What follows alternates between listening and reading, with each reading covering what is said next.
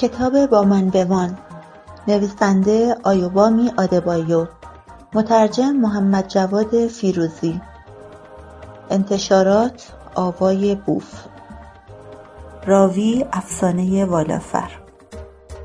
این کتاب در 4 قسمت نگاشته شده. تولید صوتی کتابخانه اینترنتی آوای بوف. آوای بوف یک گروه مردم نهاد است که توسط عده‌ای علاقه‌مند به کتاب با دغدغه ارتقای فرهنگ کتاب و کتابخوانی و استحکام بستر خرد اجتماعی تشکیل شده و تاکنون تولید هزاران کتاب ممنوعه را در کارنامه خود دارد. با توجه به اینکه این گروه وابسته به هیچ سازمان و ارگانی نیست و تمامی فعالیت‌ها به صورت رایگان انجام می‌شود، لطفاً اگر در این رابطه احساس مسئولیت دارید، در معرفی ما به دیگران سهیم باشید. avogaboof.com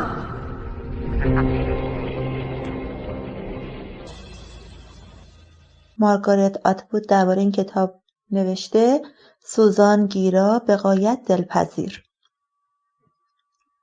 برای مادرم دکتر اورسولا فاموروا که همواره خانمان را به سرزمین عجایب بدل کرده است، سرزمینی که آرایه‌های هر اتاقش سرشار از کتاب و عشق و قدرشناسی است. و به یاد و خاطره پدرم آدبایو فاموروا که از خودش یک کتابخانه و یک یادگار به جا گذاشت. من همچنان دلتنگ توام. جوایز و افتخارات رمان با من بمان. از نامزدهای نهایی جایزه ادبی بیلیز زنان انگلیس در سال 2017 جزو کتاب‌های برتر سال منتقدان نیویورک تایمز، برگزیده بهترین کتاب سال توسط سان فرانسیسکو کرونیکل، رادیو عمومی ملی آمریکا، مجله اکونومیست، رسانه بازفید، مجله پیست، مجله زندگی جنوبی، مجله سلام بر لبخند آمریکا، سایت شلف آواردز و مجله اسکیم. جزو بهترین کتاب‌های فمینیستی سال هافینگتون پست، جزو هیجان انگیزترین و جذابترین کتاب‌های نیویورک پست، جزو 10 کتاب برتر کتابخانه عمومی نیویورک.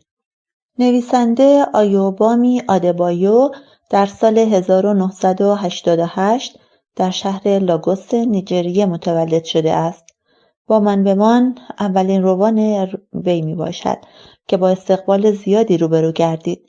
نیویورک تایمز و بسیاری از مجلات ادبی او را قصه‌گویی استثنایی توصیف کردند و اثر او را که در فهرست جوایز زیادی شرکت داشت ستودند. قسمت اول. جست دسامبر 2008. من امروز باید این شهر را ترک کنم و نزد تو بیایم. چمدانهایم را بستم و این اتاقهای خالی به من یادآوری می‌کنند که 1 هفته پیش باید اینجا را ترک می‌کردم. راننده موسی از جمعه گذشته هر شب توی پست نگهبانی خوابیده. منتظر بوده آفتاب نزده بیدارش کنم تا به موقع راه بیافتیم. اما چمدانهایم هنوز در اتاق نشیمن دارن خاک میخورند. بیشتر چیزهایی که اینجا داشتم را مثل میز و صندلی‌ها، لوازم الکتریکی، حتی وسایل خانگی به آرایشگری که توی سالن آرایشم کار میکرد دادم. بنابراین حالا 1 هفته است که هر شب بدون تلویزیون که اقلاً بتوانم کمی از زمانهای بیخوابیم را بکاهم، روی این تخت خواب وول زده و کلی راه رفته‌ام. خانه‌ای در ایفه است که انتظار مرا می‌کشد. درست چسبیده به دانشگاه، همون جایی که من و تو برای اولین بار یکدیگر را ملاقات کردیم. در ذهن خانه‌ای را بی‌شباهت به این یکی تصور می‌کنم که اتاقهای فراوانش را برای حفظ و نگهداری از یک خانواده بزرگ طراحی کرده اند. مرد، زن و یک عالمه بچه. قرار بود اینجا را 1 روز بعد از منتقل کردن سشوارهای توی سالن ترک کنم. برنامه این بود که 1 هفته‌ای را به سر و سامان دادن به سالن جدیدم و مبلمان کردن خانه بپردازم. می‌خواستم پیش از دیدار مجدد با تو ابتدا به زندگی جدیدم سر و صورتی بخشیده باشم. نه اینکه فکر کنی من به این مکان دل بستم. دلم برای آن چند دوستی که اینجا پیدا کردم تنگ نخواهد شد. برای مردمانی که نمی‌دانستند پیش از آمدنم به اینجا چه جور زنی بودم و مردانی که چندین و چند سال فکر کرده بودند که عاشقم هستند. همین که از اینجا بروم احتمالاً آن کسی را که از من خواسته بود زنش شوم را حتی از یاد خواهم برد. هیچ کس اینجا نمی‌داند که من هنوز زن رسمی تو هستم. من فقط بخش‌های کوچکی از داستان را برایشان نقل می‌کنم. من نازا بودم و شوهرم زن دیگری اختیار کرد. هیچ کس تا کنون بیش از این موی دماغم نشده است و من برایشان هرگز از بچه‌هایم حرفی نزدم. از وقتی که 3 نفر از اعضای نیروی خدمات ملی جوانان را کشتند، تصمیم به ترک اینجا گرفتم. تصمیم به بستن سالن آرایش و طلا فروشی را پیش از اینکه حتی بدانم چه خواهم کرد گرفتم. پیش از دریافت کارت دعوت به مراسم خاکسپاری پدرت که همچون نقشه راه را نشانم می‌دهد. من اسم آن 3 جوان را حفظ کردم و می‌دانم که هر کدام در چه رشته‌ای در دانشگاه درس می‌خواند. دخترم اولامیده می‌توانست همسن و سال آنها بوده باشد. او هم می‌بایست اکنون از دانشگاه فارغ التحصیل شده باشد. وقتی در روزنامه‌ها راجع به آنها می‌خوانم به یاد او می‌افتم. آکین، اغلب از خودم می‌پرسم که تو هم از او یاد می‌کنی؟ اگرچه خواب از من فراری است، اما من هر شب چشم که بر هم می‌گذارم تصاویری از زندگی را که رهایش کردم به سراغم می‌آید. روبالشی چاپ کلاغه‌ای توی اتاق خوابمان، همسایگانمان و خانواده‌ات که برای روزگاری به خطا فکر می‌کردم خانواده من نیز بودند را می‌بینم. من تو را می‌بینم. امشب آن چراغ خوابی که چند هفته بعد از ازدواجمان به من دادی را می‌بینم. من در تاریکی خوابم نمی‌برد و اگر چراغ فلورسنت روشن می‌ماند تو دچار کابوس می‌شدی. آن چراغ خواب فکر تو بود. تو بدون اینکه به من بگویی با خودت به توافق رسیده بودی. بدون اینکه نظرم را پرسیده باشی که آیا چراغ خواب می‌خواهم یا نه، آن را خریدی. همانطور که داشتم به پایه برنزی آن دست می‌کشیدم و جام شیشه‌ای مات آن را تحسین می‌کردم، تو از من پرسیدی که اگر خانه‌مان آتش می‌گرفت من چه چیزی را از ساختمان خارج می‌کردم. من بیدرنگ و بدون فکر گفتم بچه‌مان، در حالی که ما هنوز بچه‌ای نداشتیم. تو گفتی یک چیزی، نه یک کسی. اما معلوم بود که کمی جریحه دار شدی. چون حالا که برداشت من از سؤال تو یک شخص بود، چرا نگفتم تو را نجات می‌دهم؟ از رخت خواب بیرون می‌آیم و لباس خوابم را از تن می‌کنم. دیگر 1 دقیقه هم به هدر نخواهم داد. سوالاتی است که تو باید به آنها جواب بدهی. سوالاتی که بیشتر از 1 دهه هست که دارند خفه‌ام می‌کنند و من همینطور که کیف دستیم را قاب می‌زنم و به اتاق پذیرایی می‌روم بر سرعت قدم‌هایم می‌افزایم. در اینجا 17 چمدان وجود دارد که آماده حمل شدن به داخل ماشینم هستند. به آنها زل می‌زنم و محتویات درون هر یک را در ذهن مرور می‌کنم. اگر این خانه آتش بگیرد، من چه چیزی را باید با خود ببرم؟ باید به آن فکر کنم، چون اولین چیزی که به ذهنم خطور می‌کند هیچ چیز است. ساک مسافرتی را انتخاب می‌کنم که تصمیم داشتم آن را با خودم به مراسم خاکسپاری بیاورم و آن چنته چرمی که تویش طلا و جواهرات چپانده‌ام. موسی می‌تواند باقی چمدان‌ها را دفعه دیگر بیاورد. پس که اینطور، بعد از 15 سال زندگی در اینجا، اگرچه آتش به خانه‌ام نیفتاده است، تمام چیزی که با خودم میبرم یک چنته پر از طلا و چند دست لباس است. چیزهای مهم در درون من هستند، در زیر سینه‌ام. تو گویی که در گور، در مکانی ابدی، در این گنجینه سینه تابوتیم لاک و مهرند. به بیرون قدم می‌گذارم. هوا یخ زده است و آسمان سیاه رنگ. با برخاستن خورشید در افق به رنگ ارغوانی در می‌آید. موسی به ماشین تکیه داده و با تکه چوبی دندانهایش را تمیز می‌کند. همینطور که نزدیک می‌شوم، او توی یک لیوان تف می‌کند و چوب مسواک جویدنیش را توی جیب بغلش می‌گذارد. در ماشین را برایم باز می‌کند. سلام و احوال پرسی می‌کنیم و من در صندلی عقب می‌نشینم. موسی رادیو را روشن می‌کند و ایستگاه‌های رادیویی را جستجو می‌کند. او رادیو را روی ایستگاهی می‌گذارد که روز را با سرود ملی و اخبار آب و هوا آغاز می‌کند. راه که می‌افتیم تا از محوطه خارج شویم، نگهبان پست نگهبانی برایمان دست تکان می‌دهد و خداحافظی می‌کند. جاده ممتد پیش روی ما، همچنان که مرا به سوی تو هدایت می‌کند، رفته رفته از پوششی تیره جدا می‌شود و به روشنایی سپید دم می‌آویزد. ایلیشا 1985 به بعد. حتی در آن حالت هم می‌توانستم احساس کنم که آنها خود را برای جنگ آماده کرده بودند. می‌توانستم آنها را از ورای قاب شیشه‌ای توی در ببینم. می‌توانستم صدای پچ‌پچ‌هایشان را بشنوم. به نظر هیچ متوجه نبودند که یک چیزی نزدیک به 1 دقیقه تمام بود که من آن سوی در ایستاده بودم. می‌خواستم پشت در به همان حال نگهشان دارم و خودم بروم طبقه بالا بگیرم بخوابم. بگذارم آنقدر بمانند تا زیر پایشان علف سبز شود و آنقدر توی آفتاب بمانند تا آب شوند و از وجودشان چالابی گلالود و تیره رنگ شکل بگیرد.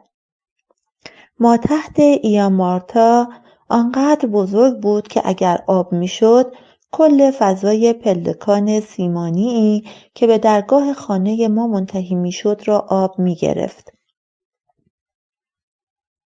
ایامارتا یکی از 4 مادر من بود. او پیرترین زن پدرم بود. مردی که به همراهش آمده بود بابا لولا، عموی آکین بود. هر دو پشت به آفتاب داده بودند و گره توی پیشانی‌هایشان آنقدر قاطع و جدی بود که به چهره‌هایشان حالتی تنفرآور بخشیده بود. با این حال همین که در را باز کردم، بحث و گفتگویشان قطع شد و لبخند بر لب‌هایشان آمد. می توانستم اولین کلماتی را که از دهان آن زن خارج می شد حدس بزنم.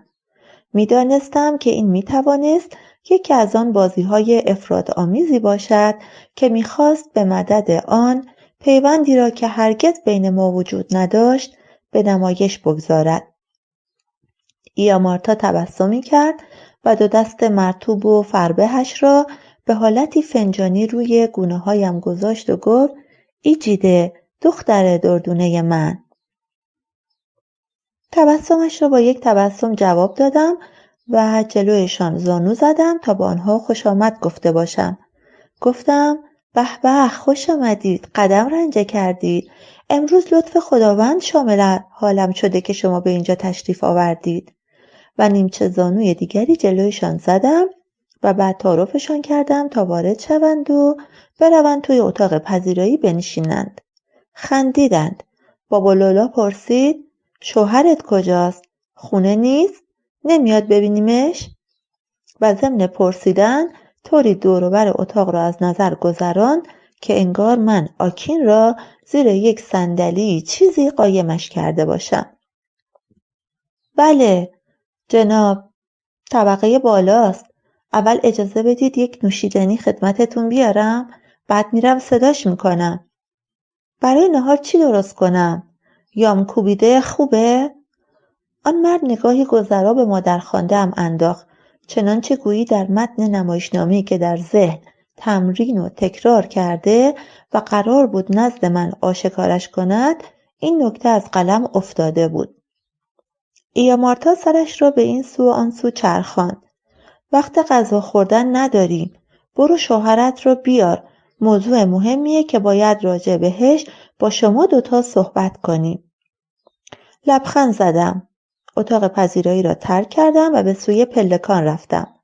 فکر می‌دانستم که موضوع مهمی که آمده بودند در موردش بحث و گفتگو کنند چه بود. تعدادی از اعضای خانواده شوهرم اخیراً به خانه ما آمده بودند تا در زمینه همین مسئله صحبت کنند. بحث و گفتگوهایشان عبارت از این بود که آنها حرف بزنند و من روی زانوهایم بنشینم و گوش بدهم. در چنین مواقعی آکین در حالی که وانمود می‌کرد که به حرفهایشان گوش می‌سپرد، فهرست کارهایی را که فردا باید انجام می‌داد یادداشت و تنظیم می‌کرد. هیچ کدام از اعضای این سلسله از هیئت نمایندگان خواندن و نوشتن بلد نبودند و وقتی با یک آدم باسواد روبرو می‌شدند دچار ترسی توأم با احترام می‌شدند. آنها وقتی می‌دیدند آکین گفته‌هایشان را می‌نوشت تحت تأثیر قرار می‌گرفتند و هر زمان که او از نوشتن دست می‌کشید، مرد یا زنی که در آن لحظه سخن می‌راند شکوه و گلایه سر می‌داد که آکین با یادداشت نکردن گفته‌هایش داشت به او بی‌احترامی می‌کرد. شوهرم اغلب در خلال چنین دیدارهایی در حالی که من دچار خواب رفتگی و گرفتگی عضلات پا می شدم برنامه یک هفته‌اش را می نوشت و تنظیم می کرد. این دیدارها آکین را آزرده و خشمگین می کرد و دلش می خواست به خویشانش بگوید که سرشان با آخور خودشان باشد و توی کارهای ما دخالت نکنند. اما من به او اجازه نمی دادم و مانعش می شدم. درست است که این بحث‌های طولانی نتیجهش گرفتگی عضلانی برای من بود، اما دست کم در من این احساس را به وجود می آورد که من هم بخشی از خانواده او بودم. از زمان ازدواجم تا آن روز بعد از ظهر هیچ کدام از اعضای خانواده‌ام یک چنین دیداری از من به عمل نیاورده بود. از پله‌ها که بالا می رفتم می دانستم که حضور ایامارتا به معنای در گرفتن بحثی تازه بود. من نیازی به پند و اندرزهای آنها نداشتم. از وضعیت خانه و زندگیم راضی بودم. بدون اینکه ضرورتی به شنیدن آن چیزهای مهمی که قرار بود بگویند بوده باشد. خوش نداشتم که صدای خشن و گرفته بابا لولا را که در بین سرفه‌هایش به زور از دهانش خارج می‌شد بشنوم و یا دیگر بار با برق دندان ایامارتا روبرو شوم.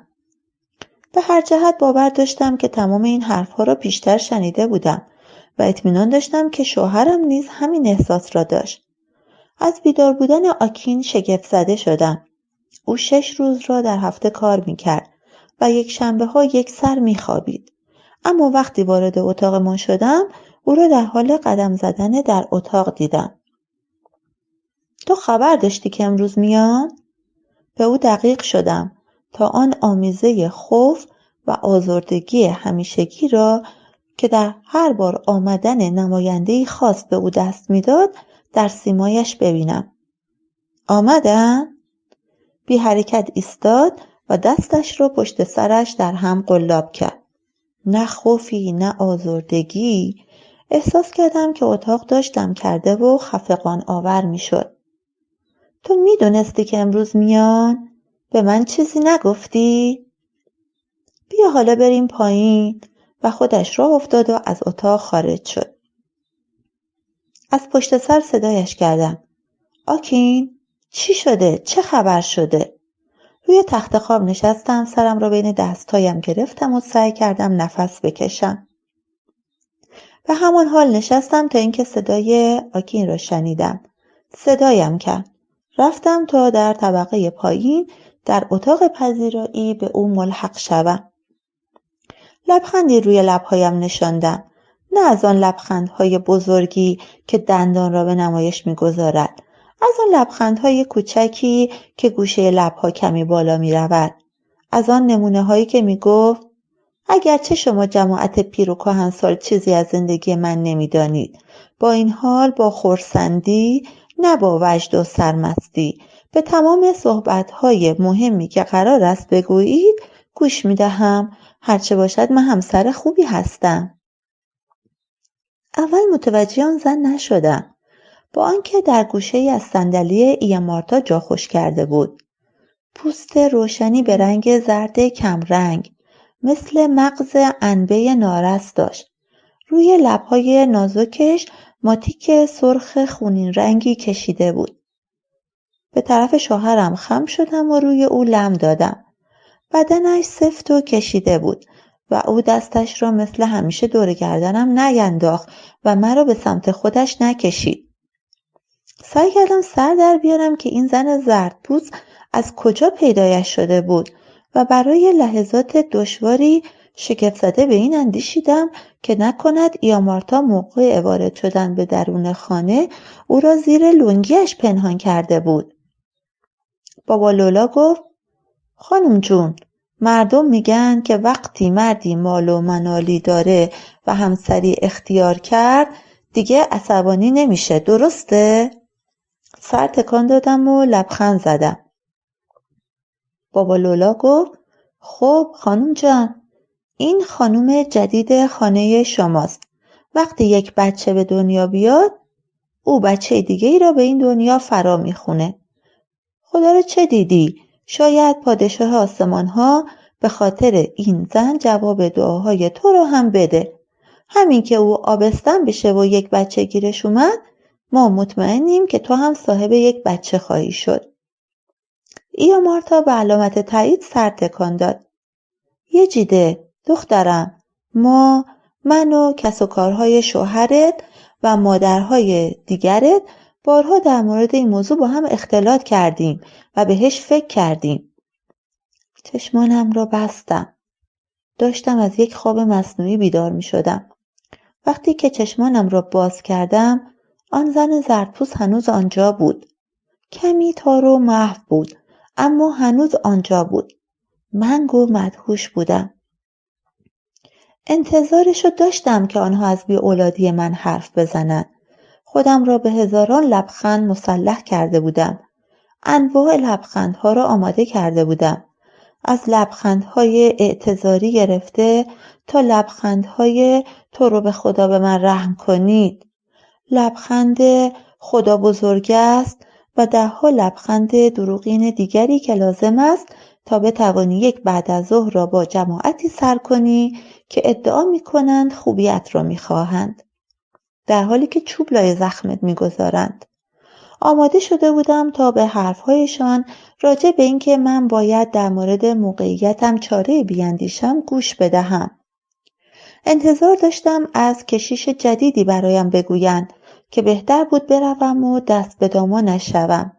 از کوه جدیدی که میتوانستم برای دعا کردن روی آن بروم. یا راجع به دکتر علفی پیر فلان روستا یا شهر دورافتاده‌ای بشنوم که باید برای مشورت نزدش میرفتم.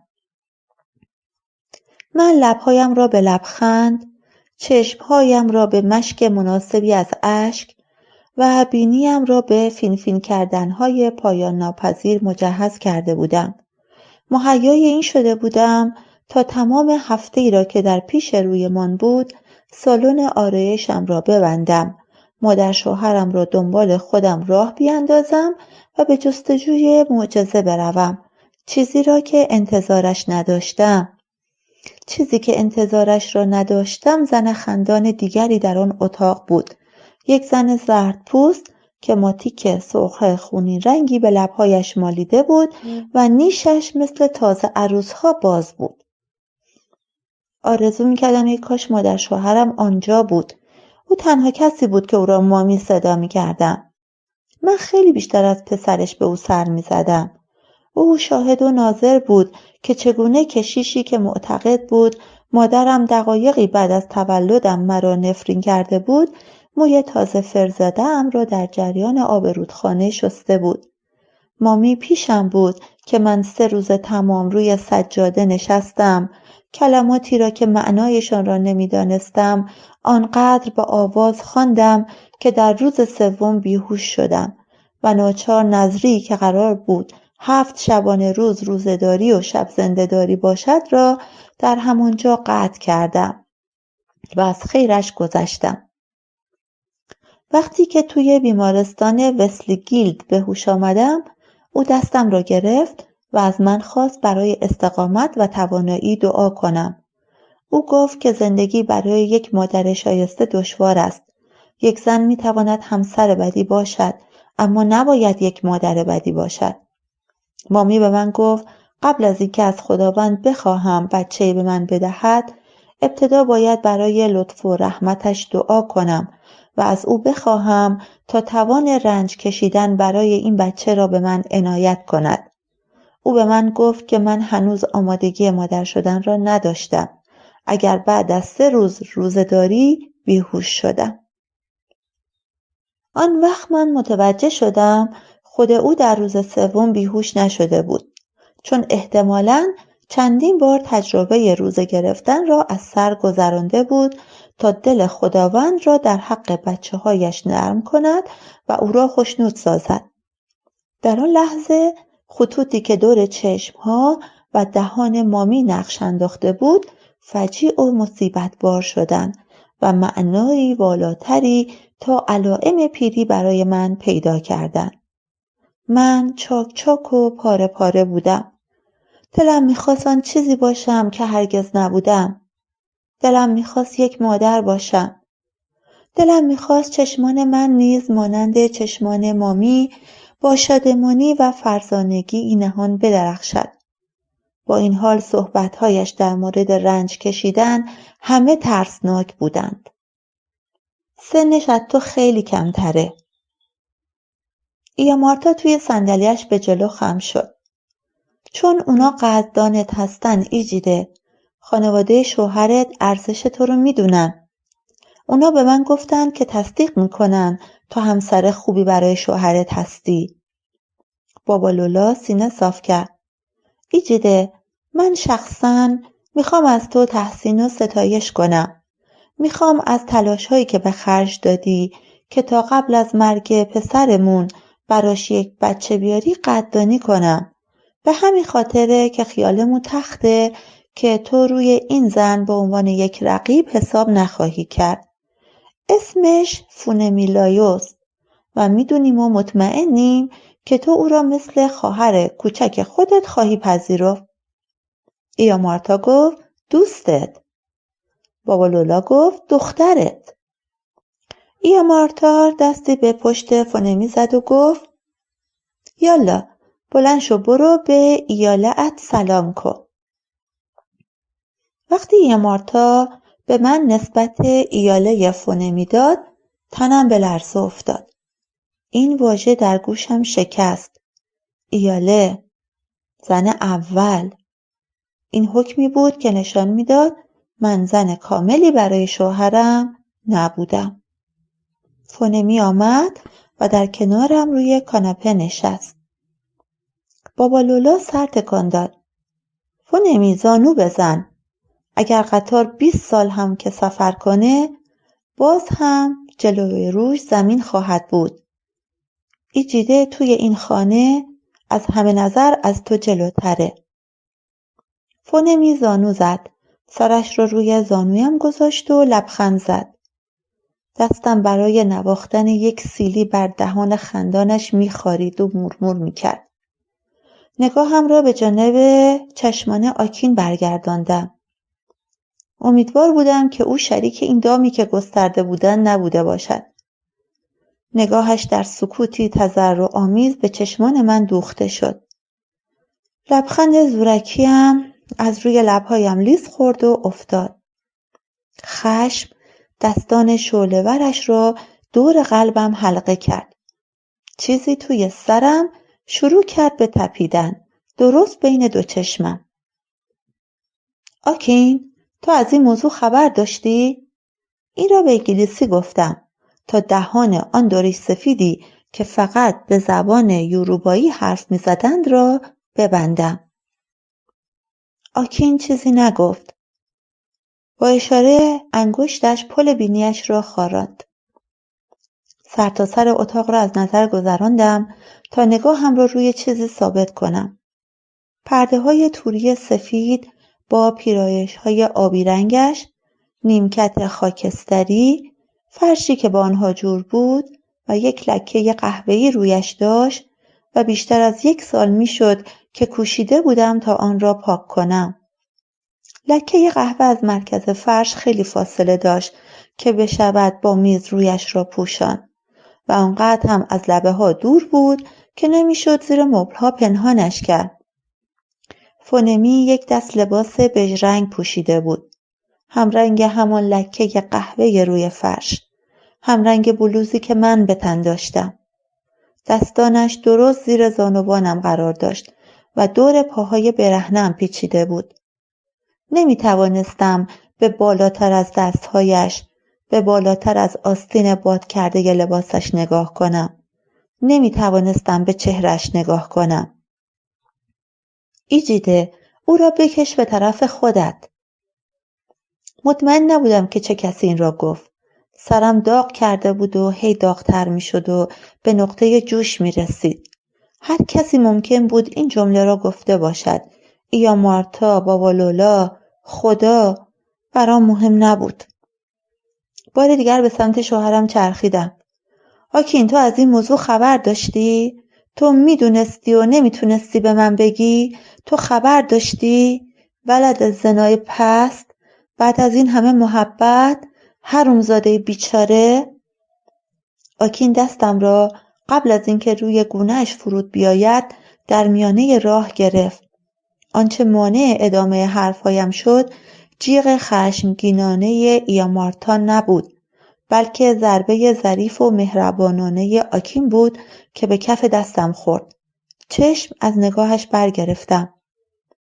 بابا لولا از زن جدید خواست تا آنچه گفته بودم برایش ترجمه کند. چی داره میگه؟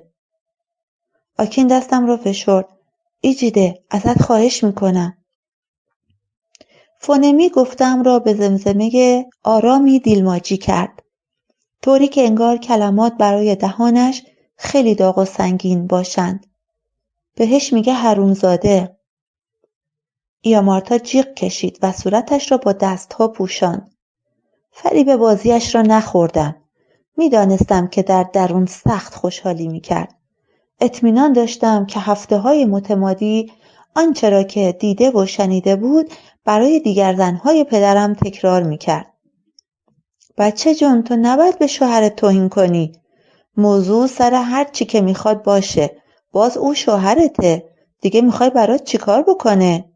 مگه نه این که به خاطر تو رفته برای فونمی یک آپارتمان پیدا کرده که توش زندگی کنه، در حالی که اینجا یک واحد 2 طبقه دارین که میتونست برای همتون کافی باشه.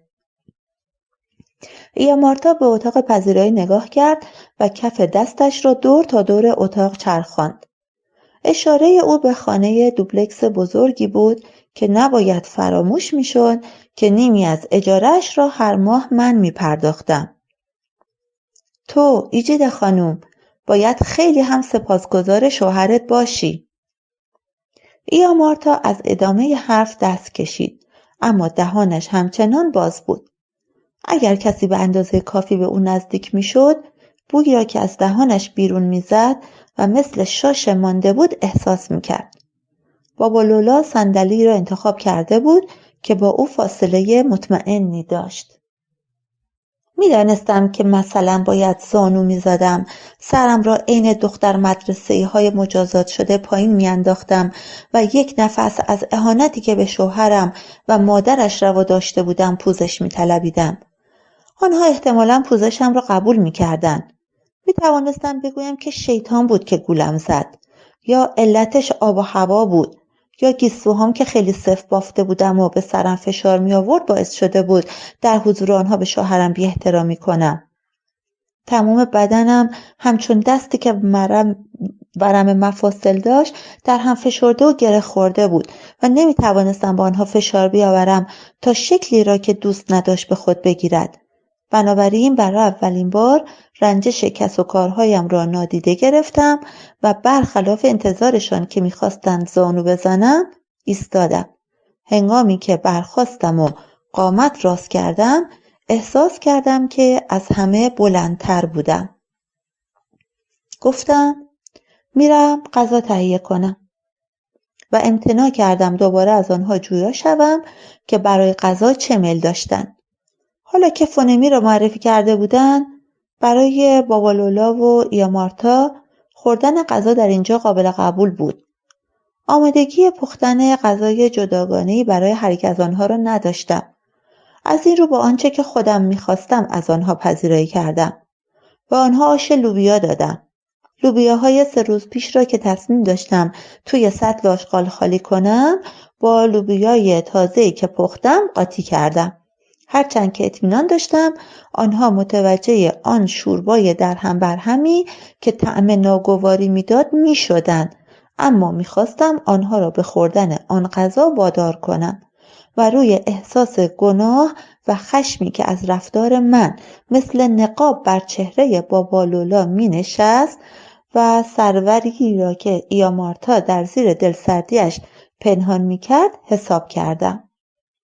برای اینکه کمکشان کرده باشم تا غذا راحت‌تر از گلویشان پایین برود زانو زدم تا از هر دوی آنها پوزش بطلبم. ایامارتا تبسمی کرد و گفت که اگر به رفتاری که شایسته دخترهای خیابانی بود ادامه داده بودم از خوردن غذا امتناع می‌کرد. من یک بار دیگر عذرخواهی کردم و به عنوان پاداش آن زن زرد رنگ را در آغوش کشیدم. او بوی روغن نارگیل و وانیل میداد. همینطور که غذا خوردنشان را تماشا می‌کردم از شیشه معشعیری که توی دستم بود می‌نوشیدم. ناامید که شدم آکین از خوردن سرباز زد.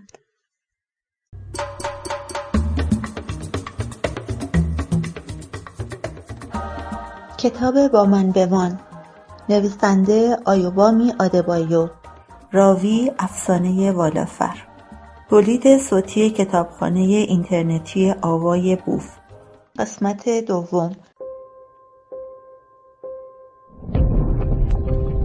avayaboof.com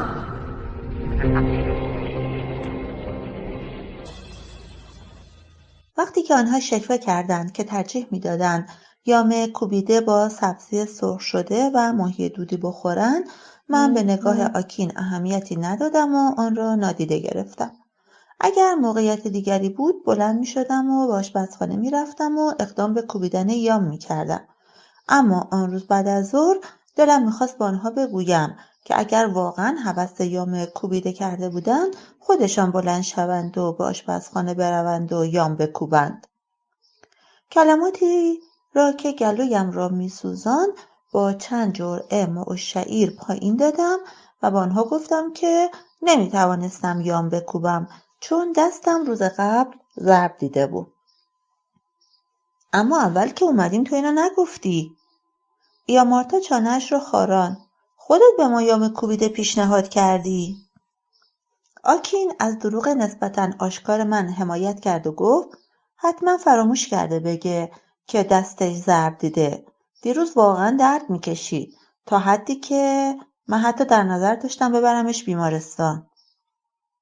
آنها مثل بچه‌های گرسنه قاشق‌هایشان را زیر لوبیاها زدند و به دهانشان گذاشتند و به من توصیه کردند که برای ضرب دیدگی دستم حتما به بیمارستان بروم و آن را به دکتر نشان بدهم.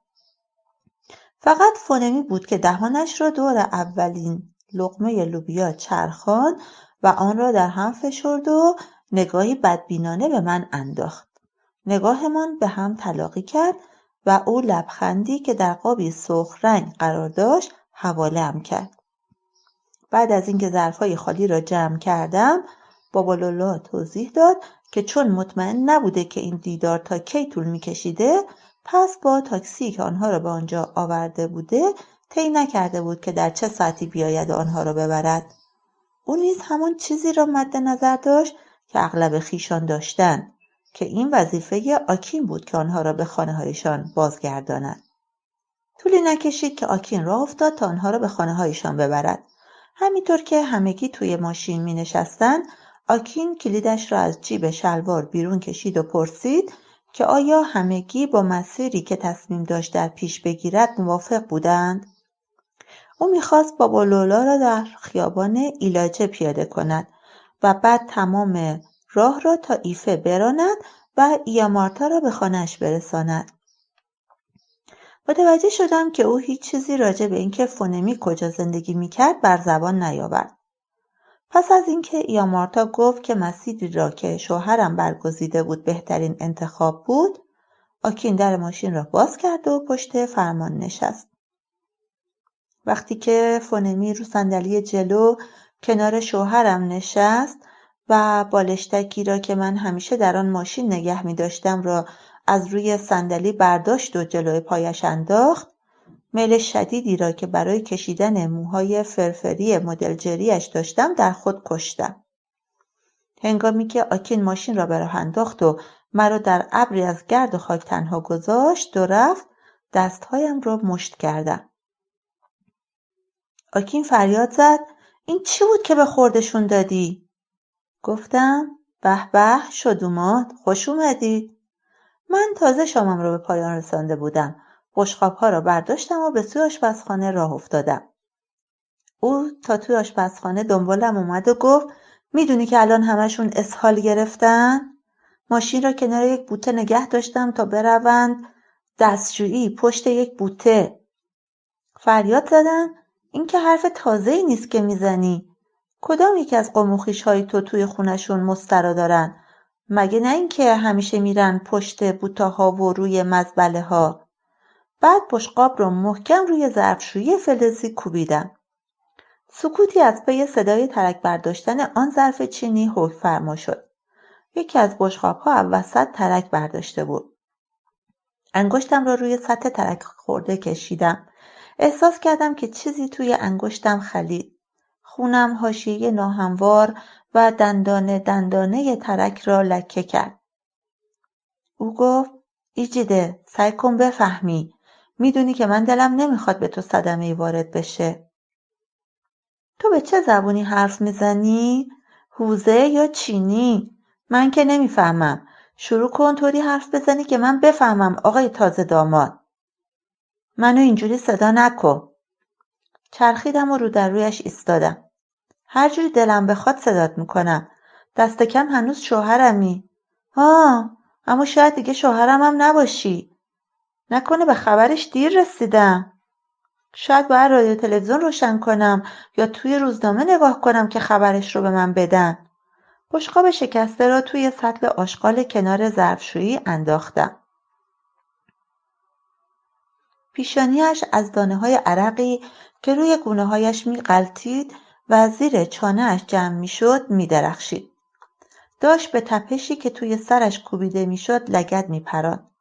عضلات توی صورتش با همان ضرب آهنگ انقباض و انبساط آرواره‌هایش به حرکت در می‌آمد.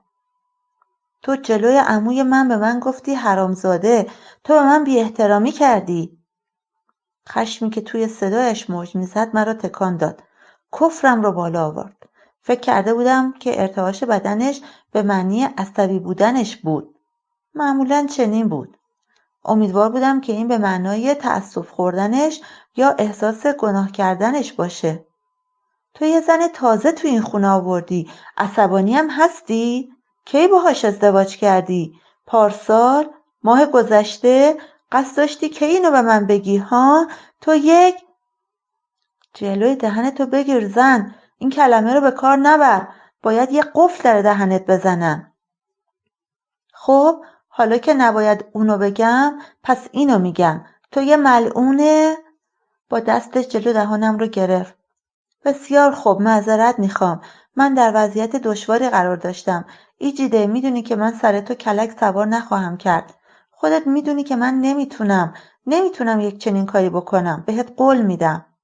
او خندید. خنده‌اش صدایی شکسته و رقت‌انگیز بود. دستش را از جلوی صورتم دور کردم. دستم را گرفت و کف دستش رو به کف دستم کشید. دلم میخواست زار بزنم. تو یه زن دیگه داری، پول شیربهاش رو دادی، جلو خانواده‌اش زانو زدی. فکر میکنم تو همین اندازشم خیلی کلک و حق سوار کرده باشی. دستش رو روی قلبش گذاشت. خیلی تند میزد. نجوا کنان گفت این تو رو فریب نمیده. من زن دیگه‌ای ندارم. به من اعتماد کن. این برای بهتر شدن اوضاعه. دیگه مادرم برای بچه دار شدنت به تو فشار نخواهد آورد. چه چرندیاتی، چه مزخرفاتی. دستم از دستش بیرون کشیدم و به طرف آشپزخونه رفتم. اگه این موضوع دلت رو آرومتر میکنه، فونمی نتونست به موقع خودش رو پشت بوته برسونه و توی خودش کثافتکاری کرد و لباسش رو به گند کشید. هیچ دلم آرامتر نشد. میدانستم که برای مدت درازی دلم آرامتر نمیشد. من نیز در حال حاضر مثل روسری شل شده‌ای که با عجله بسته شده باشد و پیش از اینکه صاحبش متوجه شود باز می شود و روی زمین می افتد از هم باز شده و به فنا رفته بودم. ایجیده در یک روز شنبه خلق شد. زمانی که خداوند وقت کافی برای نقاشی یک درخت آبنوس بی‌عیب و نقص داشت. هیچ تردیدی در این خصوص نیست. این اثر به اتمام رسیده خود یک نمونه زنده است. اولین بار که او را دیدم خیلی دلم می‌خواست به زانویش که با شلوار جین پوشیده شده بود دست می‌کشیدم و همونجا رک و پوزکنده به او می‌گفتم اسم من آکین آجایی است. من می‌خواهم با شما ازدواج کنم. او به گونه شکوهمندانه‌ای زیبا و برازنده بود. تنها دختری بود که در آن ردیف دلاب و خمیده نبود.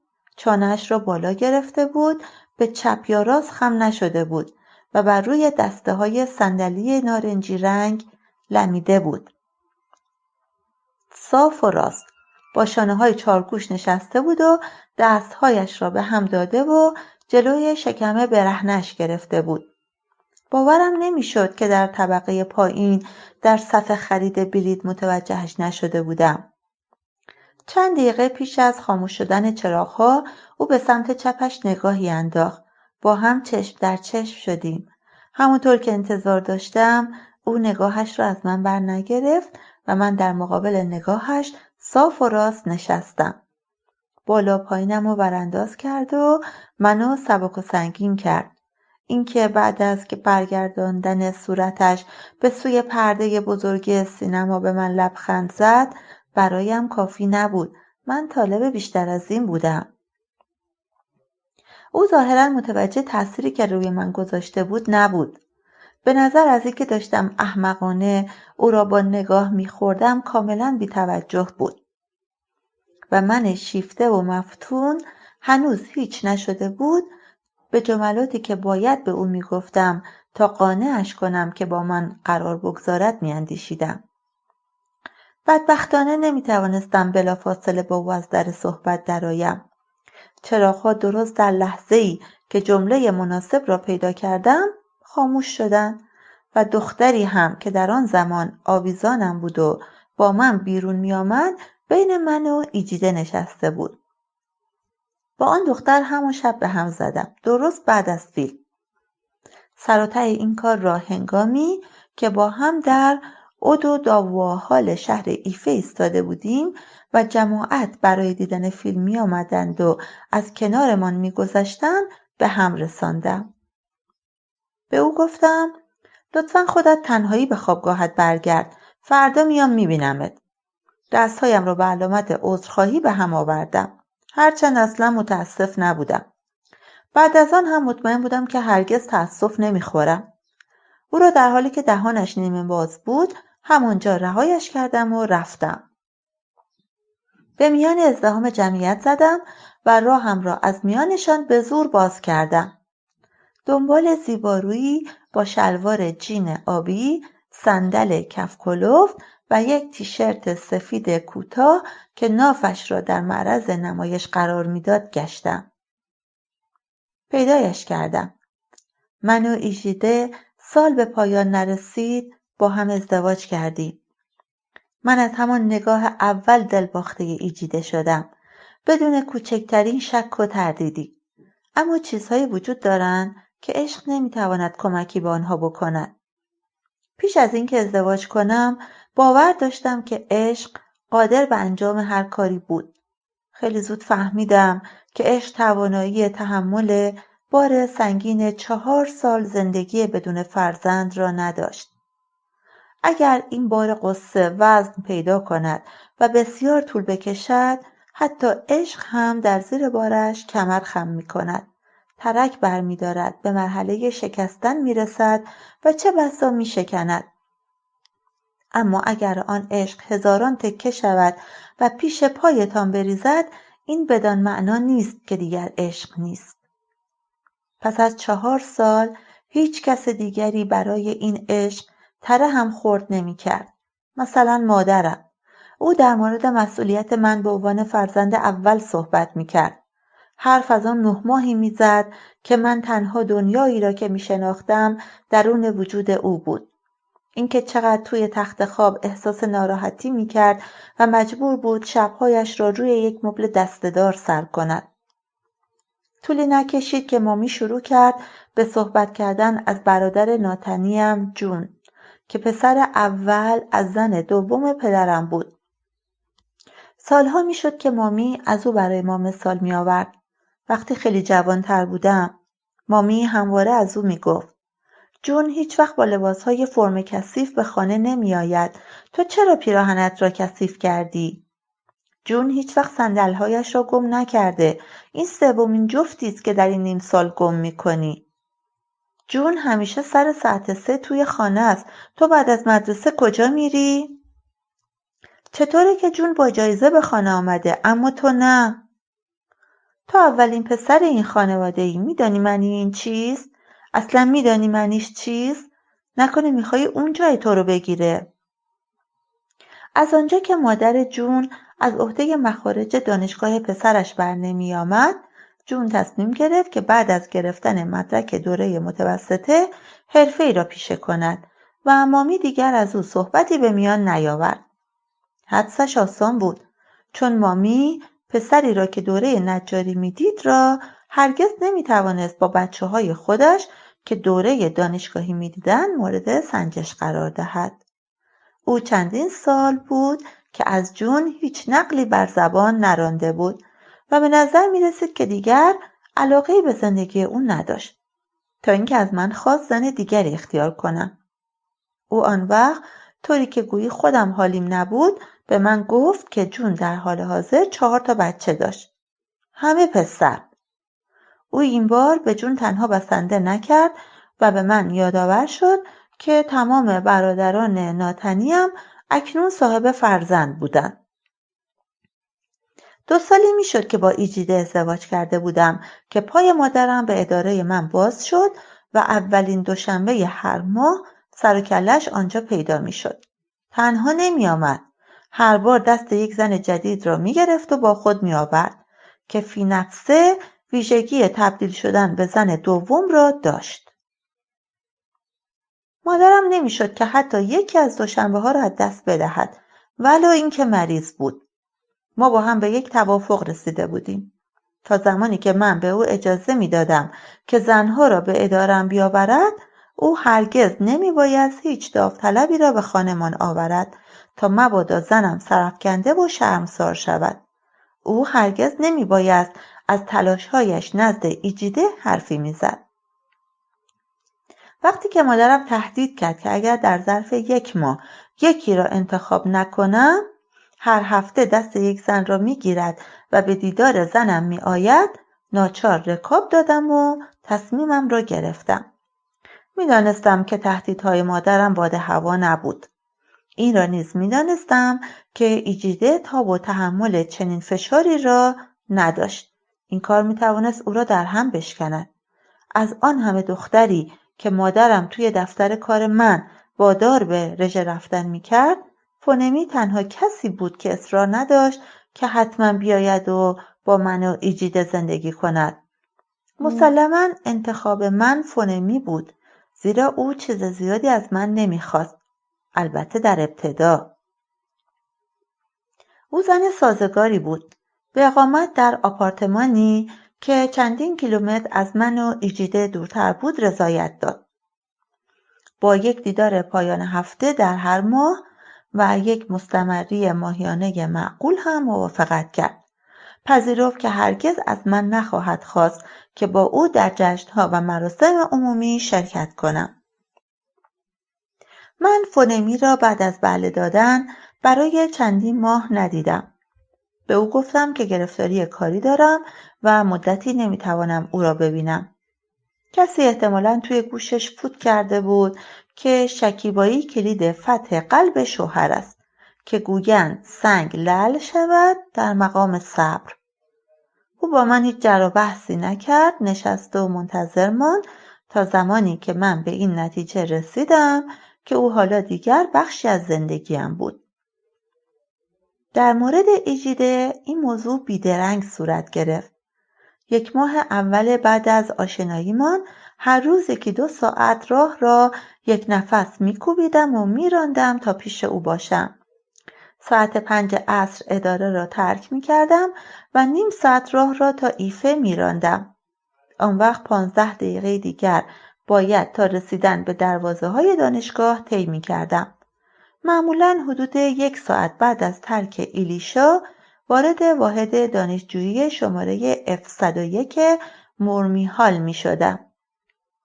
این کار هر روزم بود تا اینکه یک روز ایجیده به عوض اینکه اجازه دهد وارد اتاقش شوم به راه آمد و رفت در را پشت سرش بست و به من گفت که دیگر هیچ وقت اینجا پیدایم نشود.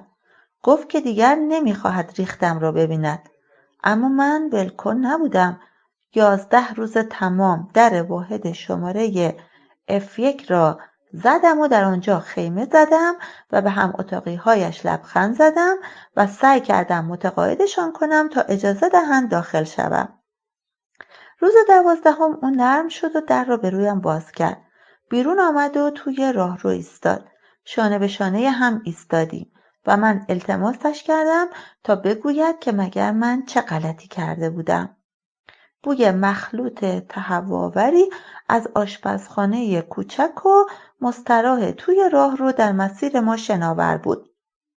از قرار دختری را که پیش از ملاقات با ایجیده می شناختم به اتاق ایجیده رفته بود و او را تهدید کرده بود. آن دختر ادعا کرده بود که ما به طور سنتی به عقد هم در آمده بودیم. ایجیده همان شبی را که سرانجام موضوع را پیش من مطرح کرد گفت من اهل تعدد زوجات و این حرفا نیستم. اگر دختر دیگری بود مطلب را دور سر می‌گرداند و یک جوری حالیم می‌کرد که می‌خواهد زن اول و آخر من باشد. اما مورد ایجیده چیز دیگری بود.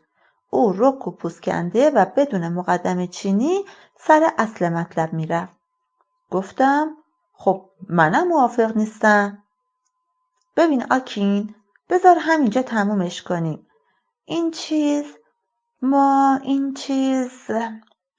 من ازدواج نکردم. یا لاروت از من بر نگردون. اگه بخوای همین الان با هم میریم تو اتاق اون دختره. من باهاش رو در رو میکنم. بهش میگم اگه راست میگه عکس مراسم ازدواجمون رو کنه. اسمش بی ساده است. برام مهم نیست که اسمش چیه. ایجاده برای لحظه چیزی نگفت. به در تکیه داد و رفت آمد مردم را توی راه رو تماشا کرد. دستم رو روی شانه‌اش گذاشتم.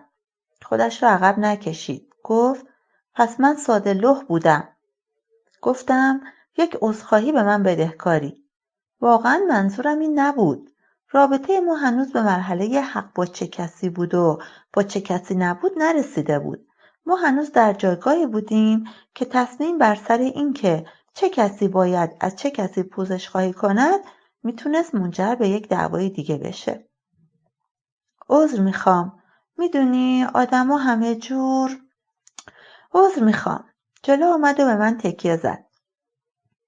در حالی که انگشتش یک مدار نامرئی به دور بازویم رسم میکرد لبخند زدم و گفتم بسیار خوب. پس آکین میتونی همه همه سر و سرهایت را همین الان پیشم رو کنی؟ پس آکین میتونی همه سر و سرهایت را همین الان پیشم رو کنی؟ از اسرار پاک گرفته تا کثیفش، شاید زن و بچه‌ای در جایی داشته باشی. چیزهایی بود که میتوانستم پیش او افشا کنم. باید آنها را به او میگفتم. لبخند زدم. من یه چند تایی جوراب و شورت کثیف دارم. تو چی، شورت کثیف نداری؟ سرش را تکان داد. من سرانجام کلماتی را که از همان ابتدا روی زبانم می‌رقصیدند یا نسخه‌ای از آن واژه‌ها را بر زبان راندم. به او گفتم: ایجیده ماکینده، میخوام باهات ازدواج کنم. برای مدتی این واقعیت را که من به زن اول به یک ایاله تبدیل شده بودم را نپذیرفتم. مارتا زن اول پدرم بود. بچه که بودم بر این باور بودم که او غمگین‌ترین زن خانواده بود. بزرگتر هم که شدم روی همان باورم ماندم. در مراسم خاکسپاری پدرم او در کنار آن مزار تازه حرف شده ایستاد و چشمان تنگش را تنگتر کرد و هرچه نفرین بلد بود نثار زنهایی که پدرم بعد از ازدواج با او گرفته بود کرد. او مثل همیشه ابتدا به مادر من که حالا دیگر سالها از مرگش می‌گذشت گیر داد، چرا که او زن دوم پدرم شده بود، زنی که مارتا را در جایگاهی نابرابر قرار داده بود. و فکر کردن به این که زن اول قلمداد شوم امتناع ورزیدم. وانمود کردن به این که اصلا شخصی به نام فونمی وجود خارجی نداشت دشوار نبود. من بستر زناشویی را ترک نکردم و خوابیدن در کنار شوهرم که طاق‌باز می‌خوابید، پایش را به صورت بالهای گسترده عقاب دراز می‌کرد و بالشی را برای کور کردن نور چراغ خواب کنار تختم روی صورتش می‌گذاشت ادامه دادم. گردنش را نیشگون می‌گرفتم تا از خواب برخیزد و همینطور که به صبح بخیرهای من با اشاره سر یا حرکت دست جواب میداد راهی حمام شود. صبحها که از خواب برمیخاست عاری از هر گونه سامان و انسجام بود و تا یک لیوان قهوه نمی نوشید و یا یک دوش آب سرد نمی گرفت قادر به سرهم کردن یک جمله کامل نبود. روزی چند هفته بعد از اینکه فونمی برای اولین بار پا به خانه ما گذاشت، زنگ تلفن قبل از نیمه شب به صدا درآمد. تا من از جایم بلند شدم و توی رخت خواب نشستم، آکین به نیمه‌های اتاق رسیده بود. من سیم چراغ خواب را 2 بار کشیدم و هر 4 لامپ آن روشن شد و اتاق را غرق نور کرد. آکین گوشی تلفن را برداشت و همینطور که به حرفهای گوینده آن سوی خط گوش می‌سپرد، سگمه‌هایش را در هم می‌کشید. او بعد از اینکه گوشی را گذاشت، آمد و کنار من روی تخت نشست. ایلیو بود. او سرپرست عملیات در دفتر مرکزی لاگوس هست. زنگ زد تا بهم بگه که فردا نباید در بانک را به روی ارباب رجوع باز کنیم. آهی کشید. کودتا شده. گفتم وای خدای من. برای لحظه‌ای در سکوت نشستیم. در این فکر بودم که آیا کسی هم کشته شده بود و اینکه آیا موهای آتی خشونت و آشوبی هم در پی داشت یا نه. اگرچه من خیلی جوانتر از این حرفها بودم که این حوادث را به یاد بیاورم، اما میدانم که کودتای 1966 در نهایت این کشور را به جنگ داخلی کشانده بود. اما با اندیشیدن به تنش بعد از آخرین کودتا که درست 20 ماه پیش موجب به قدرت رسیدن پرزیدنت بوهاری شده بود، به خودم دلداری دادم که آشوبها مثل کودتای بوهاری که تنها بعد از چند روز به پایان رسیده بود زیاد به طول نمی انجامید. در اون زمان جان ملت دیگر از فساد دولت غیر نظامی که بوهاری و همکارانش آن را برکنار کرده بودند به لب رسیده بود. یعنی کودتاچی‌ها موفق شده اند؟ ظاهراً که اینطوره. الیو گفت که اونا در حال حاضر بوهاری را دستگیر کرده اند. امیدوارم اینها کسی را به گلوله نبندند. سیم چراغ خواب را 1 بار کشیدم و 3 از لامپ‌هایش خاموش شدند. چه مملکتی شد! آکین آهی سر داد و ایستاد. من میرم طبقه پایین یه بار دیگه درها رو وارسی کنم. حالا امور مملکت رو کی اداره میکنه؟ برگشتم توی رخت خواب، هرچند دیگر قادر به خوابیدن نبودم. چیزی در این مورد نگفت. بالاخره صبح خبردار میشیم. صبح نیز در بیخبری ماندیم. گزارشی در ساعت 6 صبح توسط یک افسر ارتشی که دولت قبلی را محکوم میکرد پخش شد. اما هیچ حرفی در مورد دولت جدید نزد. آکین بعد از مجله خبری خانه را به قصد اداره ترک کرد تا پیش از بروز هر گونه اعتراض خیابانی به محل کارش رسیده باشد. من با آگاهی از اینکه آرایشگرهای سالنم بعد از شنیدن گزارش خبری صبح به سالن آرایش پا نخواهند گذاشت توی خانه ماندم. رادیو را روشن گذاشتم و کوشیدم تا با تلفن از سلامت و در امن بودن کسانی که در لاگوس می شناختم جویا شوم. اما در آن ساعت خط تلفن کاملا اشغال بود و من نتوانستم هیچ تماسی برقرار کنم. احتمالاً بعد از گوش سپردن به اخبار رادیویی ظهر چرتم برده بود. چشم که باز کردم آکین خانه بود. این او بود که به من اطلاع داد ابراهیم بابانگیدا رئیس حکومت جدید شده بود. عجیبتر از همه این بود که چند هفته بعد بابانگیدا به خود عنوان رئیس جمهور عطا کرد و دستاندرکاران حکومتی نه تنها او را حاکم کشور بلکه رئیس جمهور نیز خواندند. تو گویی کودتا انتخابات به شمار می آمد. به طور کلی اوضاع ظاهراً عادی به نظر می رسید و من و شوهرم مثل باقی مردم مملکت به امور روزانه زندگیمان پرداختیم. بیشتر روزهای هفته من و آکین با هم صبحانه می خوردیم. ما معمولاً برای صبحانه تخم مرغ آبپز، نان برشته و یک عالمه قهوه می خوردیم. قهوه را عیناً مثل هم دوست داشتیم. توی لیوان‌های دسته‌دار قرمز رنگی که با گل‌های سرخ روی رومیزی هماهنگی داشت. بدون شیر و با 2 حب قند برای هر نفر. هنگام صبحانه از برنامه‌های روزانه آن روز صحبت می‌کردیم. راجع به اینکه یکی را باید خبر می‌کردیم تا بیاید و برای رفع نشت سقف حمام کاری بکند حرف می‌زدیم. در مورد افرادی که بابانگیدا در شورای ملی وزرا منصوب کرده بود بحث می‌کردیم. از حادثه به قتل رساندن سگ همسایه که حاضر نمی‌شد شب‌ها صدای واق واقش را ببرد می‌گفتیم. و یا سر اینکه کره مارگارینی را که داشتیم امتحان می‌کردیم زیاد چرب بود یا نه جدل می‌کردیم. از فونمی بحثی به میان نمی‌آوردیم. حتی اسم او را ندانسته یا به طور اتفاقی بر زبان نمی‌آوردیم.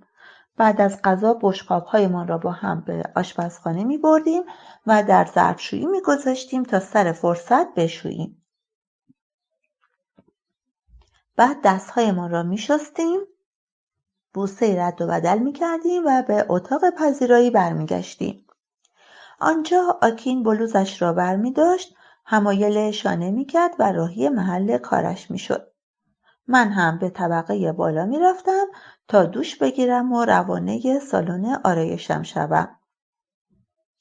روزها به سمت هفته‌ها می‌لغزیدند و هفته‌ها به سمت ماه و زندگیمان به همین منوال ادامه می‌یافت.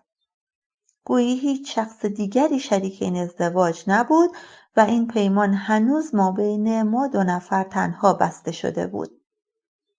آن وقت یک روز بعد از رفتن آکین به سر کار من به طبقه بالا رفتم تا دوش بگیرم که دیدم بخشی از سقف حمام فرو تنیده.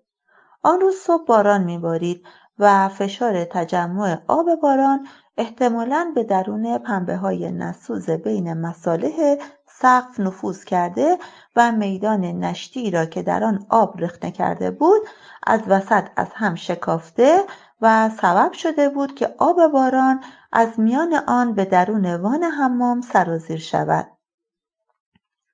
کوشیدم هر طور شده در همان وان دوش بگیرم، زیرا از زمانی که ازدواج کرده بودم از هیچ کدام از حمام‌های دیگران خانه هرگز استفاده نکرده بودم.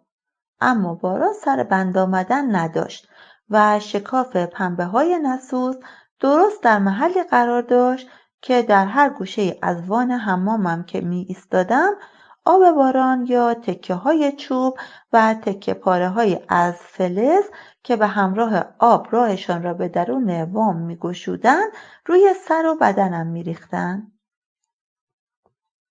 بعد از اینکه به اداره آکین زنگ زدم و پیغامی راجع به سقف نزد منشیش گذاشتم، ناچار شدم برای اولین بار در حمام میهمانها که در انتهای راهرو قرار داشت حمام کنم و در آنجا در آن مکانی که برایم ناآشنا بود به این احتمال و امکان اندیشیدم که اگر فونمی تصمیم می‌گرفت که به اینجا بیاید و پیله می‌کرد که شب‌هایش را در اتاق خواب ارباب بگذراند، آن وقت من ممکن بود مجبور شوم دوش‌های زیادی در این حمام فسقلی بگیرم. بدنم را آب کشیدم و کف صابون‌ها را شستم و به اتاق خواب ارباب یعنی اتاق خواب خودم برگشتم تا لباس بپوشم و به سر کار برم. پیش از اینکه به طبقه پایین برگردم نگاه دیگری به حمام خودم انداختم. خرابی سقف به همان حال باقی مانده بود و آب باران از شکاف توی سقف همچنان مستقیما به درون وان حمام فرو می‌ریخت. تا آمدم چترم را باز کنم و به سوی ماشینم بدوم رگبار باران به باران سیلاسا مبدل شد. باد به شدت می‌وزید و با چترم در کشاکش بود تا از چنگم درآورد. هنوز به ماشین نرسیده بودم که کفش‌هایم خیس آب شده بودند. آنها را بیرون آوردم و کفش‌های راحتی بدون پاشنه‌ام را که هنگام رانندگی استفاده می‌کردم پوشیدم. سوئیچ را که چرخاندم ماشین استارت نخورد و هیچ صدایی جز صدای کلیک کلیک سوئیچ از تن ماشین بر نخاست. بارها و بارها بی آنکه نتیجه حاصل شود به استارت زدن ادامه دادم. من تا اون روز هرگز مشکلی با فولکس آبی رنگ و زیبا و با وفایم که آکین بعد از ازدواجمان به من هدیه کرده بود نداشتم. آکین به طور مرتب برای سرویس آن را به تعمیرگاه می برد و هر هفته روغن و چیزهای دیگرش رو وارسی می کرد. بیرون باران همچنان به شدت می بارید و پیاده گز کردن این مسیر تا سالن هیچ فایده‌ای نداشت. هرچند که آرایشگاه هم تا عمارتمان فاصله چندانی از یکدیگر نداشتند. باد در حال حاضر تعدادی از شاخه‌های درختان جلو حیاط خانه همسایه‌ها را شکسته بود و در هم شکستن چتر من هم برایش عین آب خوردن بود. بنابراین همونجا توی ماشین نشستم و به کشمکش دیگر شاخه‌ها با باد تا زمانی که با سر و وضع همچنان شاداب و سبز می شکستند و بر زمین می افتادند تماشا کردم. در چنین لحظاتی، در لحظاتی که از برنامه‌های عادی روزانه‌ام دور بودم، فکر فونمی به کله‌ام می‌افتاد. این فکر که من هم به یکی از آن زن‌هایی تبدیل شده بودم که سرانجام با آنها بی‌پرده اعلام می‌کردند که دیگر برای همراهی کردن شوهرانشان در جشن‌ها و مراسم پیر و از کار افتاده شده بودند. در سرم شروع کرد به قلط و واقلط زدن این افکار، اما حتی در آن زمان نیز می توانستم آنها را به دام بیاندازم و در قفسی در گوشه از ذهنم در جایی که توانایی بال گستردن و چنگ انداختن بر زندگیم را نداشتم زندانی کنم. آن روز صبح یک دفترچه و یک قلم از کیفم بیرون آوردم و مشغول یادداشت کردن وسایلی که برای سالن آرایشگاهم نیاز داشتم شدم. نشستم و هزینه‌ای را که برای توسعه دادن سالن‌هایم برنامه‌ریزی کرده بودم برآورد کردم و بودجه‌ای هم برایشان تخصیص دادم. هیچ جایی برای نگرانی نسبت به فونمی وجود نداشت. آکین به من اطمینان داده بود که او هیچ مشکل و دردسری برای ما نبود و تاکنون نیز اتفاقی روی نداده بود که بخواهد عدم گفته او را اثبات کند. اما من راجع به فونمی با هیچ یک از دوستانم صحبت نکردم. وقتی که با سوفیا و کیمدی تلفنی صحبت می‌کردم، از کار و بارم، از بچه‌هایشان و از ترفیع و ترقی آکین در کارش حرف می‌زدم. کیمدی مادری مجرد بود و سوفیا زن سوم شوهرش بود. معتقد بودم که هیچ یک از اون دو نفر نمی‌توانستند در موقعیتی که قرار داشتم به من راهنمایی یا توصیه‌ای بکنند. سقفی که فرو ریخته بود و ماشینی که استارت نمیخورد.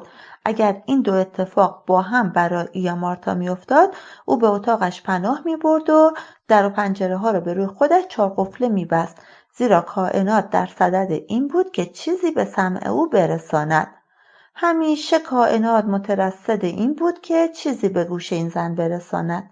اما من ایامارتا نبودم و هنگامی که باران کند شد و به نمنم باران تبدیل گشت، برای آخرین بار کلید را در جاسویچی چرخاندم و بعد با همان کفش‌های راحتیم از ماشین پیاده شدم. با کیفم که روی شانه انداخته بودم، چتر را در یک دست و کفش‌های خیسم را در دست دیگر گرفتم و پیاده به سمت محل کارم رفتم.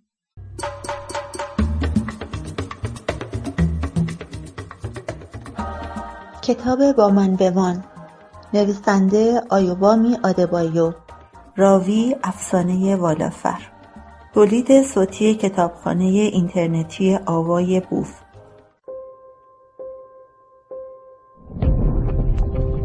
avayaboof.com.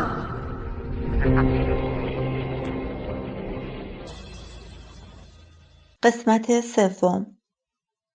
گرمای حضور چندین زن به سالن آرایشم حرارت بخشیده بود. زنهایی که در صندلی‌های لایه‌دار و نرم نشسته بودند و خود را تسلیم رحمت و حمایت شانه‌های چوبین، سشوارهای کلاهدار و دستان من و آرایشگرانی که زیر دست خودم آموزش می‌دیدند کرده بودند. زنهایی که بی صدا و آرام کتاب می‌خواندند، زنهایی که مرا خواهر جون می‌نامیدند و زنهایی که با صدای بلند لطیفه‌هایی تعریف می‌کردند که تا چند روز مرا به خنده می‌انداخت. من عاشق آنجا بودم، عاشق شانه‌ها، دستگاه‌های موفرزنی و آینه‌های روی دیوارها. من از همان سال اول دانشگاه هم در ایفه از کار آرایشگری پول در می آوردم. مثل بیشتر دخترهای تازه وارد توی موزامبیک هال زندگی می کردم. در هفته اول اقامتم در آن خوابگاه هر روز عصر از این اتاق به آن اتاق سر می زدم و به دخترها می گفتم که حاضرم موهایشان را به نصف قیمتی که معمولاً به آرایشگر می پرداختند ببافم.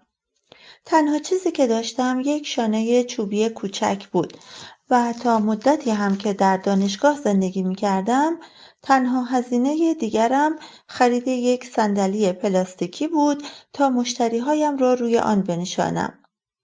وقتی که در سال دوم دانشگاه به مورمی هال نقل مکان کردم، اولین چیزی را که بسته‌بندی کردم و با خودم بردم همین صندلی بود. آنقدرها درآمد نداشتم که بتوانم یک سشوار بخرم، اما در سال سوم عایدیم به اندازه‌ای بود که بتوانم تا حدی از پس هزینه‌های نگهداری خودم برایم و از گرسنگی نمیرم. چون گاهی ایامارتا مقرری ماهیانه‌ای را که پدرم از طریق او برایم می‌فرستاد از من مضایقه می‌کرد. بعد از عروسی به ایلیشا نقل مکان کردم و اگرچه روزهای هفته را برای شرکت در کلاس‌ها با ماشین به ایفه می‌رفتم، اما ادامه کار آرایشگری مثل گذشته دیگر ناممکن بود. برای مدتی درآمدم قطع شد، نه اینکه به آن نیازی داشتم. آکین جدا از مخارج خانه مستمری شخصی سخاوتمندانه‌ای برایم در نظر گرفته بود. اما برای ادامه آرایشگری دلم تنگ شده بود و فکر اینکه اگر روزی آکین به هر دلیلی مستمری مرا قطع کند و من دیگر حتی قادر به خریدن یک بسته آدامس هم نباشم آزارم میداد. چند ماه اول ازدواجمان آرینولا خواهر آکین تنها کسی بود که موهایش را می‌بافتم. او همیشه دستمزدی به من تعارف می‌کرد، اما من هرگز آن را نپذیرفتم. او از مدل‌های سنگین و پیچیده مو خوشش نمی‌آمد و همواره از من می‌خواست تا موهایش را به روش سنتی شوکو ببافم. بافتن این موها به صورت طره‌های صاف و مستقیم تا میانه سر بعد از مدتی مرا خسته و دلزده کرد. بنابراین او را متقاعد کردم که به من اجازه دهد تا 10 ساعت روی موهایش کار کنم و آن را به 1000 بافته ریز تقسیم کنم. 1 هفته نشده تمام همکاران آرینولا در کالج آموزش و پرورش به دست و پایش افتادند تا آرایشگرش را به آنها معرفی کند. در آغاز من در حیاط خلوت خانمان زیر یک درخت بادام هندی به این سیل رو به رشد زنان رسیدگی می کردم. اما آکین خیلی زود یک سالن جادار که معتقد بود راست این کار بود برایم پیدا کرد. من هیچ میلی به باز کردن یک سالن واقعی نداشتم، زیرا تا گرفتن مدرکم جز آخر هفته ها هیچ روز دیگری نمی توانستم در آنجا به کار آرایشگری بپردازم. آکین راضیم کرد تا بروم و نگاهی به جایی که پیدا کرده بود بیاندازم و همین که پایم را به درون آن اتاق نهادم دیدم که واقعا حق با آکین بود که می گفت آن مکان راست این کار بود. سعی کردم جلوی هیجانم را بگیرم و گفتم که معقولانه نبود که پولش را صرف مکانی بکند که 5 روز هفته تعطیل بود. آکین درونم را خواند و چند ساعت بعد دست در دست هم در اتاق پذیرایی خانه مالک سالن به چانه زدن سر اجاره بهای آن محل بودیم. وقتی که او با فونمی ازدواج کرد من همچنان از آن سالن استفاده می کردم و آن روز صبح اگرچه به واسطه باران و خرابی ماشین دیر رسیدم، اما با این وجود من اولین نفری بودم که به سالن آرایشگاه پا می گذاشتم. هنگامی که قفل درها را باز می کردم اثری از هیچ کدام از شاگردانم در آن دور و بر به چشم نمی خورد.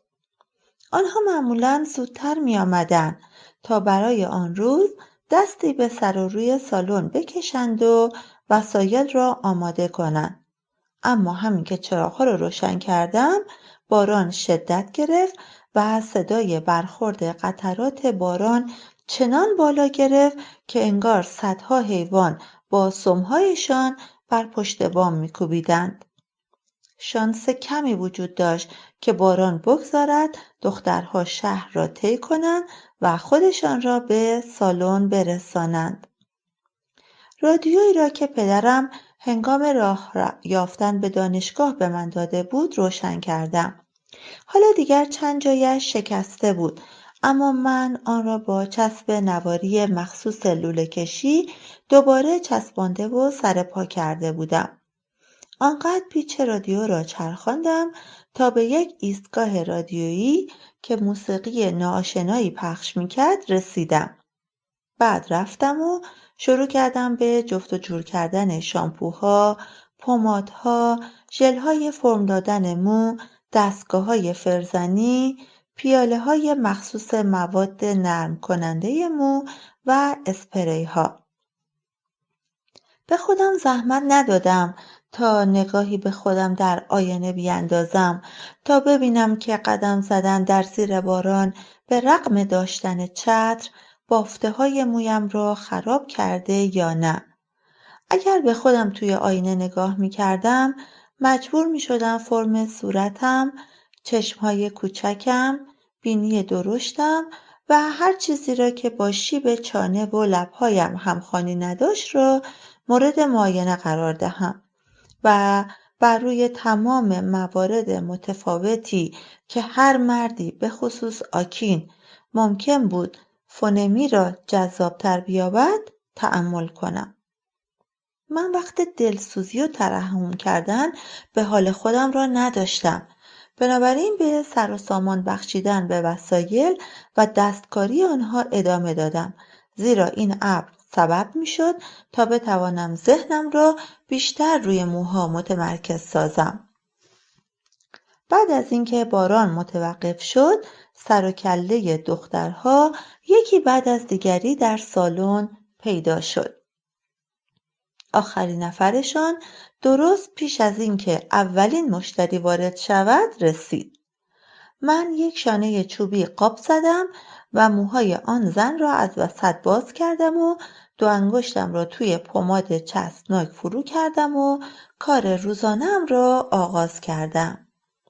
موهای آن زن ضخیم و پرپشت بود و همچنان که گیسوهایش را به صورت ردیفهای باریکی می‌بافتم و پشت گردنش جمع می‌کردم، صدای خش و خشی از تن موها برمی‌خاست. وقتی کارم با او تمام شد، 4 مشتری منتظر نشسته بودند. از این سر به سراغ آن سر رفتم، موها را بخش کردم، رشته موها را بافتم و به آنها شکل دادم، موخوره ها را قیچی کردم و به دخترها چگونگی کار را تعلیم دادم. چه موهبتی! زمان آرام و پاکشان گذشت و خیلی زود به بعد از ظهر رسید. وقت نهار که شد، مچهایم دیگر مال خودم نبودند و درد می‌کردند. آن روز صبح تقریباً همه می‌خواستند موهایشان را پیچ و تاب دهند و ببافند و تعداد کمی طالب یک شستشوی ساده و یک آرایش معمولی مو بودند. برای نهار رفتم به سراغ برنج پخته شده بر روی برگ درخت ایرران با تلمباری از آبگوشت روغن نخل بر قله آن. در آن خیابان زنی بود که این غذا را به نحو احسن طبخ می‌کرد و من بعد از بلعیدن و لذت بردن از تکه‌های ماهی دودی و چرم گاو درون آبگوشت همیشه به شدت با وسوسه لیس زدن به برگ‌ها و تمیز کردنشان مبارزه می‌کردم. این از آن دست غذاهایی بود که پس از خالی شدن بشقابم و ایجاد رضایت و خوشنودی نسبی نیاز به لحظه‌ای تأمل و درنگ داشتم تا ضمن اینکه سالن آرایشگاه مثل زنبور دور و برم وزوز می‌کرد، برای لحظاتی به جایی در خلأ چشم بدوزم و در خودم فرو روم. بیرون با وجود اینکه بالاخره باران از باریدن باز ایستاده بود، اما آسمان نیلی رنگ همچنان تهدید کننده می نمود. هوای سرد در قالب تندبادهای ناگهانی به درون سالن هل می خورد و با سشوارها دست به گریبان می شد تا دمایشان را با دمای اتاق یکی کند. اول وقتی وارد سالن آرایشگاه شد، گمان کردم که یک مشتری بود. او برای لحظه‌ای در آستانه در ماند. آسمان پوشیده از ابر در پشت سرش به طالعی نحس می‌مانست. با روی در هم کشیده سالن را از نظر گذراند تا اینکه چشمش به من افتاد. بعد تبسمی کرد و آمد و کنار من زانو زد. بی اندازه زیبا بود. از آن نوع چهره‌هایی داشت که می‌توانست مکمل هر سبک آرایشی باشد. از آن دست صورت‌هایی که هر زنی به او با حسرت در بازار می‌نگریست. از آن چهره‌هایی که برخی با دیدنش می‌پرسیدند که آرایشگرش چه کسی بود. فونمی گفت: سلام مادر جون. واژه‌هایش مثل تیغ در وجودم خلید. من مادر او نبودم. من مادر هیچ کس نبودم. مردم هنوز مرا ایجیده صدا می‌کردند. من این یا آن نبودم. من همچنان ایجیده خشک و خالی بودم. این فکر زبانم را بند آورد و این میل را در من ایجاد کرد که آن واژه‌ها را از حلقومش بیرون بکشم. اگر مثل سالیان پیش بودم، برای کوبیدن توی دهانش کمترین درنگی به خود راه نمی‌دادم. وقتی که در ایفه به دبیرستان دخترانه می‌رفتم، من به ایجیده مخوف شهرت داشتم. روزی نبود که با کسی دعوا نکنم. در آن روزها منتظر شنیدن زنگ مدرسه می‌ماندیم تا مثل خروس جنگی به سر و کله هم بپریم. از محدوده مدرسه دور می‌شدیم و کوره راهی به دور از مسیر عبور معلم‌هایمان به خانه پیدا می‌کردیم. پیروز میدان هم همیشه من بودم. نشد که حتی یک بار هم رکاب داده باشم. گاه میشد که دکمه‌ای از دست میدادم یا یکی از دندانهایم میشکست یا بینیم که همیشه خدا خون‌آلود میشد، اما هرگز مغلوب نمیشدم. هرگز دهانم به گل مالیده نشد. هر بار که از یک نزاع با سر و وضعی خون‌آلود و دیر به خانه می‌رسیدم، نامادری‌هایم سرم فریاد می‌کشیدند و وعده می‌دادند که به خاطر رفتار ننگینم که مایه رسوایی بود، مرا مورد تنبیه قرار دهند.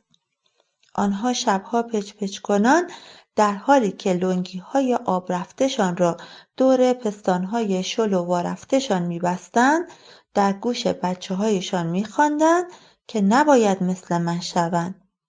هرچه باشد بچه‌هایشان مادر داشتند، مادرانی که نفرین می‌کردند و غذا می‌پختند، کسب و کار داشتند و زیر بغل‌هایشان پر مو بود. تنها بچه‌های بی‌مادر، بچه‌هایی همچون من می‌توانستند بی‌ادب و بدرفتار باشند. اینگونه نبود که من اصلاً مادر نداشتم. من هم یک زمانی مادر داشتم. همون زنی که لحظاتی بعد از پس انداختنم مرد. زنی بود که هیچ اصل و نسبی نداشت. و چه کسی یک زن بیریشه و تبار را آبستن می‌کند؟ فقط مرد کم خردی که به طور اتفاقی شوهرش بود می‌توانست به چنین عملی دست بزند. اما موضوع این نبود. مسئله این بود که وقتی بچه‌ای دودمان نامشخصی داشت، اصل و تبارش می‌توانست از هر چیزی برخاسته باشد، حتی از سگ یا از جادوگر و یا از طایفه‌ای با خون پلید. بچه‌های زن سوم که اغلب دیوانه و جنون زده بودند، آشکارا از خون پلیدی برخوردار بودند. اما خونشان اگر بد و پلشت بود، دست کم خونی شناخته شده بود. ولی خون پلید احتمالی من اصل و ریشه‌ای ناشناخته داشت که بدترین نوعش محسوب میشد و نشانه و گواهش نیز همین بس که مثل سگ ولگرد توی خیابانها دعوا را میانداختم و سبب رسوایی پدرم میشدم. گزارش جر و بحث و گفتگوهایی که هر زنی به نجوا با بچه‌هایش در میان می‌گذاشت، سرانجام با جزئیات توسط خواهر و برادرهای ناتنیم به گوشم می‌رسید. حرف‌هایشان برایم مهم نبود و آزارم نمی‌داد. این بازی زن‌های پدرم با یکدیگر بود که هر یک سعی می‌کرد به دیگری فخر تخم و ترکه‌ای که پس انداخته بود بفروشد. آنچه مرا آزار می‌داد تهدیدهایی بود که هیچ وقت رنگ عمل به خود نمی‌گرفت. حتی زمانی که کتککاری‌هایم به یک رویداد هر روزی تبدیل شد. این تنبیه‌ها شامل شلاق‌هایی بود که باید فرود می‌آمد و فرود نیامد. خرمالی‌های بیشتر در خانه بود که باید به من محول می‌شد که نشد و شام و نهارهایی بود که باید از من دریغ داشته می‌شد و نشد و همینها بود که به من یادآوری می‌کرد که هیچ کدامشان واقعاً ککشان هم برای من نمی‌گزید. فونمی که همچنان جلوی پایم زانو زده بود گفت: مادر جون. خاطراتم را مثل یک قرص درشت تلخ فرو بلعیدم. دستهایش را روی زانویم گذاشت. ناخن آراییش بی عیب و نقص بود. ناخنها با رنگ قرمزی همرنگ گل ختمی رنگامیزی شده بود. درست هماهنگ با رنگ لیوانهای دسته‌داری که آکین و من آن روز صبح در آنها قهوه نوشیده بودیم. مادر جون. من دیگر هرگز ناخن‌هایم را لاک نمی‌زدم. در دانشگاه که بودم بر حسب عادت آنها را رنگ‌آمیزی می‌کردم. یعنی آیا ناخن‌هایش بود که آکین را مجذوب خود کرده بود؟ آکین چه احساسی داشت هنگامی که او با ناخن‌های زیبایش سینه او را شیار می‌زد و می‌خراشید؟ نوک پستان‌هایش سفت می‌شد؟ ناله می‌کرد؟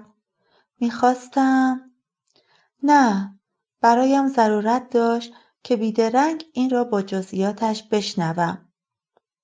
فونمی چه چیزی را از آکین که همیشه متعلق به من بود غصب کرده بود؟ چه چیزی از او داشت که من هرگز از آن نصیب نبرده بودم؟ بچه‌اش را؟ فونمی گفت: مادر جون. گفتم: مادرت کیه؟ بهتره حالا دیگه بلند شی. صندلی خالی در کنار من بود، اما او ترجیح داد که روی دسته صندلیم بنشیند. از آنجا که صدای پس‌زمینه پرحرفی‌های آرایشگرها با مشتریها متوقف شد، به نجوا گفتم: تو اینجا چه می‌کنی؟ کی نشانی اینجا را به تو داده؟ کسی رادیو را خاموش کرد و سالن در سکوت فرو رفت. فکر کردم بیایم سری به شما بزنم و سلامی بدهم. این موقع از روز؟ تو مگه کاروبار نداری؟ آنچه گفتم یک اهانت بود، اما او آن را به عنوان یک سوال برداشت کرد. نه، من کسب و کاری ندارم. آخه شوهرمان به من خوب میرسد. وقتی که واژه شوهرمان را ادا می‌کرد، صدایش را بالا برد و آشکار بود که همه حاضرین توی سالن آن را شنیدند. صدای صندلی‌های مشتری‌ها که به عقب خم می‌شد تا از امکان شنیدن هرچه بیشتر گفتگوی ما بهره ببرند بلند شد. چی؟ شوهرمان مرد بسیار مهربانیه. خیلی خوب از من سرپرستی و مراقبت میکنه. خدا را شکر که از مال و منال کافی برای هممون برخورداره. همینطور که رویم لب خیمه زده بود لبخندی حواله‌ام کرد. به بازتاب تصویرش در آینه مقابل رویمان خیره خیره نگریستم. مال و منال کافی برای چی؟ برای ما مادر جون. به خاطر همینه که یک مرد تن به کار میده، برای زنها و بچه‌هاش. گفتم: اما ما اینجا کسب و کار داریم. در حالی که مشت‌های محکم گره کردم را به پهلوها می‌فشردم ادامه دادم: تو هم بهتره از اینجا بری تا من به کارم برسم. تو آینه به من لبخند زد. فردا عصر میام دیدنتون مادر. شاید سرتون خلوت‌تر باشه. آیا انتظار داشت که من نیز به او لبخند بزنم؟ فونمی، دلم نمیخواد که دیگه هرگز این پاهای نیقلیونیت رو توی این سالن بگذاری. مادر جون، لازم به این کارها نیست. ما باید با هم دوست باشیم، حداقل به خاطر بچه‌هایی که در راهند. او بار دیگر به زانو افتاد. میدونم که مردم میگن شما نازا هستین، اما از خدا هیچ چیزی بعید نیست. میدونم که همین که من آبستن بشم رحم شما هم باز خواهد شد. اگر میخواید که من اینجا نیام باشه نمیام، اما باید بدونید که یکی از چیزهایی که باعث نازایی میشه همین تلخ بودنتونه ها. خداحافظ مادر. وقتی بلند شد و برگشت لبخند میزد. برخاستم و پشت لباسش را چسبیدم. توی پس فطرت؟ ایکبیری به کی میگی نازا؟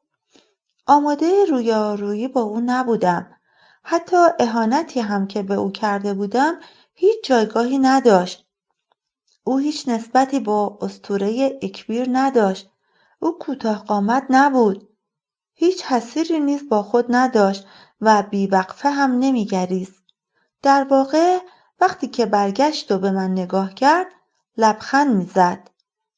پیش از اینکه بتوانم سیلی بیخ گوشش بخوابانم مشتریها و آرایشگرهایم دورم را احاطه کردند. زنها گفتند ولش کن بذار بره.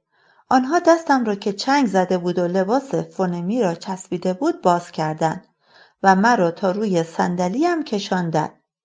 خواهر جون لطفاً آروم بگیر، بی خیالش. لیوان‌های دسته‌دار جدیدی خریدم. آکین ضمن خوردن صبحانه گفت تو میدونی که چرا من از لیوان سفید بدم میاد؟ گفتم خیر، لطفاً روشنم کنید. چون لکه‌های قهوه همیشه به وضوح روشون دیده میشه. واقعاً؟ کراواتش را کشید و سگرمهایش را توی هم کرد. عصبانی به نظر میرسی. اتفاقی افتاده؟ مقدار دیگری کره مارگارین روی نان برشته شده‌ام کشیدم. قهوه‌ام را هم زدم و آرواره‌هایم را محکم به هم فشردم. خودم را آماده کرده بودم تا دهانم را ببندم و نگویم که علت به هم ریختگیم چه بود. اما آکین ولکن نبود. دست کم 5 بار این را از من پرسید. او حتی فرصت اخم و تخم کردن هم به من نداد. من این لیوان سفید را دوست ندارم. او انگشتی را بالا گرفت و کمی درنگ کرد تا مقداری آب بنوشد. اون لیوانای قدیمی کجاست؟ شکستمشون. دهانش شکل ادا کردن آه به خود گرفت، اما صدایی از آن خارج نشد و او دندان دیگری به نان برشته‌اش زد. از حالتش می توانستم بخوانم که پنداشته بود لیوانها هنگام جابجایی به طور اتفاقی از دستم افتاده و شکسته بودند. دلیلی نداشت که فکر کند من آن لیوانهای قرمز رنگ را ضمن اینکه بانگ کوکوی ساعت دیواری در اتاق پذیرایی نیمه شب را اعلام می‌کرد یکی یکی به دیوار آشپزخانه کوبیده و شکسته بودم. او حتی تصورش هم نمی‌کرد که من خرده شکسته لیوانها را جارو کرده بودم و به جای اینکه توی سطل آشغال بریزم توی هاون ریخته و آنها را آنقدر کوبیده بودم تا عرق از 7 چاک بدنم سرازیر شده بود و با تعجب از خودم پرسیده بودم که نکنه دیوانه شدم. میدونی؟ دیروز ماموران حسابرسی داخلی از دفتر مرکزی اومده بودن به اداره. حسابی سرمان شلوغ بود. یادم رفت یکی را بفرستم که بیاد و نگاهی به پشت بوم بندازه. امروز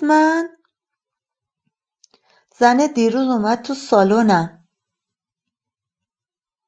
فونمی؟ پس کی؟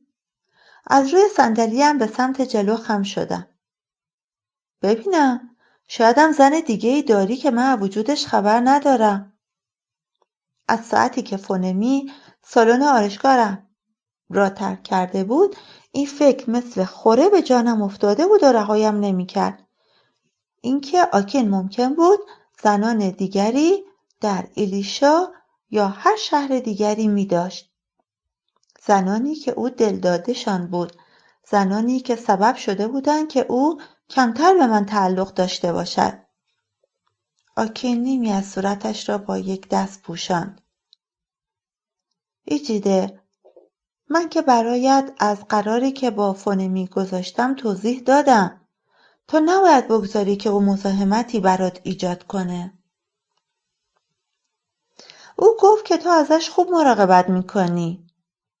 کلماتم آنطور که دلم میخواست نیرومند نبودند، زیرا نمیتوانستم آن خشم و تحقیری را که روز گذشته نسبت به فونمی روا داشته بودم بار دیگر در خودم خلق کنم. دلم میخواست از دست آکین عصبانی باشم. پس به حرفهایم ادامه دادم و سعی کردم واژه‌هایم از آن خشمی که واقعا احساس میکردم به آن خشمی که قرار بود احساس کنم برسند. این یعنی چی؟ اینکه او از من خوب مراقبت میکنه معنیش چیه؟ ببین شیرین عسلم، ترمز کن، همینجا ترمز کن. لطفاً امروز صبح دیگه بیشتر از این شیرینی بارم نکن. اما دلم میخواست باز هم شیرین عسلم خطابم کنه. فقط به من و نه کس دیگه ای. دلم میخواست از اون سر میز پاشه، بیاد این سو، دستمو بگیره و بگه هیچ مشکلی وجود نداره و همه چیز خوب و با قاعده پیش خواهد رفت. و من در آن زمان هنوز باور داشتم که او راه چاره‌ها و طریق گفتگوها را می‌دانست، تنها به این خاطر که او آکین بود. ایجیده، آکین تو دیشب کجا بودی؟ تا ساعتی گذشته از نیمه شب منتظر نشستم که بیایی. کجا رفته بودی؟ به باشگاه ورزشی. آها، باشگاه ورزشی. منو خر گیر آوردی. چه ساعتی در باشگاهو میبندن؟ بگو ببینم چه ساعتی؟ آهی کشید و نگاهی به ساعتش انداخت. حالا دیگه شروع کردی منو پاسبانی میکنی؟ تو که میگفتی بین تو و اون دختره رابطه ای نیست. او ژاکتش را چنگ زد و بلند شد ایستاد. من باید برم سر کارم. تو منو فریب میدی؟ تا دم در از پیش رفتم.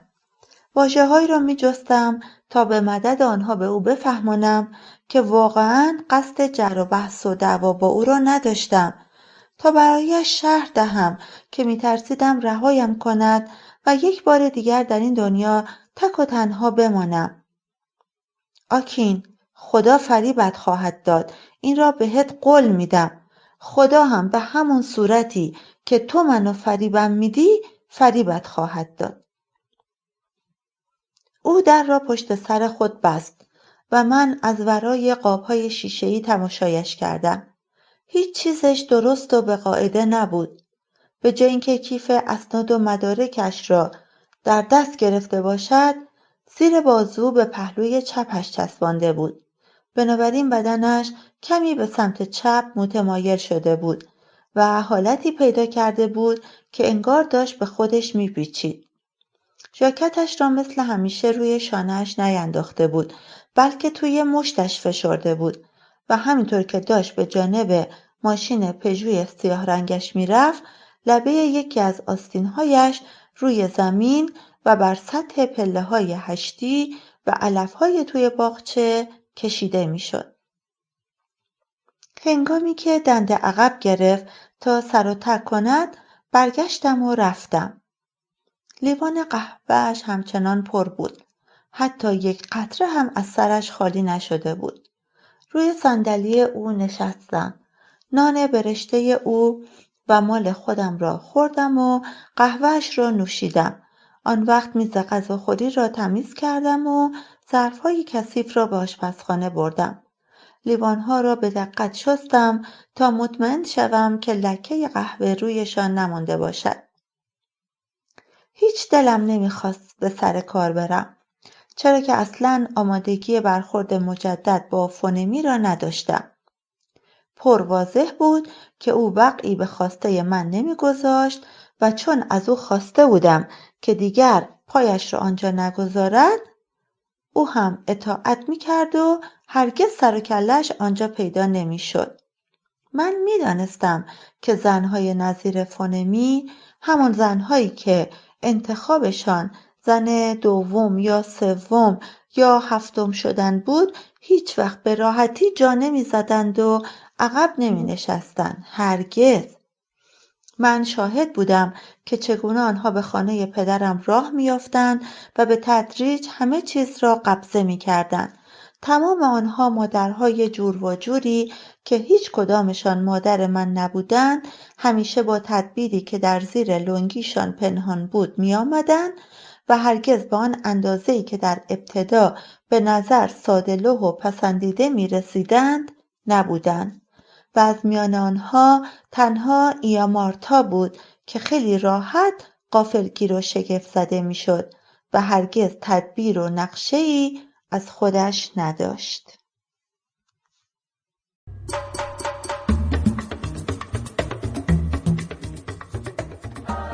کتاب با من بمان، نویسنده آیوبامی آدبایو، راوی افسانه والافر، تولید صوتی کتابخانه اینترنتی آوای بوف.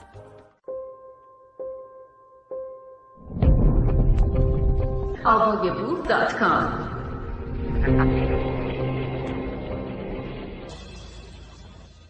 قسمت 4. بدیهی بود که باید خیلی ساده لوح می بودم اگر حتی برای یک لحظه باور می کردم که آکین فونمی را تحت کنترل خود داشت. بنابراین تصمیم گرفتم آن روز را تعطیل کنم و در خانه بمانم تا کمی روی این موضوعات تأمل کنم. به اجمال سری به سالن آرایشگاه زدم و دستورالعمل‌هایی به دبی که ارشدترین شاگردم بود دادم. بعد با تاکسی به اودوایرو به سراغ سایلس، تعمیرکاری که معمولاً ماشین فولکسم را تعمیر می‌کرد، رفتم. سایلس از دیدنم که به تنهایی به تعمیرگاهش رفته بودم متعجب شد و پیجوی آکین شد. او در تمام طول راه ضمن رانندگی تا خانه‌ام به صدها شکل به من فهماند که ترجیح میداد قبل از انجام هر کاری راجع به تعمیر ماشین ابتدا با آکین صحبت کند. در حالی که او روی فولکس کار میکرد، من غذا پختم و او را به نهار دعوت کردم. او همان بیرون دستش را شست و غذا را که شوربای یام بود به سرعت خورد. نشستم و غذا خوردنش را تماشا کردم. با او صحبت میکردم و او به من ظلم میزد و هر یه چندی قرولندی زیر لب میکرد، اما بیشتر اوقات با نگاه حیرت زده‌ای که انگار نمیدانست در جواب پرحرفی های من چه باید بگوید به من خیره میشد و بر نگاهم میکرد. وقتی که از جایش برخاست تا برود، دستمزدش را شمردم و اسکناس ها را به او دادم. آن وقت تا دم ماشینش با او رفتم و تا زمانی که راه افتاد و رفت از حرف زدن باز نایستادم. روی هشتی نشستم و با همسایگانی که در حال گذر بودند سلام و تعارف کردم تا اینکه دبی آمد و آیدی کار آن روز را شمرد و به من داد.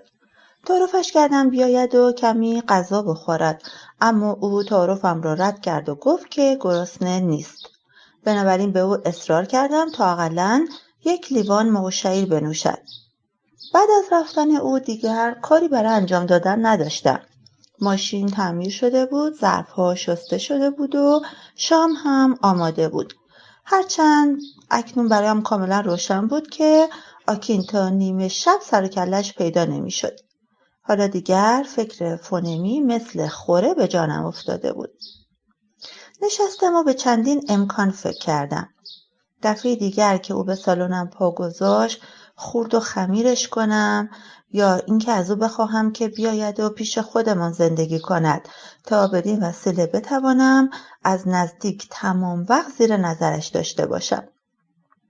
خیلی طول نکشید که به راه حل نهایی رسیدم که درگیری کمتری با او پیدا می کرد. من باید هرچه زودتر و پیش از فونمی آبستن می شدم. به همین سادگی. این تنها راه مطمئنی بود که می توانستم در زندگی آکین باقی بمانم. به نظرم عروس سوگلی مامی من بودم. بچه که بودم همه انتظار داشتن که نامادریم را مامی صدا کنم. حتی پدرم نیز مرا به این کار تشویق میکرد. اما من سر باز میزدم.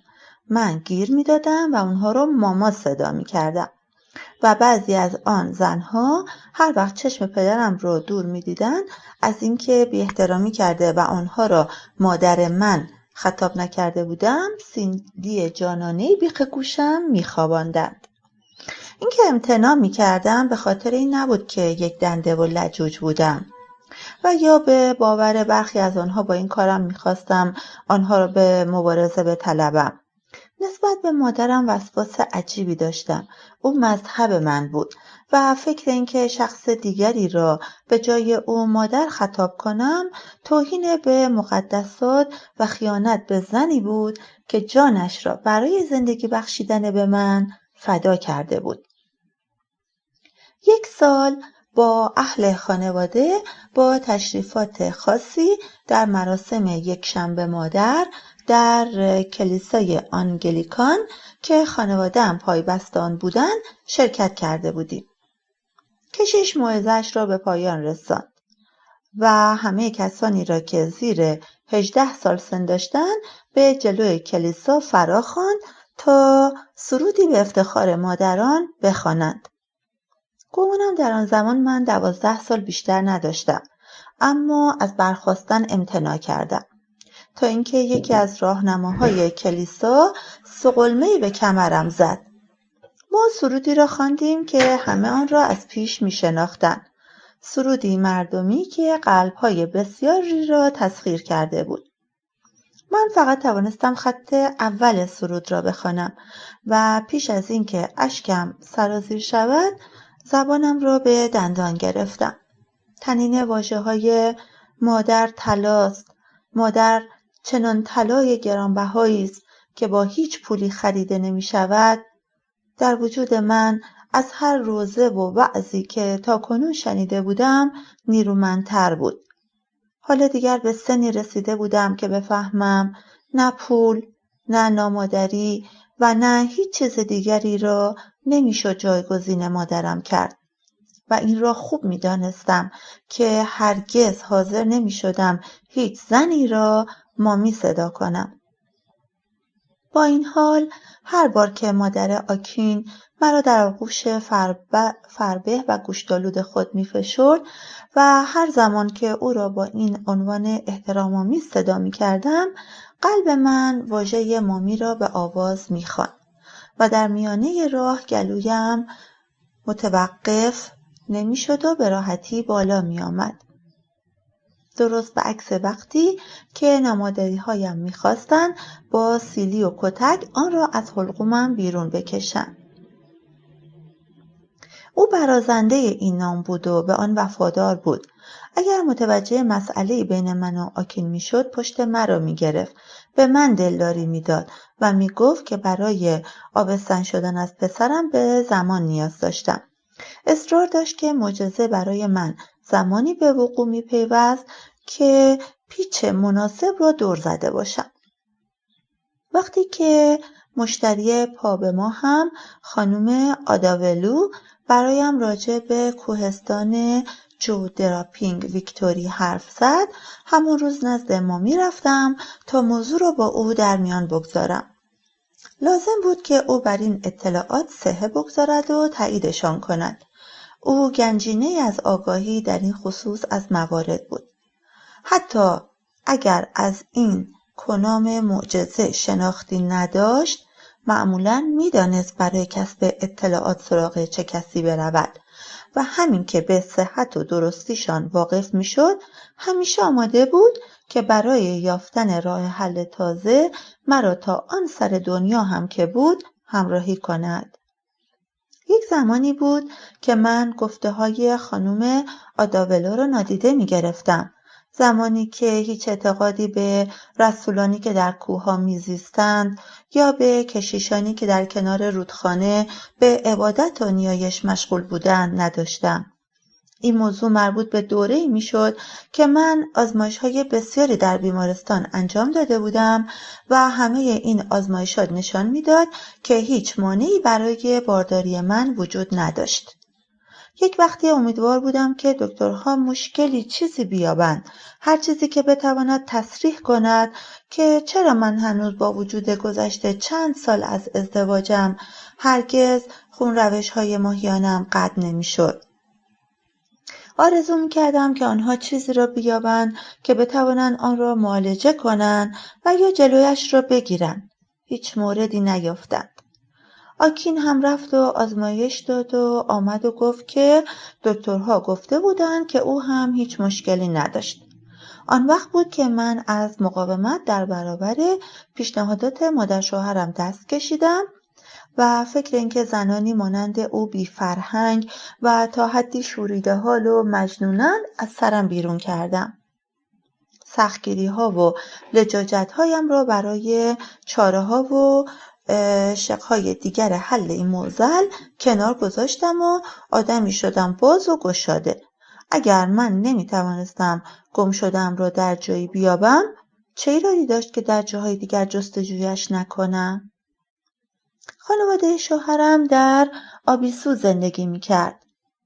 در بخش قدیمی شهر که هنوز تعدادی خانه کاهگلی داشت.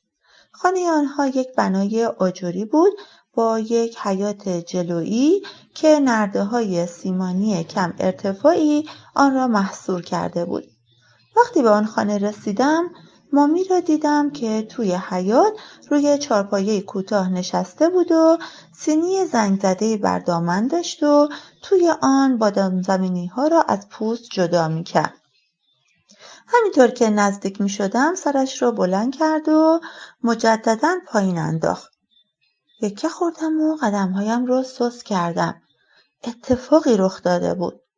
او همیشه به گرمی و با صدای بلند از من استقبال می‌کرد. ایجیده عزیز من. کلماتش همواره پرحرارت بود.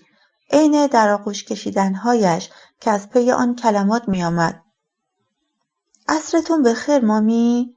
زانوهایم می‌لرزیدند وقتی با زمین سیمانی تماس پیدا کردند. او بیان که سرش را بلند کند، همینطور که نگاهش به بادام زمینی ها بود گفت حالا آبستنی؟ سرم را خاراندم. نازا که هستی؟ کرم شدی؟ گفتم آبستنی؟ جوابش یا بله هست که من حاملم یا اینکه نه من توی زندگیم هنوز یک بار هم نشده که حامله بوده باشم. گفتم نمیدانم و برخاستم و ایستادم و آنقدر از او فاصله گرفتم که از تیررس مشت‌های گره کردم دور باشد. چرا اجازه نمیدی که پسر من صاحب یک بچه بشه؟ او سینی بادام زمینی ها را محکم به زمین کوبید و ایستاد. من بچه تولید نمی کنم. خداوند تولید میکنه. به سمتم آمد و در حالی که نوک انگشت‌های پاهایش با کفش‌هایم تماس پیدا کرده بود با من حرف زد.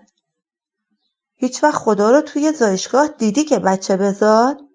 بگو ایچیده، هیچ وقت شده خدا رو تو زایشگاه ببینی؟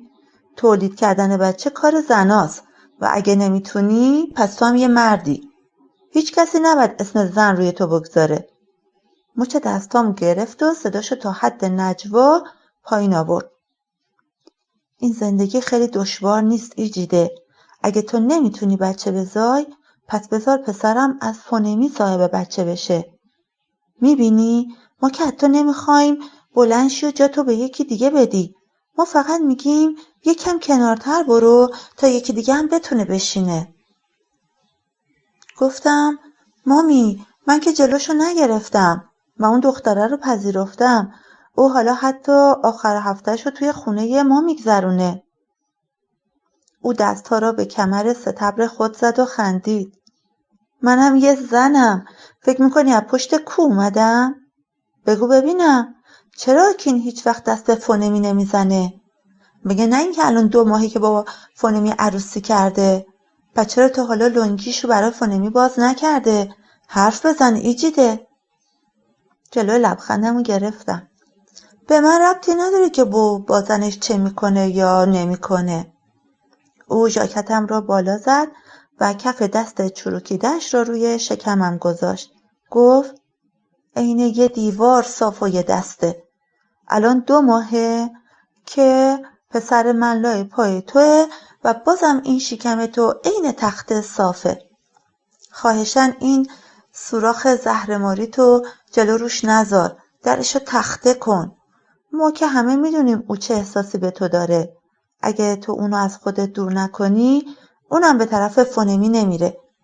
اگه این کارو نکنی، این پسر بی فرزند میمیره.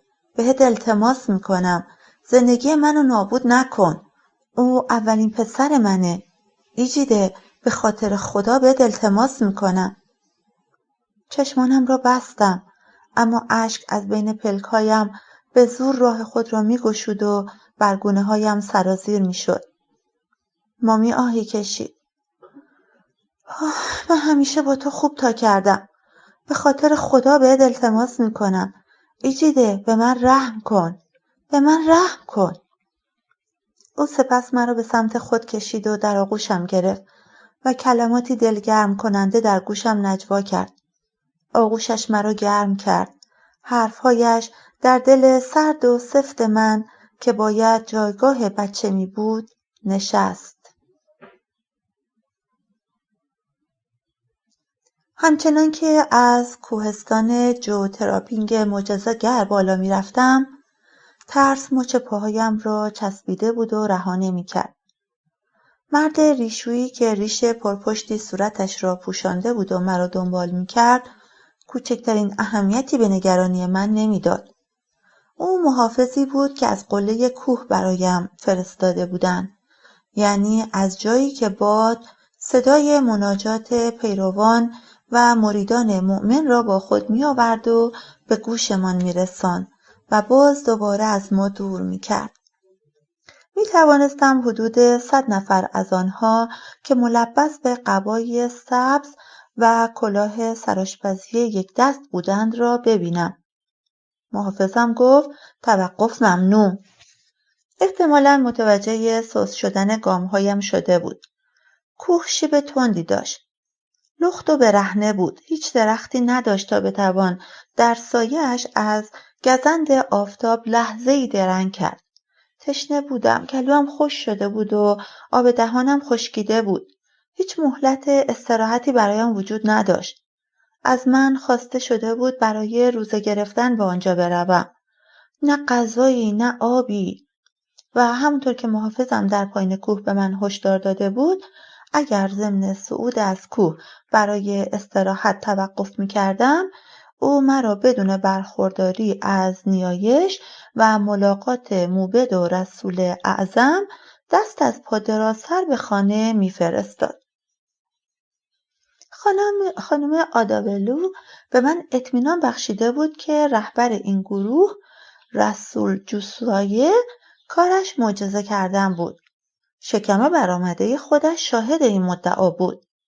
من به یک معجزه فوری نیاز داشتم.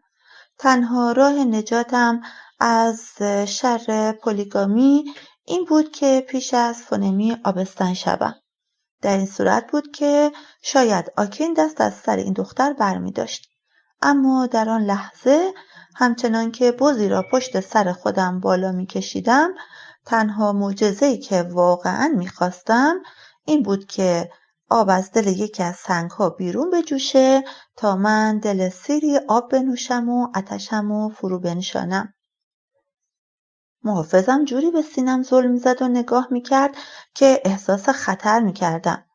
تنم نه تنها از خستگی و فرسودگی که از دلواپسی به لرزه افتاده بود. هر بار که چشمانم به چشمان شرربار هیزش می‌افتاد، قصد می‌کردم به پایین کوه بدوم و به درون ماشینم پناه ببرم. با این حال به خودم فشار آوردم و هر طور که بود به سوی قله راه پیمودم. فونمی در حال حاضر در آپارتمان خودش در شهر زندگی می‌کرد. اما پرواضح بود که همین که شکمش بالا می آمد به خانه من نقل مکان می کرد. از محافظم پرسیدم میتونید برای بردن این بز یک کمی کمکم کنی؟ آرزو کردم که ای کاش حضرت جثایه یک زن را به عنوان محافظ و راهنما برایم فرستاده بود. او در جواب گفت نه و کف دستش رو مقابل صورتم حرکت داد. همین که خواستم دستش رو محکم پس بزنم چرخشی به دستش داد و عرقی که روی گونم غلط میخورد و فرو میچکید رو از روی صورتم چید. او کمرم رو گرفت، احتمالاً برای اینکه استوار رو محکمم کند. سعی کردم به گام‌های لرزانم سرعت ببخشم، اما بز چموشی کرد و از حرکت باز ایستاد. او را آنقدر کشیدم که بند دستم را خراش داد. باید او را خوابیده روی زمین می‌کشیدم، اما دستورالعمل این بود که باید بز سفیدی را بدون لک و عیب و یا مخلوط با رنگی دیگر به آنجا می‌بردم. می‌بینید که این تقصیر بزه که چموشی میکنه و الا من که برای استراحت توقف نکردم. میترسیدم منو به خونم برگردونه. خودم میبینم. بعد از لحظات بز را افتاد. طولی نکشید که به قله کوه رسیدیم.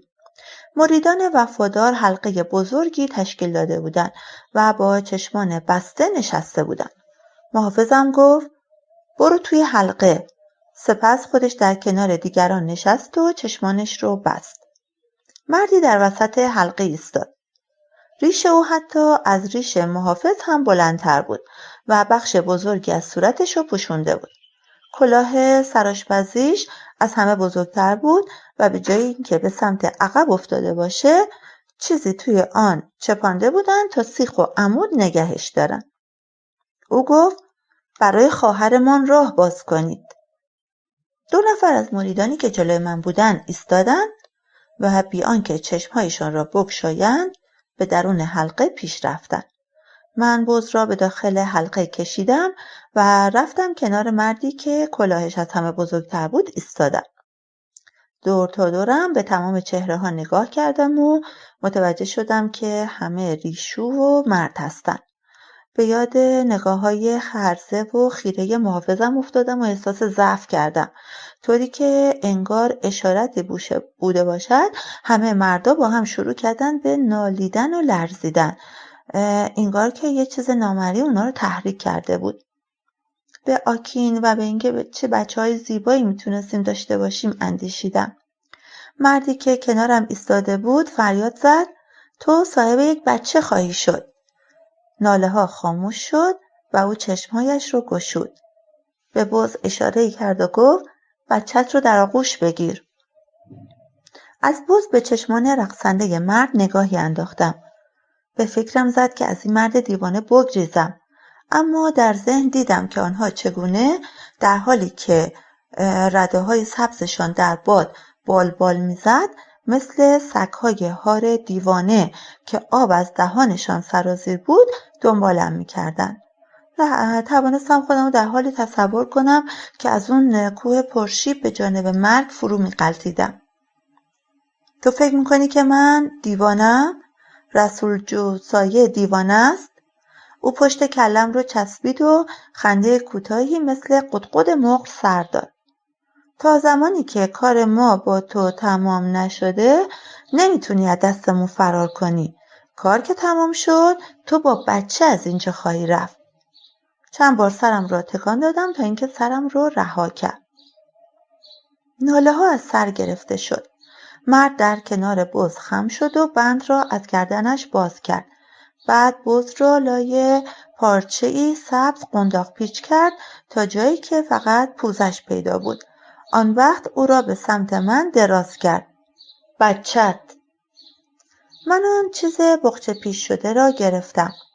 حکم کرد نزدیک خودش نگهش دار و برقص.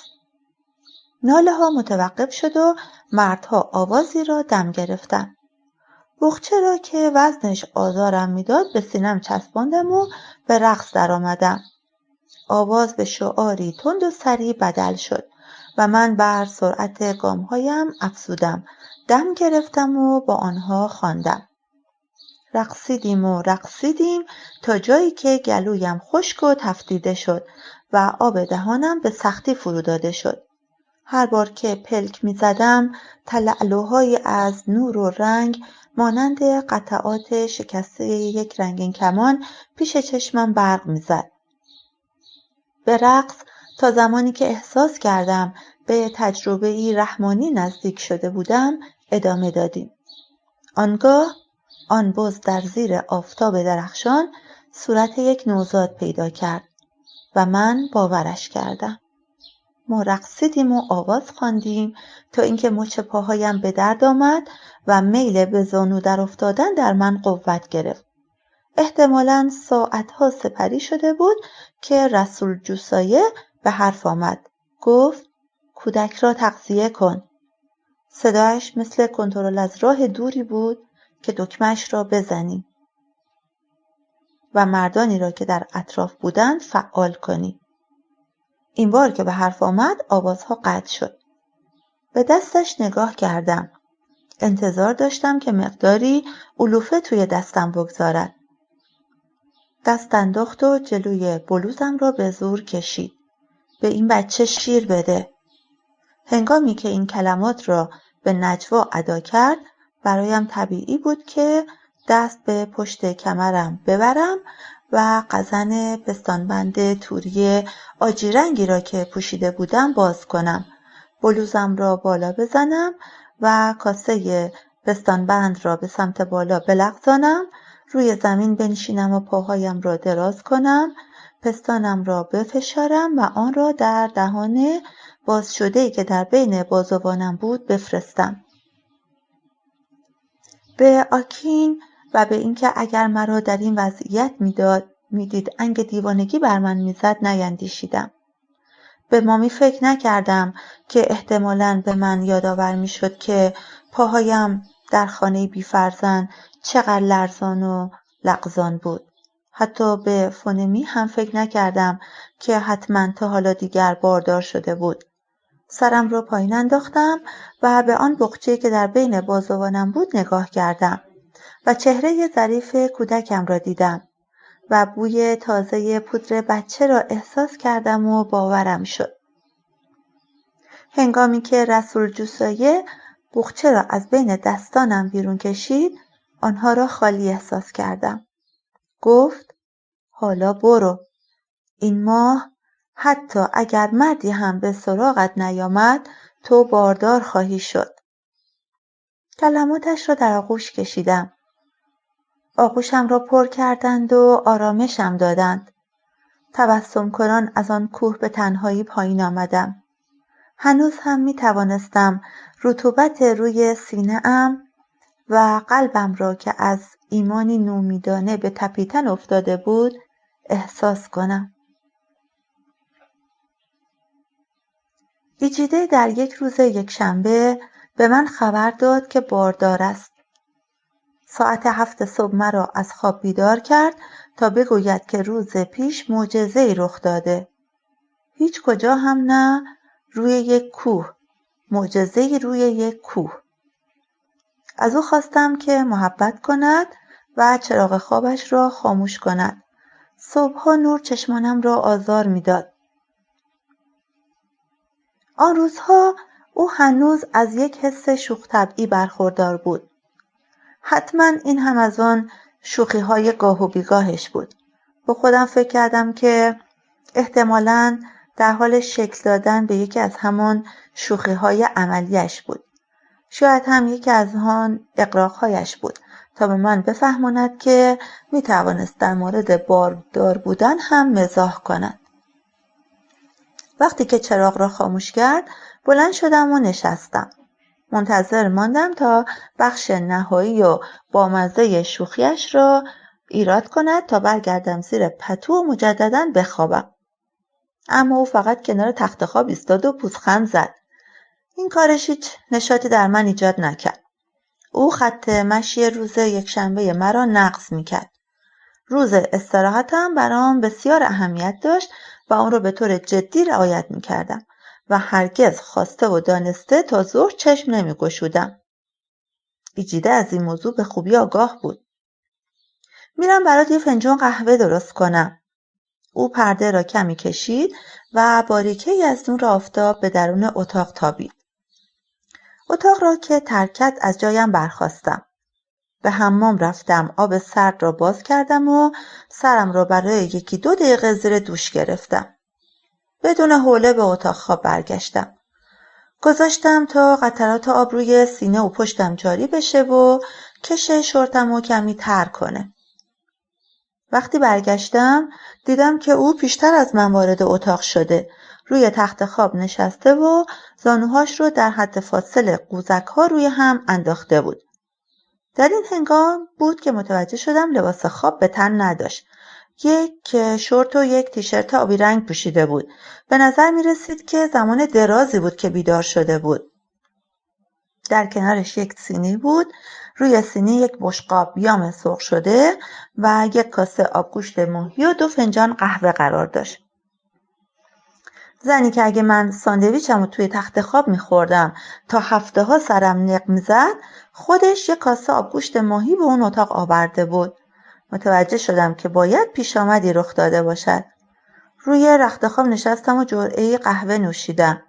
کی بیدار شدی؟ آکین، من فکر می‌کنم دختر باشه.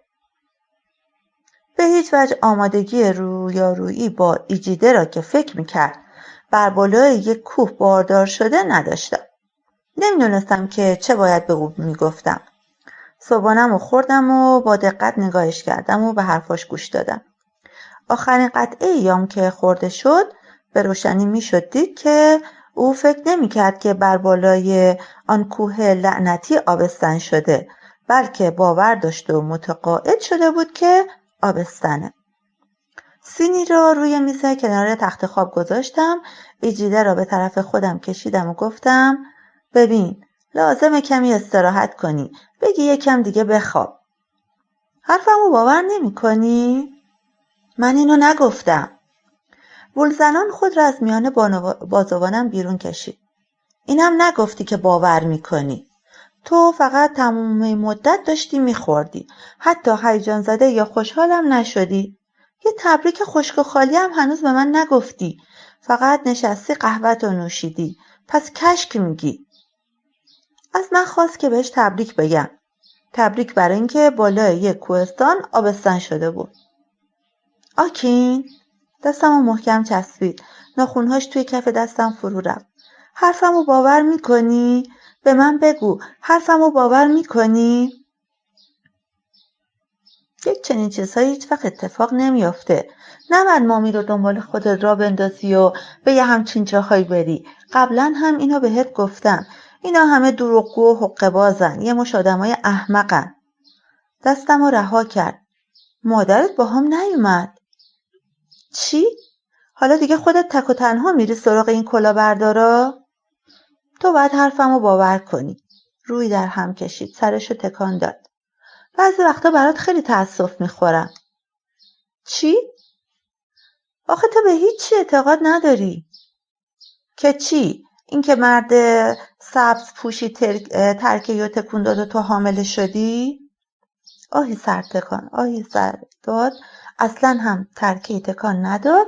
من با خودم یه دونه اصلا ولش کن، همه چی بر تو مسخره و عجیب غریبه. نگفته میدونم که مسخره و عجیب غریبه. با خودت چی بردی؟ خدای من باورم نمیشه که نشستیم راجع به چنین چیزی بحث میکنیم. مهم نیست. لبخندی زد و دستی بر روی شکمش کشید. میدونی چیه؟ همین زودیا میرم بیمارستان آزمایش میدم. اون وقت تو هم باورت خواهد شد که اتفاق خاصی روی اون کوه افتاده. واقعا فکر میکنم که حاملم. خدای من، احساس میکردم که با یه بیگانه حرف میزدم. ایجیده، بذار واضح و روشن بهت بگم. تو بالای اون کوه حامله نشدی. اگه وقتی میرفتی بالا حامله نبودی، وقتی هم که میومدی پایین حامله نبودی. دستمو روی پاهاش گذاشتم. میفهمی چی میگم؟ آکین، 9 ماه دیگه تو قبول خواهی کرد که اونا کلاهبردار نیستن. چانم رو گرفت و بوسه بربینیم زد.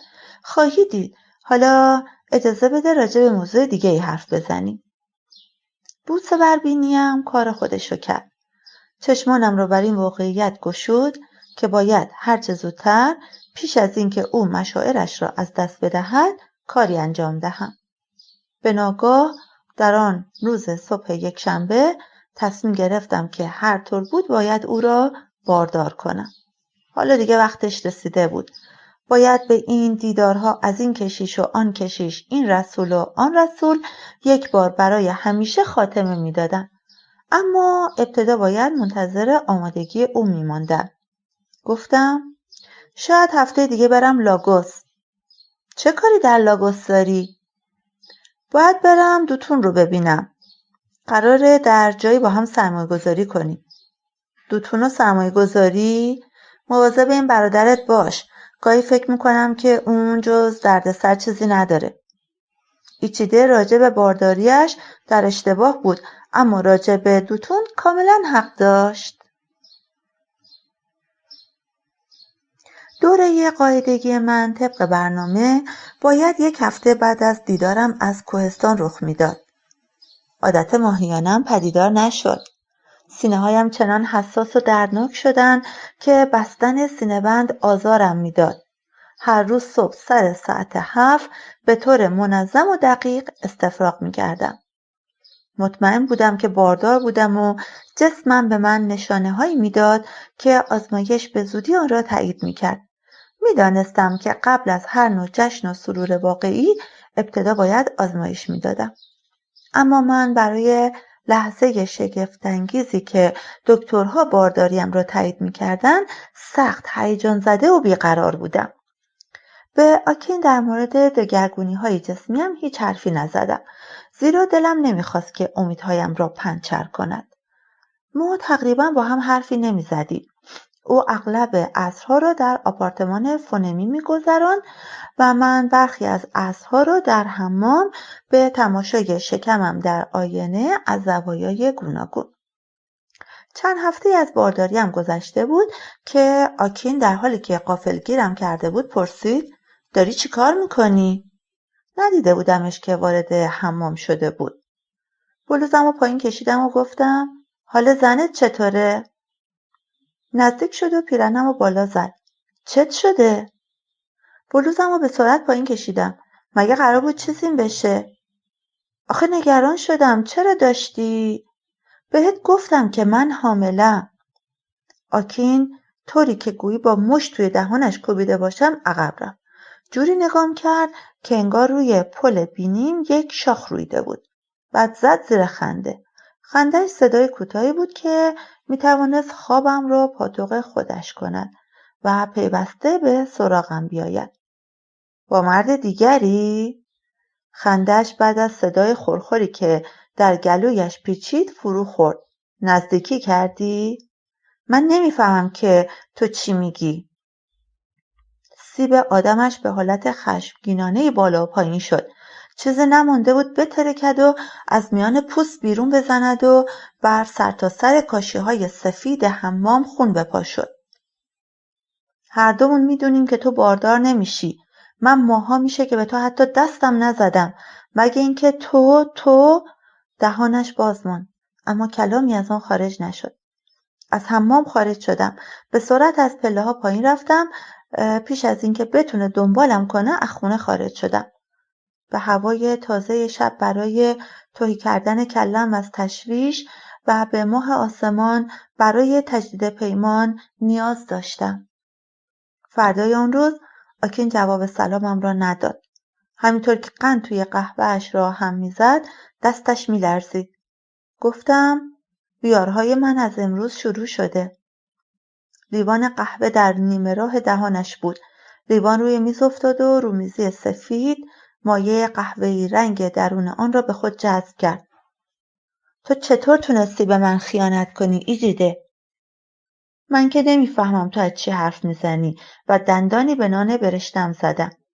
خندید. پس این یه نطفه پاک و منزهه؟ اسمشو باید چی بگذاریم؟ بچه شیطان؟ چه وقت یک اهریمن قراره بیاد به خوابم و اینو به من اطلاع بده؟ نان برشته رو روی میز کوبیدم. هی، حالا زبون در آوردی؟ هرچی به ذهنت میرسه میگی؟ کی بود که رفت یه زن دیگه گرفت؟ توی این خونه کی بود که رفت یه زن دیگه گرفت؟ هان، حرف بزن دیگه، کدوم خائن لعنتی بود؟ او با انگشت شست دور لکه قهوه‌ای رنگ قهوه بر روی رومیزی را دنبال کرد. ما در این مورد حرفامون رو زدیم و این موضوع رو فیصله دادیم. به قدری خشمگین بودم که نفسم به سختی بالا می آمد. بلند شدم و روی میز خم شدم و با او چهره به چهره شدم. باشه، حالا یه جور دیگه حل و فصلش میکنم. من یه بچه میخوام. از اونجا که حضرت عالی خونه زن جدیدتون خیلی گرفتارید و وقت نمیکنید منو حامله کنید، منم میرم و از هر مردی که دلم خواست بچه دار میشم.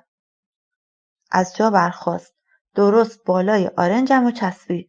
رکای توی پیشونیش بیرون زد. گفت تو نمیتونی همچی کاری بکنی. خندیدم. من هر کاری دلم خواست میتونم بکنم. ناخنهایش از آستین پیراهنم گذشت و دستهایم رو گزید. ایجیده، تو نمیتونی. سرمو تکون دادم. البته که میتونم. او چنان به شدت تکان تکانم داد که سرم شروع کرد به بالا پایین پریدن و دندانهام هم تق و توق به هم خوردن. آن وقت به یک باره رهایم کرد. روی صندلی پرتاب شدم و برای اینکه تعادلمو حفظ کنم دو دستی میز رو چسبیدم. نلمکی را از روی میز برداشت و بالای سرش برد. در یک لحظه دلهره‌آور تصور کردم که آن ظرف چینی ظریف را روی سرم خرد خواهد کرد و او آن را به آن سوی اتاق پرتاب کرد. سپس رومیزی را از روی میز کشید. بشقاب‌ها، لیوان‌ها، نلبکی‌ها و فلاسک روی زمین ریختند. شوهرم مرد خشنی نبود.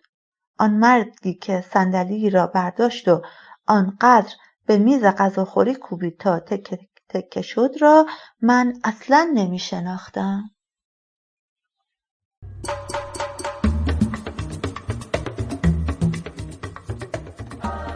کتاب با من بمان، نویسنده آیوبامی آدبایو، راوی افسانه والافر، تولید صوتی کتابخانه اینترنتی آوای بوف.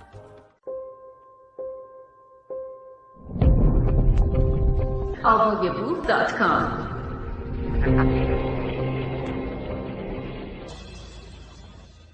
قسمت 5. بیمارستان وسلیگیلد بوی داروی ضد عفونی میداد. بوی زننده مواد تمیز کننده شیمیایی که به کار برده شده بود سبب شد که 2 بار از کلاس بارداری به سرعت بیرون بدوم تا بروم و استفراغ کنم. هرگز تصور نمی‌کردم که داشتن حالت تهوع میتونست تا این حد منو خوشحال کنه.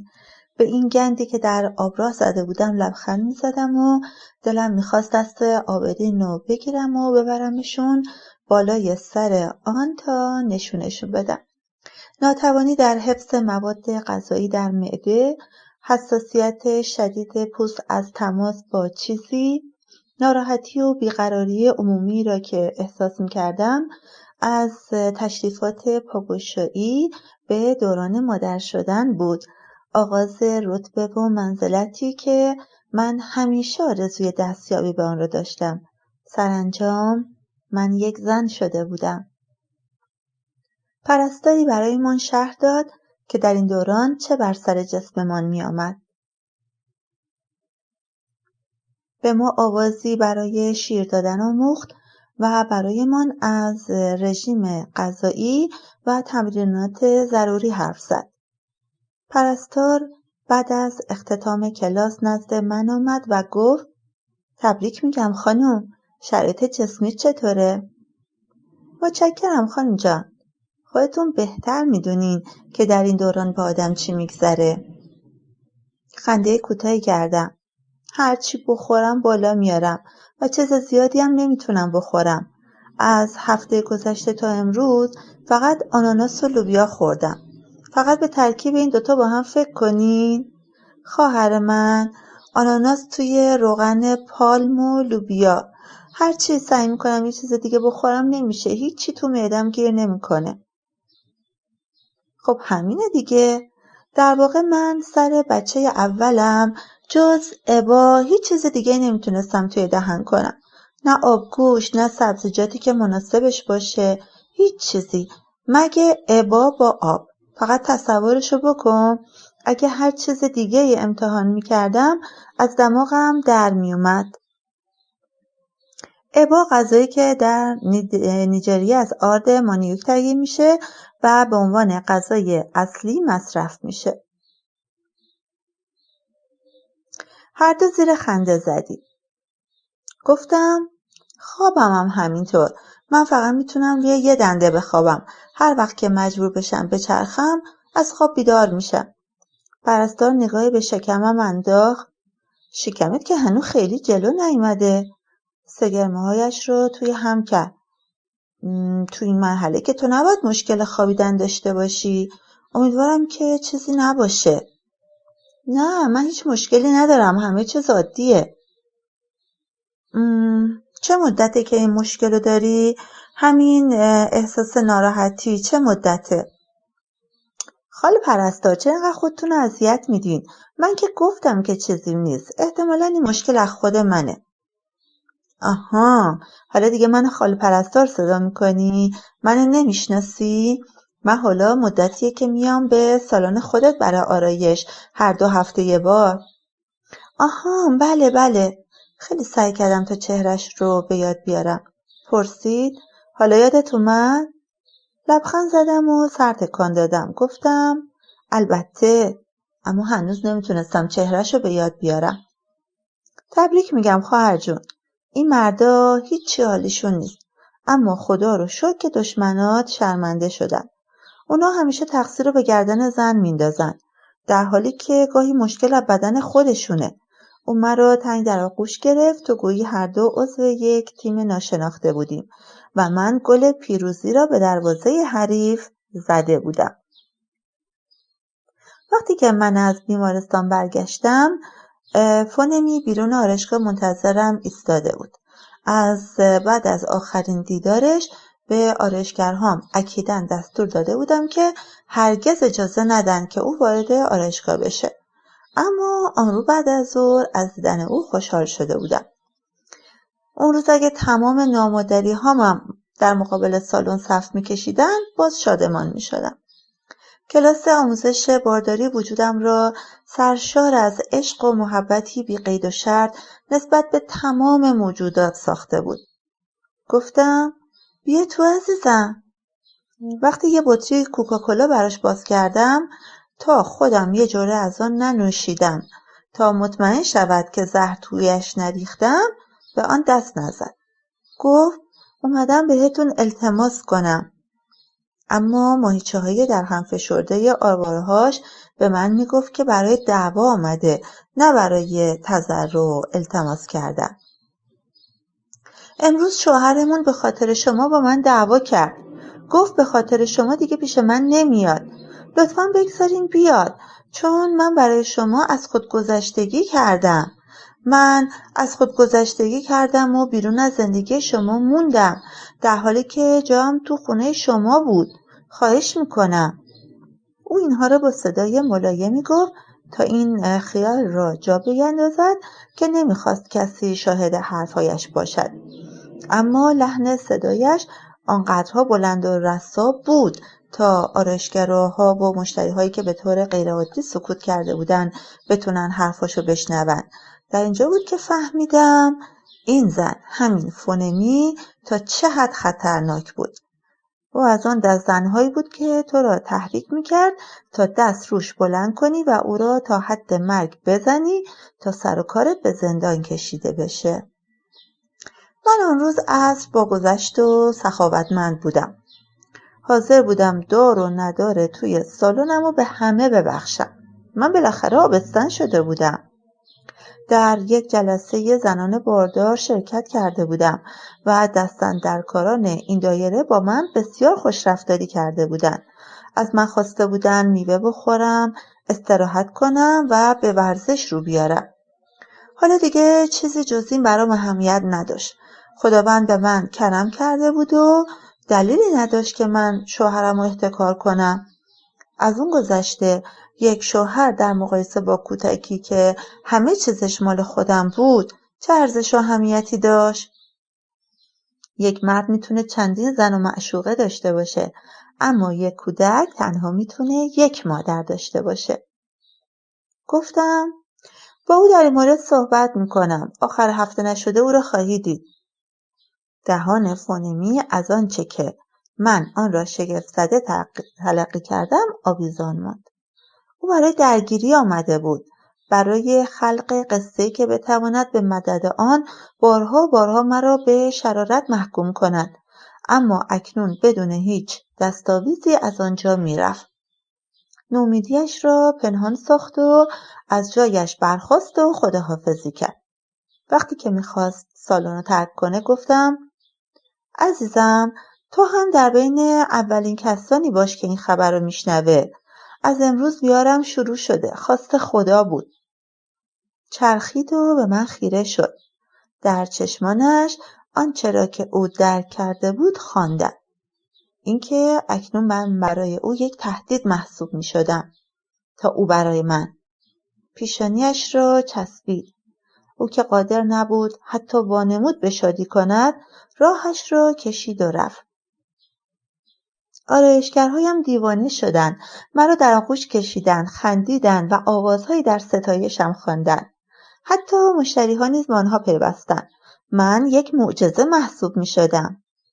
اثبات بیگناهی زنان خوب دیگری قلمداد می‌شدم که همچون خودم در همه جا حضور داشتند. به همان حالتی که نشسته بودم باقی ماندم. اطمینان داشتم که بلندتر شده بودم. مطمئن بودم که اگر برمیخواستم سرم از سقف تجاوز میکرد. درست همون گونه که مقصودم بود، خبر بارداریم خیلی زود در همه جا پیچید. همون شب فونمی دست در دست مادر شوهرم به خانمان آمد. بدیهی بود که حالا که من میخ در زندگیم محکمتر کوبیده بودم، او مشتاقتر بود تا نقش یک هووی خوب و مهربان را ایفا کند. هنگامی که به خانه رسیدم، آنها در هشتی خانه منتظرم نشسته بودم. لبخند زدم، به درون آغوش مامی رفتم و در مقابل سوالات مکررش مرتب سر تکون دادم. راسته؟ راسته؟ چنان لبخند فراخی روی لب‌های فونمی نشسته بود که از نگاه کردن به آن گونه‌هایم به درد آمد. همین که وارد شدیم، مامی توی مبلی فرو رفت و گفت باید برامون یه دوقلو بیاری، 2 پسر توپل مپل، 2 پسر بچه توپلی. این اون چیزیه که برامون خواهی آورد. گفتم اگه منم حاضرم 6 تاشو براتون بیارم. خب حالا بذار دست پایین بگیریم. اول 2 پسر، فعلا 2 تاشو برامون بیار، بعد میذارم هر معجزه‌ای که دلت خواست بکنی. پرسیدم چی میخوری؟ مامی سر تکان داد. امروز هیچی. این خبر به حدی بود که من تا چند روز احساس گشنگی نخواهم کرد. تازه اصلا دلم نمیخواد پاشی بی خودی بالا و پایین کنی. با خیال راحت تا اونجا که میتونی استراحت کن. لازم نیست خم بشی جارو بزنی یا چیزای سنگین برداری یا حتی برای غذا لطفاً به هیچ وجه دست به کوبیدن یام نزن. شایدم اصلا بهتر باشه که فعلا یه دختری بیاد در کارهای خونه بهت کمک بده. گفتم نه، من واقعا به خدمتکار احتیاجی ندارم. فکر کنم خودم میتونم از پسش. فونمی یک مرتبه در اومد و گفت من میتونم بیام کمکتون بدم. گفتم چی؟ شما لازم نیست پول خدمتکار بدین. میام همینجا پیشتون میمونم و کارهای خونه رم انجام میدم. تبسمی کرد. تو این دوره شما باید حسابی استراحت کنی. مامی گفت راست میگه، واقعا این همون کاریه که تو باید بکنی. البته اگه شما راضی باشین خانم بزرگ. فونمی به سمتم خم شد. اشکالی داره؟ من یک بار دیگر فریب خورده بودم. به دلایلی هنوز آنقدر نادان بودم که در تصورم نگنجد که آنها بدون برنامه قبلی به خانه من پا گذاشته بودند. درست است که بارداری مرا تا آن اندازه دست و دل باز کرده بود که فونمی بتواند در سرسرای خانم بنشیند و ترک تازی کند، اما من این آمادگی را نداشتم که به او اجازه دهم بیاید و اینجا زندگی کند. من تا آن اندازه زیرک بودم که متوجه باشم که اگر به او به بهانه کمک به من اجازه دهم به اینجا پا بگذارد، دیگر هرگز بیرون رفتن در کارش نبود.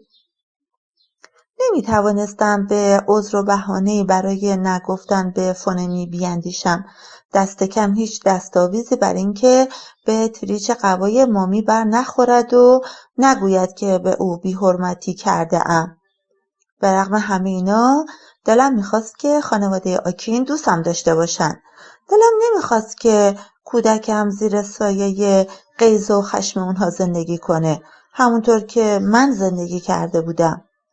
میخواستم در صورت مرگم کسانی که بعد از من باقی میموندن اونقدر دوستدارم بوده باشن تا با کودکم با عشق و محبت رفتار کنن. من داشتم مادر میشدم. این یه قمار سنگین بود. باید که آرامشم رو حفظ میکردم و دلپسند و مقبول میشدم. یا دست کم چنین وانمود میکردم. سرنوشت کودکی که هنوز تولد نیافته بود به این وابسته بود.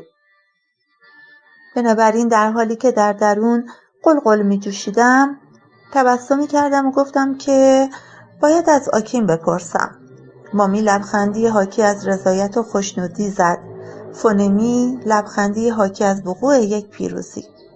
تبسم روی لبهای من سخت و آزاردهنده شده بود و خدا خدا می کردم که هرچه زودتر بروند تا من بتوانم آن را از روی چهره‌ام پاک کنم. میشد از ما با آن لبخندهای تمام عیارمان یک عکس زیبای 3 نفره خلق کرد. کار را با سونوگرافی آغاز کردم. دستگاه‌های سونوگرافی ادعا کردند که هیچ بچه‌ای در زهدان من نبود. دکتر اوچه اولین خانم دکتری بود که مرا سونوگرافی کرد. او چشمان کوچکی داشت که در تالابی از اشک‌های راکدی که از ریختن خودداری می‌کردند غوطه‌ور بود. هنگامی که این خبر را به من می‌داد، برقی در چشمانش درخشید. خانم آجایی، بچه‌ای در رحم شما وجود نداره. گفتم بله، هم اولین بار و هم دومین باری که گفتید شنیدم. او با چشم‌های سوسوزنش نگاهم کرد. انگار انتظار داشت که کاری بکنم، گریه کنم، جیغ بکشم، بپرم رو میزش و برقصم. عروس صندلیش به سمت جلو خم شد. چه مدتیه که بار دارید؟ فکر کنم به من گفتید که بچه‌ای در کار نیست. دکتر اوچه تبسم محتاطانه‌ای بر لب‌ها نشاند. من این تبسم را قبلا دیده بودم روی لب‌های پدرم. لبخند کوچکی بود که انگار خود را آماده می‌ساخت تا هر لحظه به فریاد بلندی برای کمک طلبیدن تبدیل شود. این لبخند خاصی بود که آن را برای زن سومش کنار گذاشته بود. همان زنی که یک بار لخت و عور به بازار رفته بود. زنی که همیشه با اشخاص نامرئی که کسی قادر به دیدنشان نبود حرف می‌زد. گفتم میتونم نتیجه آزمایش را ببینم؟ گفت من مایلم که در خصوص این بارداری با شما کمی صحبت کنم. او آشکارا فکر میکرد که من عقلم رو از دست دادم. پرسیدم خانم دکتر، تا حالا اسم پرفکت فینیش به گوشتون خورده؟ سر تکان داد. بانک کاپیتال چطور؟ بله، اونجا حساب بانکی دارم. من صاحب پرفکت فینیش هستم و شوهرم هم مدیر بانک کاپیتاله. من لیسانسمو از دانشگاه ایفه گرفتم. آدم یک زن دیوانه بی سر و پای خیابونی نیستم. چرا شما میخواین با من راجع به بارداریم حرف بزنید در صورتی که همین الان گفتید از بچه خبری نیست؟ دکتر اوچه کف دستش رو روی پیشانیش قرار داد. خانم ببخشین اگه لحن من رئیس معاونه بود. من فقط نگران سلامتی شما هستم، سلامتی روحی شما. او طوری سلامتی روحی را خاموش ادا کرد که انگار از شنیدن واژه‌های خودش ترس داشت. از شرایط ذهنیش در شگفت بودم. دکتر من حالم خوبه، فقط اجازه بده نتایج رو ببینم. شما یه عالمه بیمار دارین که پشت در منتظرتونن. نتایج را به دستم داد. این نوع بارداری‌ها گاهی اتفاق میفته برای کسایی که نمیتونن بچه دارشن. یک چنین چیزی میتونه اتفاق بیفته. علائم بارداری هست اما بچه نیست. ما قبول داریم که شما باردار نیستید، درسته؟ شاید بهتر باشه که شما یک متخصص زنان را در مورد این مسئله دوباره ببینید. توی پرونده شما میبینم که تا حالا چندین آزمایش انجام دادید، اما شاید بتونیم آزمایش‌های بیشتری هم انجام بدیم. گفتم در موردش فکر میکنم. بیان که از شک و تردیدهای آکین و دکتر واهمه‌ای به دل راه داده باشم، در حالی که دستم رو روی شکم اندک برآمده‌ام گذاشته بودم وارد راهرو شدم. احساس کردم همچو بالونی بودم مملو از امید و یک کودک معجزه. می توانستم بر فراز بیمارستان گیلدوسلی شناور شوم. آکین خندید وقتی که گفتم فونمی میخواست در دوره بارداریم بیاید و پیش ما بماند. داشتیم آماده میشدیم بخوابیم. من خیلی وقت میشد که لباس خواب سفید رنگم رو پوشیده بودم. او تازه داشت لباسهای ادارش رو بیرون می آورد. این دختره؟ اصلا کدوم بارداری؟ توی بیمارستان تایید کردن؟ کمربندش رو به سرعت از توی شلوارش بیرون کشید. کمربند شلاق‌وار به تخت خواب برخورد. گفتم دکتری که من دیدم چیزی حالیش نیست، به عینک احتیاج داره. دارم میگم که گفت بچه‌مو نمیتونه ببینه. خیلی حرف والا. بچه‌ای که شروع کرده به لگد زدن. چی؟ لگد زدن؟ بله، حالا لگد میزنه. سرتو برام تکون میدی؟ تکون بده. انقدر تکون بده که از روی گردنت کندشه بیفته. بالاخره خواهی دید. رفتم رو تخت خواب. وقتی بچه‌مو تو بغل گرفتم، اون وقت تو خجالت خواهی کشید. همه شماهایی که فکر میکنید من نمیتونم بچه داشتم، حتی اون دکتر احمقم خجالت خواهد کشید. تو خودت هم میدونی که لحنت شده مثل آدمای خلوچل. چی داری میگی؟ شکمم رو در بین دستانم گرفتم و منتظر پاسخش موندم. لباسهایش را به جز شورتش کند و آمد و توی رخت خواب کنارم خوابید. ایجده لطفا نور چراغتو کم کن. منظورت چی بود از این حرفی که الان زدی؟ روی شکمش چرخید، سرشو به آن طرف برگرداند و گفت آکین یله، من لحنم مثل آدمای خلوچله؟ تو آبستن نیستی. فونمی هم نباید بیاد اینجا بمونه. حالا میذاری بخوابم؟ پتو روی سرش کشید. کلماتش توی اتاق ولو شدند و به بدنم چسبیدند و ولکن نبودند. عین مورچه های سرباز. بعد کله سحر وقتی که حدوداً برای 10مین بار بیدار شدم تا برم پیشاب کنم، آنها بدون هشدار قبلی شروع کردند به گزیدن و دندان گرفتن. همینطور که روی تخت خواب نشسته بودم و از بطری تقریبا خالی که حالا دیگه شبها بالا سرم میگذاشتم آب می نوشیدم، کلماتش توی سرم چرخ میخوردند و سال برانگیز می شدن. حالا دیگر 4 ماه بود که حامله بودم. شکمم روز به روز بزرگتر می شد. اما شوهرم همچنان اصرار داشت که حرفای یه دکتر بی سواد بی لیاقت رو به حرفای من ترجیح بده. مرتب منو متهم به خلوچل بودن میکرد. کور بود؟ شکممو نمیدید؟ چهره ورم کردم رو نمیدید؟ حتی غریبه ها هم اینا رو میدیدن. هر جا که میرفتم همه به من تبریک میگفتن. باشد که وقت فارغ شدنت هم صدای مادر و هم صدای کودک را بشنوی. غریبه ها برام آرزوی سلامتی میکردن. برای بقای من و کودکم دعا میکردن. توی وسایل نقلیه عمومی مردم پیاده میشدن و جاشونو به من میدادن.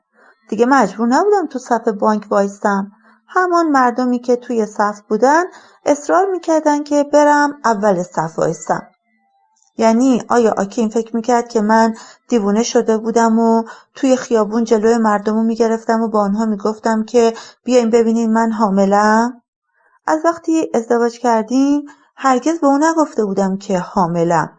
حالا چرا این مسئله تا این حد براش غیر قابل هضم و باور شده بود؟ توی رخت خواب دراز کشیدم و دستامو روی شکمم در هم قلاب کردم. می توانستم فشاری را که شروع یک سردرد بود توی سرم احساس کنم. آکین در کنارم داشت تکان تکان می خورد. توی خواب کش می اومد. به چانه بیمویش نگاه کردم و دستم را مشت کردم تا از نوازش کردن آن خودداری کرده باشم. همچنان به او خیره می نگریستم که چشمانش را باز کرد. با پشت دست چشمهایش را مالید و گفت تو هنوز نخوابیدی؟ تو چرا انقدر از من بدت میاد؟ او گردنش را خاراند. بازم شروع کردی؟ بگیر یکم بخواب ایجیده. اگه آزمایش بدم و نتیجه مثبت بود اون وقت باور میکنی؟ سعی کردم تا جوابش را در نور گنگ سپیددم از چهرهش بخوانم. نتوانستم. ایجیده لازمه که کمی بگیری بخوابی. هنوز برای این حرفا خیلی زوده. اتاق خالی کنار آشپزخانه را به اتاق بازی تبدیل کردم. مکانی ویژه خلق کردم تا بتوانم اوقاتم را در کنار کودکم بگذرانم. جایی فقط برای خودمون 2 نفر. اتاق بازی چیزی نبود که من از پیش برنامه ریزی کرده باشم. آنجا را به این دلیل به یک اتاق بازی تبدیل کرده بودم چون آکین دیگر با من حرف نمیزد. او دیگر عصرها به دیدن فونمی نمی رفت. در عوض توی اتاق پذیرایی جا خوش می کرد. اخبار تلویزیون می دید و روزنامه می خوند. اما بیشتر اوقات ساکت می موند و با منم حرفی نمی زد. حتی وقتی که جفت دستش می نشستم. در جواب سوالاتم فقط یه می گفت تا اینگونه با سکوتش خار و خفیفم کنه. سرانجام از تحریک یا ترغیب کردن آکین برای اینکه با من حرف بزنه خسته شدم و به جای نشستن در اتاق پذیرایی به اتاق بازی رفتم. اسباب بازی‌هایی را که برای بچه خریده بودم کف اتاق چیدم. یک مبل توی اتاق گذاشتم. روزنامه‌هایی برای خودم خریدم تا همینطور که منتظر شنیدن صدای زنگ تایمر آشپزخانه بودم چیزی برای خواندن داشته باشم. توی آن اتاق در احاطه خرس‌های عروسکی و جقجقه‌های رنگارنگ در روزنامه‌ها راجع به افسرانی می‌خواندم که متهم به راه انداختن یک کودتا بودند. من جذب ویژگی‌های 2 نفر از این مردان شده بودم. یکی سرهنگ دوم کریستین اوچه بود که داوطلب رشته دکترا در دانشگاه جورج تاون در ایالات متحده بود تا اینکه ستاد عالی او را به کشور احضار نموده بود. مرتب از خودم میپرسیدم که زندگی او در چه مسیری میرفت اگر او را به کشور فرا نخوانده بودند و گذاشته بودند پایان نامه تحصیلیش را به اتمام برساند. در این صورت شاید که این او می بود که وقایع مربوط به یک کودتا را که در ستونهای پایین سمت راست برخی از جراید آمریکایی درج می شد می خواند. همچنین از خودم می پرسیدم آیا او توانسته بود هیجان ناشی از بازگشت به خانه خودش را جایگزین اندوه دردناکی کند که هنگام سوار شدن هواپیما به مقصد لاگوس احساس کرده بود؟ و آن یکی دیگر از افراد سرلشکر مامان واتسا بود که ملت محصور و مجذوب سرنوشت او شده بودند. نخست وزیر، دوست نزدیک رئیس دولت و شاعر و برنده جایزه ادبی واتسا و بابانگیدا دوستان دوران کودکی و همکلاسی دوران دبیرستان هم بودند. هر دو در یک روز در ارتش گمارده شدند و فرماندهی گردانهای همسایه را در جنگ داخلی به عهده داشتند. بابانگیدا حتی ساقدوش واتسا در عروسیش بود.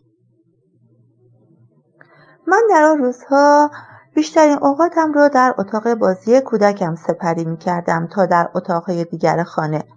اما روزی که در مورد حکم اعدام واتسا، اوچه و 11 نفر دیگر خواندم، در اتاق پذیرایی پیش آکین نشستم و سعی کردم راجع به این وقایع با او گفتگو کنم. اما او مرتب بحث را به شکم برآمده من می‌کشاند. بنابراین من هم به اتاق بازی برگشتم و دیگر برام مهم نبود که نظرش رو راجع به اثر بخش بودن یا نبودن ملاقات ولسوینکا، چینوآ آچبه و جی پی کلارک با بابانگیدا بدانم. درخواست این نویسندگان برای بخشودگی قابل درک بود. از این گذشته این را نمیشد حتی تلاش برای کودتای درست و حسابی قلمداد کرد. آن افراد برای مقاصد و اهدافی که اجرا نکرده بودند محاکمه شده بودند. فردای آن روز با شنیدن خبر اعدام آن 10 افسر از جمله واتسا و اوچه گریستم. واتسا تا دم آخر بر بیگناهی خود پافشاری کرد، اما سالها باید به طول می انجامید تا افسران دیگری در ارتش بیایند و شواهدی را که برای محکوم کردن او استفاده کرده بودند زیر سوال ببرند. در آن زمان نیجریه همچنان دوران ماه عسلش را با بابانگیدا می‌گذراند و مثل بسیاری از تازه عروس‌ها هنوز سوالات کاوشگرانه‌ای برای مطرح کردن نداشت. من توی اتاق پذیرایی نبودم که وزیر دفاع اسامی اعدام شدگان را اعلام کرد، اما چون صدای رادیو را آکین بلند کرده بود توانستم صدای او را در اتاق بازی بشنوم. دلم میخواست میرفتم کنارش مینشستم، نه اینکه با او حرف بزنم، فقط برای اینکه در کنارش باشم و فشار تن او را بر بازویم حس کنم. اما از این میترسیدم که گنگ و خاموش مثل آدمی که دارد به منظره یک استفراغ نگاه میکند بنشیدند و به شکمم زل بزنند. سکوت یخزده آکین با صحبت‌های گرم و مهربانانه ذوب شد. او حتی چندین بار به اتاق بازی آمد. کلماتش فضای زیادی از اتاق را اشغال می‌کرد تا حدی که نفس کشیدن را برایم دشوار می‌ساخت. از زمانی که خبر حاملگیم را به او داده بودم، او بر دهانش مهر خاموشی زده بود و راجع به بچه یک کلمه حرف نمی‌زد. اما وقتی که توی اتاق بازی به ملاقاتم آمد، این تنها چیزی بود که می‌خواست با من درباره‌اش حرف بزند. می‌خواست مرا سر عقل بیاورد. فقط اینکه او خطابه‌هایش را در قالب سوالاتی مطرح می‌کرد که من خیلی زود از پاسخ دادن به آنها امتناع ورزیدم. چندین بار از من پرسید که آیا فکر می‌کردم که بچه‌م ناجی جهان خواهد بود؟ پرسید که آیا الهامات آن کودک را می‌دیدم؟ از من می‌خواست فرشته‌هایی را که دیده بودم برایش توصیف کنم. حتی بعد از اینکه به او گفتم من در عمرم حتی یک فرشته هم ندیده بودم. یک شب از من پرسید که آیا کودکم از نیروهای ماورای انسانی برخوردار خواهد بود و اینجا بود که دیگر جان به لب شدم. فردای آن روز به سالن رفتم و به دخترها گفتم که آن روز را منتظرم نباشند. بعد به کلاس بارداری به ایفه رفتم. برق بیمارستان قطع بود وقتی رسیدم. بعد از اینکه پرستار قرارم را در دفتر ثبت کرد، گفت که دستگاه مولد برق تا ساعت 2 بعد از ظهر به کار نخواهد افتاد و چون تعداد دیگری هم جلوتر از من در صف بودند، پس به احتمال زیاد باید تا ساعت 3 برای دیدن دکتر صبر کنم. حالا ساعت 11 صبح بود. تصمیم گرفتم به بازار برم و چند قلم جنس برای سالنم بخرم. از همون نوع لوسیون ها و شامپوهایی که در سالن استفاده می کردم گیر آوردم. بعد مقابل یه مغازه کادو فروشی ایستادم تا گلدان چوبی را که به نظرم برای اتاق بازی مناسب می آمد بخرم. داشتم از بازار خارج می شدم که دستی مچم را چسبید. برگشتم و با ایاتونده زن 4 پدرم رو در رو شدم. از بعد از مراسم خاکسپاری پدرم او را ندیده بودم. ایاتونده گفت: ایجده واقعا خودتی؟ وقتی دیدمت به خودم گفتم نه، این نمیتونه ایجیده باشه. نمیشه که ایجیده به این بازار بیاد و سراغ دکه من نیاد. حالا دیگه دنیا اینجوری شده؟ عجب دنیایی شده. بچه میاد به بازار بدون اینکه سری به دکه مادرش بزنه؟ روزتون بخیر ایاتونده. نمیتونستم فراموش کنم که او ایاتونده بود، نه مادر من. بازار چطوره؟ هر روز دست به دعا میشیم که خداوند وضع بازار رو خوب کنه. با این حال ازش شاکریم که گشنگی نمیکشیم. ایاتونده در همون چند ماه اول ازدواج با پدرم در سایبان کوچکی پشت خانه خودمان میوه میفروخت. وقتی که آبستن شد، پدرم کاسبی او را به دکه‌ای که برای ایامارتا در بازار ساخته بود منتقل کرد و از آنها خواست تا مشترکاً از آن مکان استفاده کنند. چون زن حامله نیاز به فضا و سایه کافی برای کاسبی داشت. او به ایامارتا قول داد که برایش در جای دیگری در بازار یک دکه می‌سازد. من نمی‌دانم که ایاتونده چطور موفق به انجام این کار شد، زیرا سال تمام نشده او صاحب دکه شد و ایامارتا بساطش را به آن سایبان چوبی پشت خانه منتقل کرد و کار فروش اجناسش را در آنجا پی گرفت. پدرم هیچ وقت دکه دیگری برای ایامارتا نساخت. گفتم: سلام منو به اهل خونه برسونین، من دیگه باید برم. صبر کن، بذار دیدنت یکم نصیب ببرم. میبینم که حالا دیگه 2 تا شدین. آبستنی؟ بله خدا رو شکر. مادرت تو بهش نگرفته بخوابه ها، اونجا داره برات دعا میکنه. هرچند که اصل و نسبی نداشت، شاید هم داشت و ما نمیشناختیم، اما حالا معلوم میشه که مادر خوبیه. اون نمیتونست بدون زخم زبان زدن و متلک پراندن رهایم کنه تا برم. آنطور که پدرم میگفت مادرم از چادرنشینان فولانی بود و وقتی که او از پدرم باردار شده بود دیگر حاضر نشده بود با طایفه خودش به سفر ادامه بده. اما نامادری‌های گور به گور شده من او را بی اصل و نسب می‌خواندند. من دیگه واقعا باید برم. باشه، ولی فراموش نکن هر روز مدتی یه سری به ما بزن. گاهگاهی خودتو به هممون نشون بده. هرچی نباشه اونجا هنوز خونه باباته. هر وقت که پدرم زن تازه‌ای میگرفت به بچه‌هاش میگفت که نفع خانواده در اینه که اگر روزی شما رو میدزدیدن کسی هست که به جستجوتون بپردازه. سپس اضافه میکرد که قصدش این بود که از خانواده ارتشی بسازه برای زمانی که احیانا روبوده میشدیم. شوخی بیمزه‌ای بود، اما من تنها کسی بودم که از این مزاح او میخندیدم. من به همه شوخیاش میخندیدم، به گمانم که او به این داستان ساختگی برای برقراری یک خانواده بزرگ و هماهنگ اعتقاد داشت. او احتمالاً فکر کرده بود که من بعد از مرگش همچنان به دیدار از نامادری‌هایم ادامه خواهم داد. خدا حافظ ایاتونده. خدا حافظت.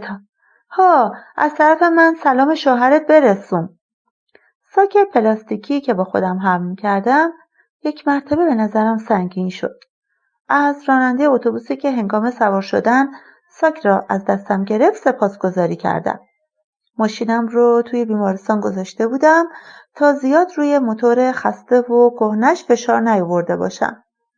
کوشیدم تا از فکر انزوای ایام کودکی که به سرم هجوم آورده بود فاصله بگیرم و باهاش مبارزه کنم. از زیر پیراهن دستی به شکمم کشیدم و آرامش یافتم. لزومی نداشت که بترسم. حتی اگر فونمی سرانجام آکین را از من میرو بود، من به زودی صاحب یکی می شدم که مال خودم تنها بود. خانواده‌ای که متعلق به خودم بود. خیلی به موقع به قرار رسیدم. دکتر جونید بعد از اسکن سینه‌اش را صاف کرد. چه مدته که بارداری؟ حدود 6 ماهی میشه حالا. آخرین اسکنی که داشتید کی بود؟ چیزی توی پروندهش که مقابلش باز بود نوشت. در 3 ماهگی، یعنی 3 ماه پیش. دکتری که دیدم خیلی جوان بود. شاید به خاطر همینه که اشتباه کرده. از سر بی تجربگی. از نوشتن دست کشید و نگام کرد. پس فکر میکنی که این خانم دکتر اشتباه کرده. به خاطر همینه که اومدم اینجا تا شما تایید کنید. او گفت که هیچ بچه‌ای توی رحم من نیست. آهسته و ملایم با کف دست به شکم برجسته‌ام ضرباتی زدم. خودتون میتونین ملاحظه بفرمایید. مطمئنم که کواشیرکور نیست. کواشیرکور یک نوع وخیم سوء تغذیه‌ای حاصل از کمبود پروتئین و کالری که در اطفال هم دیده میشه. این بیماری با ورم در ناحیه شکم، ترک خوردن و پوسته شدن پوست، بی‌اشتهایی، بزرگ شدن کبد، ضعف و التهاب و قرمز شدن پوست و موها همراه میشه. خندیدم، اما دکتر جونید نخندید. آیا هیچ متخصص باروری دیده اید؟ هیچ متخصصی پیش از اینکه فکر کردید باردارید دیدید؟ آزمایشی انجام دادید؟ البته که دیدم. 1 نفر را در الیشا دیدم. همه جور آزمایشی انجام دادم. گفتن که همه چیز اوکیه. شوهرتون چطور؟ او هم پیش متخصص رفته؟ بله رفته. ما 1 بار با هم به بیمارستان رفتیم. آکین به تمام سوالات دکتر پاسخ داد. وقتی که دکتر راجع به زندگی زناشوییمان پرسید، آکین پیش از پاسخ دادن به دکتر دست مرا در دست گرفت و وقتی که میگفت زندگی زناشویی ما نرماله، کاملا نرماله، شستم را نوازش کرد. دکتر جونید پرونده‌ای را که چیزهایی تویش مینوشت بست. سپس به سمت جلو خم شد. پس شوهرتون آزمایش داد؟ آیا آنها هیچ آزمایشی را انجام دادن؟ و گفتم بله دکتر، آزمایش کردن. ببینین دکتر، موضوع بچه من چی شد؟ خانم با انگشتاش رو میز ضرب گرفت. بچه‌ای در کار نیست. 3 بار دستامو به هم کوبیدم و خندیدم. دکتر، شما بیناییتون از دست دادین؟ قصد توهین ندارم، اما شما نمیتونین ببینین؟ خواهش میکنم اجازه بدین توضیح بدم. این موارد گاهی پیش میاد. خانم‌ها فکر میکنن باردارن اما نیستن. این حرفا رو برای خودتون بزنید. من فکر نمیکنم که باردارم، بلکه میدونم که باردارم. 6 ماهه که من خونروش نمیشم. شکممون ببینین، حتی لگد زدن بچه رو هم حس کردم. من فکر نمیکنم باردارم. من باردارم. نمیبینی من آبستنم. خانم خواهش میکنم آروم بگیرید. من دارم میرم. نمیدونم که این دستگاهاتونه که خرابه یا کله هاتون. در رو محکم به هم زدم و رفتم.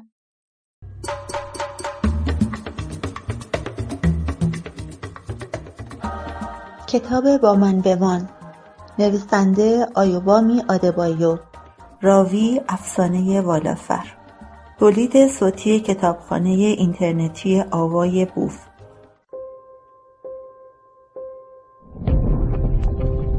avayaboof.com.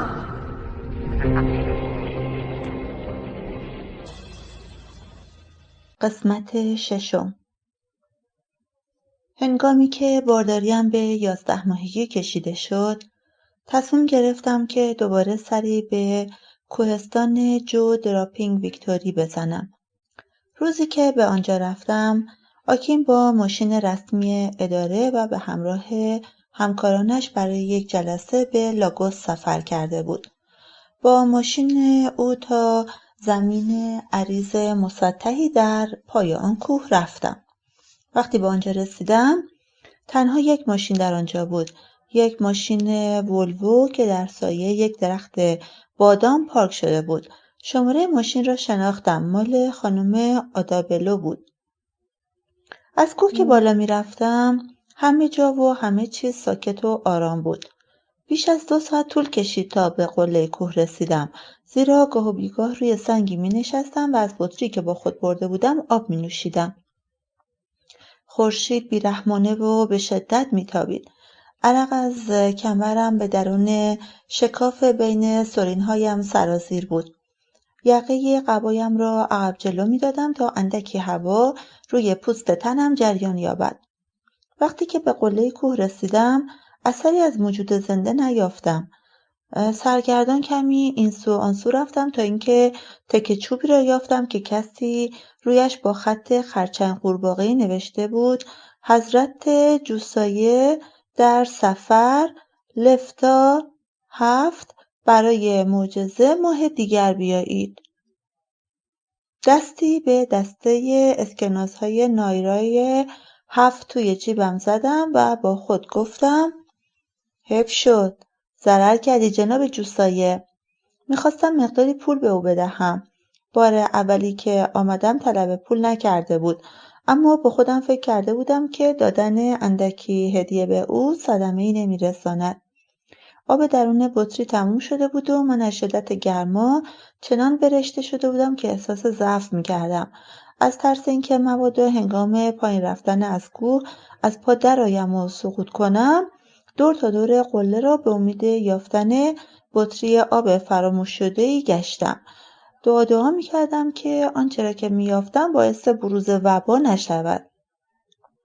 در این جستجو به یک سایبان رسیدم. سایبان از 4 تیرک چوبی که تشکیل یک مستطیل بیقواره را میداد و تعدادی شاخه نخل که سقف آن را میپوشاند ساخته شده بود. زیر سایبان حضرت جوسایه و خانم آداولو نرد عشق میباختند. میتوانستم چهره آن زن را ببینم. چشمانش را که میتوانست نشانه خلسه باشد بسته بود. کلاه خاص و متمایز رسول جوسایه داشت از سرش میافتاد. ردایش دور کمرش جمع شده بود و سرینهای از هم باز شدهش را به معرض تماشا گذاشته بود. پاهای برهنه‌اش بسیار لاغر و پوست و استخوانی بود. پیش از اینکه آنها مرا ببینند آنجا را ترک کردم و به انتظار آمدن بچه 2 ماه توی خانه ماندم. از رفتن به سالن سر باز زدم و گذاشتم تا آکین خودش به حساب و کتاب‌های سرآرایشگر که غروب‌ها به خانه می‌آمد تا حساب پس دهد رسیدگی کند. نه آشپزی می‌کردم و نه به کارهای خانه می‌رسیدم. آکین در شهر از بوکاها غذا می‌خرید و می‌آمد و توی اتاق بازی می‌نشست تا مطمئن شود که غذایم را می‌خورم. با خود روزنامه‌هایی نیز می‌آورد که آنها را نمی‌خواندم. یک روز صبح به او گفتم که دارم نیرویم را ذخیره می‌کنم تا وقتی که بچه می‌خواهد بیاید به اندازه کافی توان زور زدن داشته باشم. او به من نگفت که بچه‌ای در کار نیست یا نپرسید چرا این کار را وقتی که 9 ماهم بود انجام نداده بودم. او فقط بوسه‌ای بر چانه‌ام نواخت و بعد رفت سر کارش. اما هنگامی که عصر از سر کار برگشت، نشست و برایم توضیح داد که اگر میخواستم برای بچه نیروی کافی داشته باشم باید به فعالیتم ادامه میدادم. هیچ اشاره‌ای به روانپزشکان نکرد و به نظر نمی‌رسید که شوخی می‌کرد یا آدم مجنونی رو مورد تمسخر قرار میداد. او به همون شیوهی با من حرف میزد که همیشه دلم میخواست، مثل یک پدر منتظر و چشم به راه. نصیحتش رو پذیرفتم و فردای آن روز به سر کارم رفتم. یک روز یکشنبه بعد از ظهر در خانه را باز کردم و فونمی را پشت در دیدم که تعدادی ساک و جعبه دور و برش رو احاطه کرده بود. تاکسی که او را پیاده کرد ضمن رفتن ابری از گرد و خاک در پشت سر خود به جا گذاشت. گفت برو کنار، بگذار بیایم تو. در حالی که او به سرعت وارد خانه می شد من مثل یک نگهبان نزدیک در ایستادم. همینطور که اسباب اساسی‌هاش رو یکی بعد از دیگری توی اتاق پذیرایی میریخت و میپاشید ایستادم و تماشاش کردم. بوبو آبی آسمانی که به تن داشت با روسری همرنگش که مثل یک نوار به دور موهای بافتش بسته بود تکمیل شده بود. پوست روشنش در پرتو نور خورشیدی که از درگاه باز خانه تو میزد میدرخشید. وقتی که کار کشیدن و بردن اسباب اساسی‌هاش به داخل خانه به پایان رسید گفت اتاق من کدوم یکیه؟ توی این خونه خواب نما شدی؟ تو هی زنک، من تا حالا خیلی بر تو دندون رو جگر گذاشتم و سعی نکن دیگه بر من مهمل ببافی. اینجا خونه شوهر من هم هست. برای چی تو باید من از این خونه دور نگه داری؟ روسریش رو باز کرد و دور کمرش بست. چرا؟ من از تو زن بدجنس خواستم که یکم کنارتر بری تا دوتامون بتونی بشینیم. حواست باشه کاری نکن که از جایی که نشستی کاملا بندازمت پایین. ببین من اونی که باهاش ازدواج کردی نیستم. اون به اصطلاح شوهرت خونه نیست. وقتی که اومد میتونی بیای و ازش هر سوال احمقانه‌ای که داری بپرسی.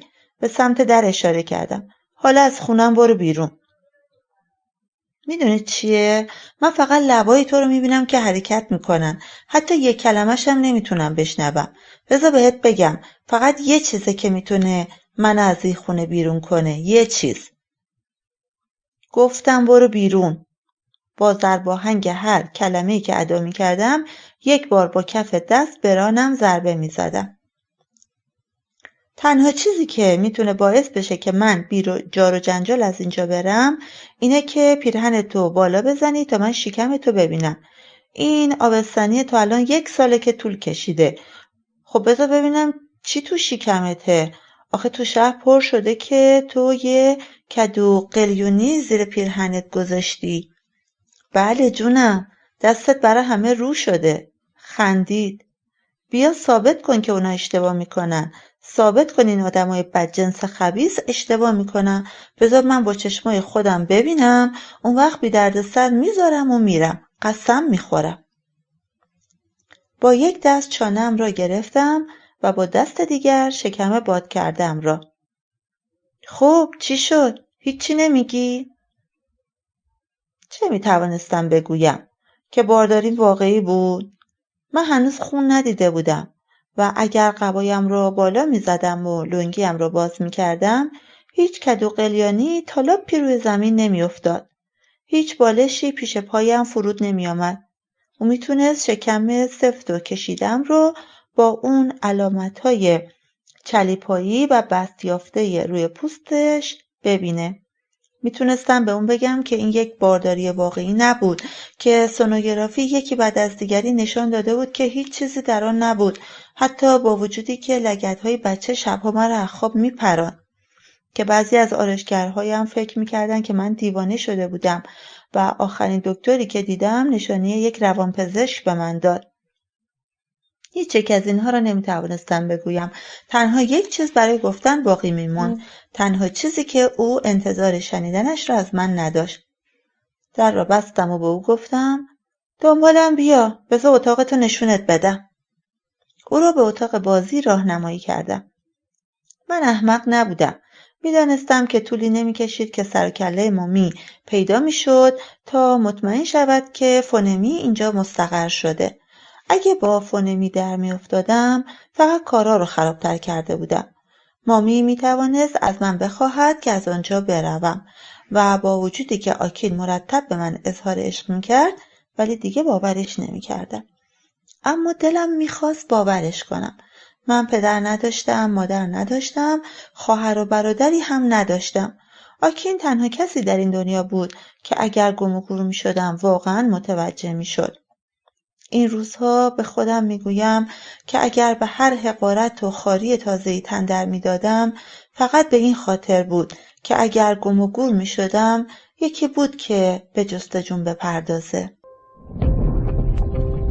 AvoyeBooth.com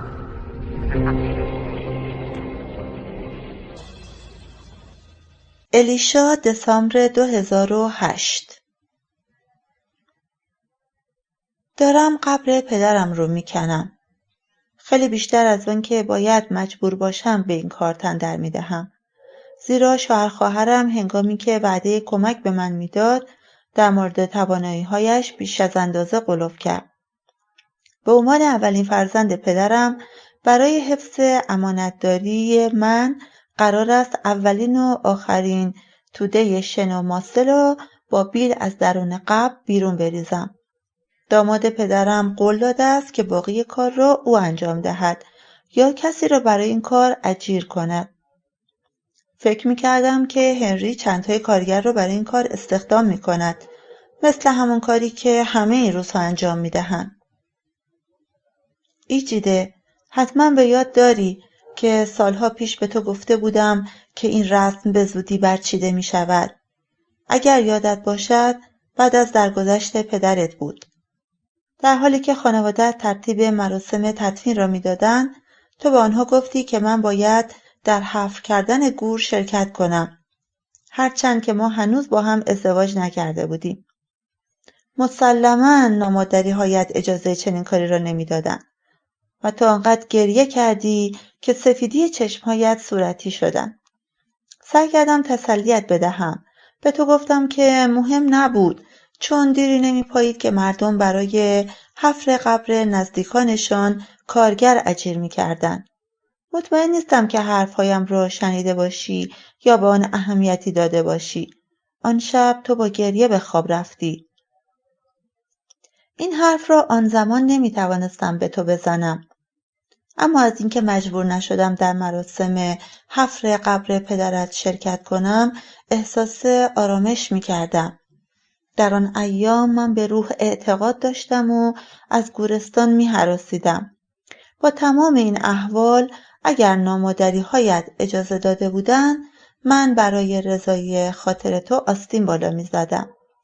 تو حتما خودت این را می دانی. فرقی نمی کند که امروز چه نظری داشته باشی. اما برای خوشنودی تو به جز یکی دو کاری که نمی توانستم انجام دهم حاضر بودم دست به هر عملی بزنم. امروز دیگه به روح اعتقادی ندارم، چون اگه روحی وجود داشت من حتما تا حالا بیابروهاشونو به چشم دیده بودم. خب حالا من اینجام 2 متر زیر زمین و در حال کمک به هنری تا به موقع کار حفر قبر را به پایان برسانیم و راهی مراسم ختم شویم. هنری برای نشان دادن وفاداریش به والدینم اقدام به انجام این کار کرده است. 3 سال تمام والدینم با ازدواج تنها دخترشان با هنری مخالفت کرده بودند، زیرا او یوروبا نبود. آنها روی حرفشان ماندند. یوروبا نام یکی از اقوام بزرگ آفریقایی است. زمانی پدر و مادرم دست از پافشاریشان برداشتند که خواهرم از هنری حامله شد. آنگاه مردمی که قسم خورده بودند که حاضر بودند بمیرند و دخترشان را به او ندهند از هنری دعوت به عمل آوردند که پیش از بالا آمدن شکم دخترشان هر تاریخی را که او برای ازدواج صلاح می‌دانست انتخاب کند. هنری حالا زبان یوروبایی را خیلی سلیس حرف می‌زند و سنت‌های ما را از من هم بهتر می‌شناسد و ما حالا اینجا زیر آفتاب سوزان مثل برده جان میکنیم، چرا که هنری همچنان سعی دارد به والدین من ثابت کند که لیاقت دخترشان را دارد. در واقع از نفس زدنهایش خیلی مشهود است که او با ادعا به اینکه میتوانست این کار را بایسته و شایسته انجام دهد، در بیان این واقعیت غلو کرده و اکنون از فشار آن بیتاب شده و کارد به استخوانش رسیده است. آفتاب بسیار داغ است، طوری که احساس میکنم توی کمرم یک تنور کار گذاشتن. دستهایم با هر بیلی که میزنم به درد میافتند، اما از ادامه آن باز نمیمانم. همینطور که بیل میزنم به دوتون فکر میکنم. برای اولین بار پس از این همه سال دلم براش تنگ شده. اگه اینجا بود این سکوتو میشکست و راهی برای خنداندن من و هنری مییافت. او امروز حدود ساعت 7 صبح به من زنگ زد. خودشو معرفی نکرد. لازم معرفی کردن نبود. همین که گفت صبح بخیر برادر آکین، صدایش را شناختم. گفت که از هتل فرودگاه زنگ میزنه. نامه ای را که در مورد ترتیبات مراسم خاکسپاری برایش فرستاده بودم دریافت کرده بوده و قرار شد طرفهای ظهر لاگوس را ترک کند تا به موقع برای مراسم به الیشا برسه. گفتگوی تلفنی ما بعد از 1 دقیقه بیشتر به طول نینجامید. وقتی که گوشی را گذاشتم، آری از هر گونه خشمی که نسبت به او انتظارش را داشتم بودم. در عوض یک میل ناگهانی مرا بران داشت که توی رخت خواب بمانم و تمام روز را بخوابم. تلفنی که دوتون به من زد مرا به این فکر انداخت که یعنی آیا بعد از دعوتنامه‌ای که برایت فرستادم مرا برای شرکت در مراسم ختم قابل می‌دانی و آیا میپذیری که در کنارم بنشینی و با من سرود بخوانی؟ این زمین هرچه میکنیم و پایین‌تر میرویم سخت‌تر و سخت‌تر میشود. اصلاً شباهتی به گور پیدا نکرده است. مثل یک سوراخ دراز در دل زمین شده است. میگویم فکر میکنم باید یک نفر رو استخدام کنیم تا بیاد اینو تمومش کنه. هنری تبسمی میکند و به دیواره گور تکیه میزند. به نظر میرسد که تمام روز منتظر شنیدن این حرف از زبان من بوده است. سگرمه‌هاش تو هم میره و میگه آرینولا. منتظر میمانم تا جملهش رو به پایان برساند، اما او چیزی نمیگوید. به ابروهای در هم کشیدش نگاه میکنم. سعی میکنم بفهمم که این سکوت چه معنایی دارد. میخوای که من بهش نگم که ما کارو نیمه تموم رها کردیم؟ خب او خیلی تحت تاثیر قرار گرفته بود که من کار حفر گور رو به عهده میگرفتم. بسیار خوب، بهش میگیم که تو اونو حفر کردی.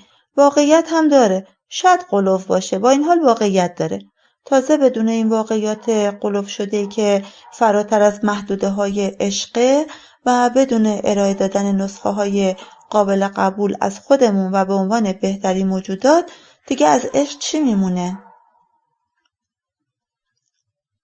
تیمی میآید و به من میگوید که مامی حاضر نیست برای مراسم ختم پایین بیاید. همینطور که دنبال علتش میگردم، این فکر به ذهنم خطور میکنه که شاید مادرم از غم از دست دادن پدرم دچار غم و اندوه شده. از این فکر تقریبا خنده‌ام میگیره. همچنان که 2 پله را 1 پله میکنم و بالا میرم، به خودم میگم که نه، موضوع باید چیز دیگه ای باشه. گمان نمیکنم که پدر و مادرم هرگز عاشق هم بودن.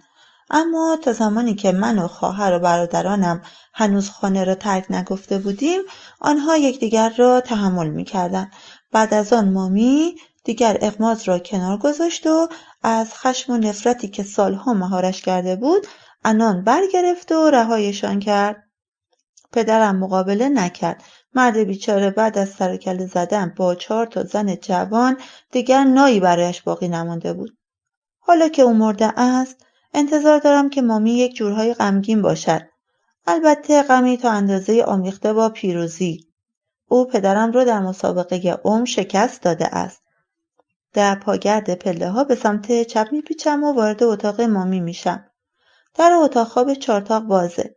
در حالی که مثل بیوه‌های دیگر لباس سفید به تن داره و دستانش رو روی سینه در هم گره زده روی تخت خوابش نشسته. مامی، تیمی میگه که تو نمیخوای بیای پایین، چرا؟ آه میکشه. آکینگله، هر بار که نام من رو به طور کامل ادا میکنه نشانه خوبی نیست. از اتاق رو طی میکنم، روی یک مبل میشینم و منتظر ادامه حرفش میمانم. اگه از دروغی 20 سال بگذره، حتی اگه 100 سال بگذره، بالاخره یه روز دست راستشو بالا میگیره و با انگشت نشانش به سقف اشاره میکنه. بالاخره یه روز حقیقت از اون جلو میزنه و دست تو رو میکنه. امروز آکین، حقیقت از تو جلو زده. امروز روزیه که من میفهمم تو در مورد دوتون به من دروغ گفتی. مگه نگفتی که امروز بهت زنگ زده؟ گفتی که حالا دیگه باید پیداش بشه. پس کوش کجاست؟ آکینگله، پسر من کجاست؟ دست به جیب میشوم و تلفنم رو بیرون میارم. شماره را که دوتون با آن به من زنگ زده میگیرم و تلفن را دم گوشم میگذارم. شماره مورد نظر در حال حاضر در دسترس نمی باشد. لطفاً بعداً شماره گیری نمایید. میبینی ماما، الان سعی کردم بهش زنگ بزنم. میگه این شماره در دسترس نیست. دیگه نمیتونی منو فریب بدی. فکر میکنی اگه حقیقت رو به من بگی خورد میشم؟ حتی اگه حقیقت باعث مرگم بشه، مگه من چقدر دیگه میتونم عمر کنم؟ تو باید حرفم رو باور کنی. دیگه از این همه تلاش برای قانع ساختن او که دروغ نمیگم خسته شدم. کاش دوتون هر چه زودتر سر کلش پیدا بشه تا به این قضیه و به این نگرانی ها هم پایان بدید.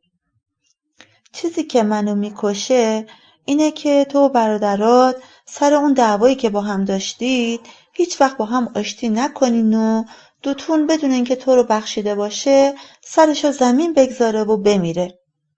مامی آه دیگر سر میدهد. کاش من میتونستم شما دوتا رو سر عقل بیارم.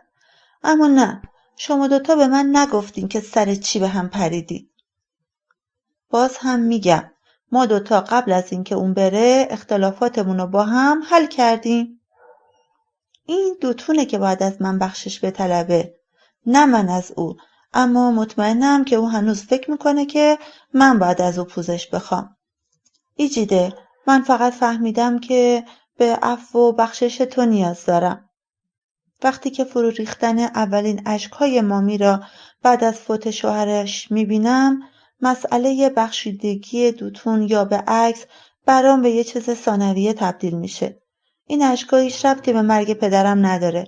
اینها برای دوتون، پسر عزیز دردونشه. تو چطور میتونی بگی که پسرم زنده است در حالی که برای دیدن پدر خودش نیامده، برای مراسم خاکسپاری پدر خودش؟ آکین، تو داری منو فریب میدی. حالا دیگه مطمئنم که در تمام این مدت فریبم میدادی. صدای مامی میلرزد اما حق حق نمی کند. اشکایش خود به خود فرو میریزن. مامی خواهشاً اشکاتو پاک کن.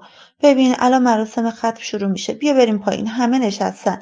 دیگه تقریبا ساعت 4 شده.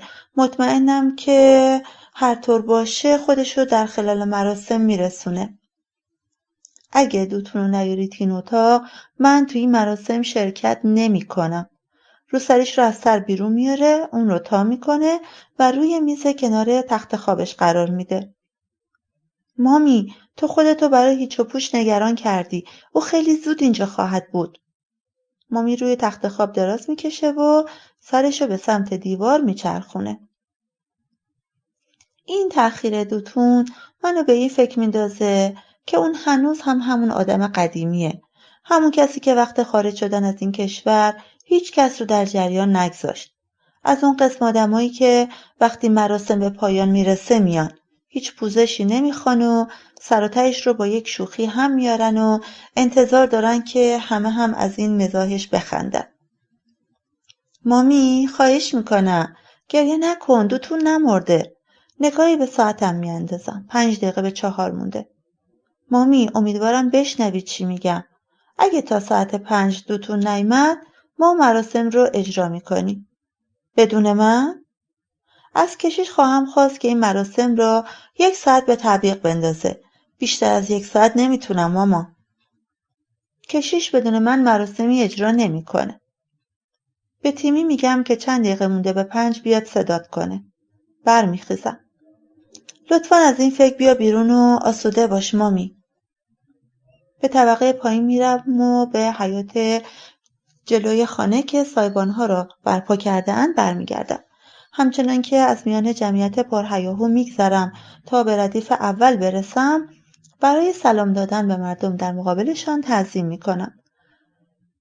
در تمام این مدت چهره تو رو جستجو میکنم. در ردیف اول ابتدا با کشیش صحبت میکنم و آنگاه در گوش نامادری‌هایم به نجوا میگم که مراسم در ساعت 5 برگزار میشه. بیان که به سوالاتشان در مورد اینکه چرا مامی پایین نیامده پاسخی دهم، به پشت سایبان میرم. باید از این سر و صداها دور شم. به سراغ گورکنها بروم و بگویم که مزار پدرم آماده است. همچنان که از زیر سایبان خارج میشوم، تاکسی زرد و سیاهی را که متعلق به شهر لاگوس است میبینم که پشت سایبان توقف میکند. دوتون را که در صندلی عقب نشسته است میبینم. تنهاست. او از ماشین پیاده میشود، سرش را بلند میکند و با هم چشم در چشم میشویم. او هم کچل شده است. چهرهش نسخه وارفته‌ای از همان چیزی است که به یاد میآورم. در حالی که دست در جیب شلوارم کرده‌ام، میایستم و نگاهش میکنم. او برای لحظه‌ای در کنار تاکسی میایستد. سپس به سمت من میآید و برای اولین بار بعد از گذشت 1 دهه من و برادرم با هم روبرو میشویم. تلاش میکنم کاری انجام دهم، چیزی بگویم، اما این اوست که پیش دستی میکند و روی خاک سرخ رنگ میافتد و جلویم زانو میزند. وقتی برمیخیزد تنها 1 کلمه را بر زبان میآورد. برادرم. نمیدانم کدام یکی از ما پیش دستی میکنیم، اما مهم نیست. هر دو یکدیگر را در آغوش میگیریم و میخندیم. گمانم یکی از ما 2 نفر چشمهایش پر از اشک میشود. ایجیده، امیدوارم که وقتی تو میآیی بین من و تو نیز یک چنین اتفاقی رخ دهد. اگر بیایی. الیشا 1987 به بعد. یک روز از سفر لاگوس به خانه برگشتم. دیدم فونمی سر میز غذا نشسته و با چنگال سبزی پلو میخورد. وقتی که وارد خانه شدم، او از خوردن دست کشید. لبخند زنان به سمت من آمد. دستش را دور گردنم انداخت و چانه‌ام را بوسید. نفسش بوی سیر میداد. خوش اومدی شوهرم. کیف دستیم را گرفت. سفر چطور بود؟ گفتم عالی. فکر نمی کردم که هیچ دلیلی برای واهمه کردن بود، چون گمان کردم که اون فقط برای یه دیدار روزانه به آنجا آمده. هنگامی که فونمی لیوانی آب خنک برایم ریخت پرسید حالت خوب است؟ گفتم ایجاد طبقه بالاست؟ فونمی لبهایش را روی هم فشرد. آهی کشید و مرا به داخل اتاق پذیرایی کشاند. ترافیک توی لاگوس باید طبق معمول خیلی وحشتناک باشه. نه؟ بد نبود. همچنین که در سکوت نشسته بودیم من از آبی که برایم ریخته بود نوشیدم. فونمی اغلب می‌کوشید تا با من از در گفتگو درآید، اما ما با هم مشکلی داشتیم. بین ما هیچ چیز مشترکی جدا از این واقعیت که با هم ازدواج کرده بودیم وجود نداشت. وقتی که با هم بودیم من معمولا با او کم حرف می‌زدم. فونمی پرسید میخوای چیزی برات بیارم بخوری؟ نه، خیلی ممنون. من سبزی پلو درست کردم، اما اگه چیز دیگه میل داشته باشی میتونم برات درست کنم. کوبیده یام میخوای؟ کسی احتمالاً به او حالی کرده بود که اگر در هر فرصتی به شکم من برسه بی تردید احساس منم نسبت به اون عوض میشه. اون مرتباً با چیزی برای خوردن یا نوشیدن به من تعارف میکرد. قبل از ترک لاگوس در خونه دوتون غذا خوردم. هنوز گشنم نیست. آها، بسیار خوب. پس برای بعد. سر تکان دادم. لیوان خالی رو روی یک چارپایه قرار دادم و داشتم بلند می شدم که فونمی دستی روی زانویم گذاشت و گفت میخواستم چیزی ازت تقاضا کنم. چه چیزی؟ شیرین عسلم، میخواستم که امشب پیش من باشی. کلمه شیرین عسلم همیشه در دهان او حالت عجیب و غریبی داشت. این واژه‌ای بود که او آن را قلباً بیان نمی‌کرد و من هم باورش نداشتم. اما آن را بی حساب و کتاب استفاده می‌کرد، طوری که انگار با تکرار آن می‌توانست به تحقق یافتن آن واقعیت بخشد. چندین بار خواستم به او گوشزد کنم که دیگر مرا اینگونه نخواند، اما چنین کاری ناجوانمردانه بود. فونمی، خودت میدونی که من فقط میتونم آخرین هفته ها که میام بیام آپارتمان تو پیشت باشم. نه شیرین عسلم، من حالا دیگه اینجا زندگی میکنم. چی میگی تو؟ الان 2 روزه که اومدم و اینجا زندگی میکنم. خاله ایجیده اتاقمو بهم نشون داد. اصلا ناراحت نشد و در واقع با آغوش باز ازم استقبال کرد. اولین عکس‌العمل غریزیم این بود که از فونمی بخوام بربونش رو بلافاصله بپیچه و از اینجا بره. میدونستم که نمیتونم تعادل بین ایجیده و فونمی در زیر یک سقف برقرار کنم و باید فشار زیادی متحمل بشم. تردیدی نبود که پیشامدهای زیان‌آور و شومی رخ خواهد داد. اما این میل غریزی را در خود خفه کردم، زیرا میدانستم که فونمی در حال حاضر سوءظن‌هایی برده بود. اگر از او میخواستم که از اینجا برود، او همه سوءظن‌ها را سر بازار جار میزد.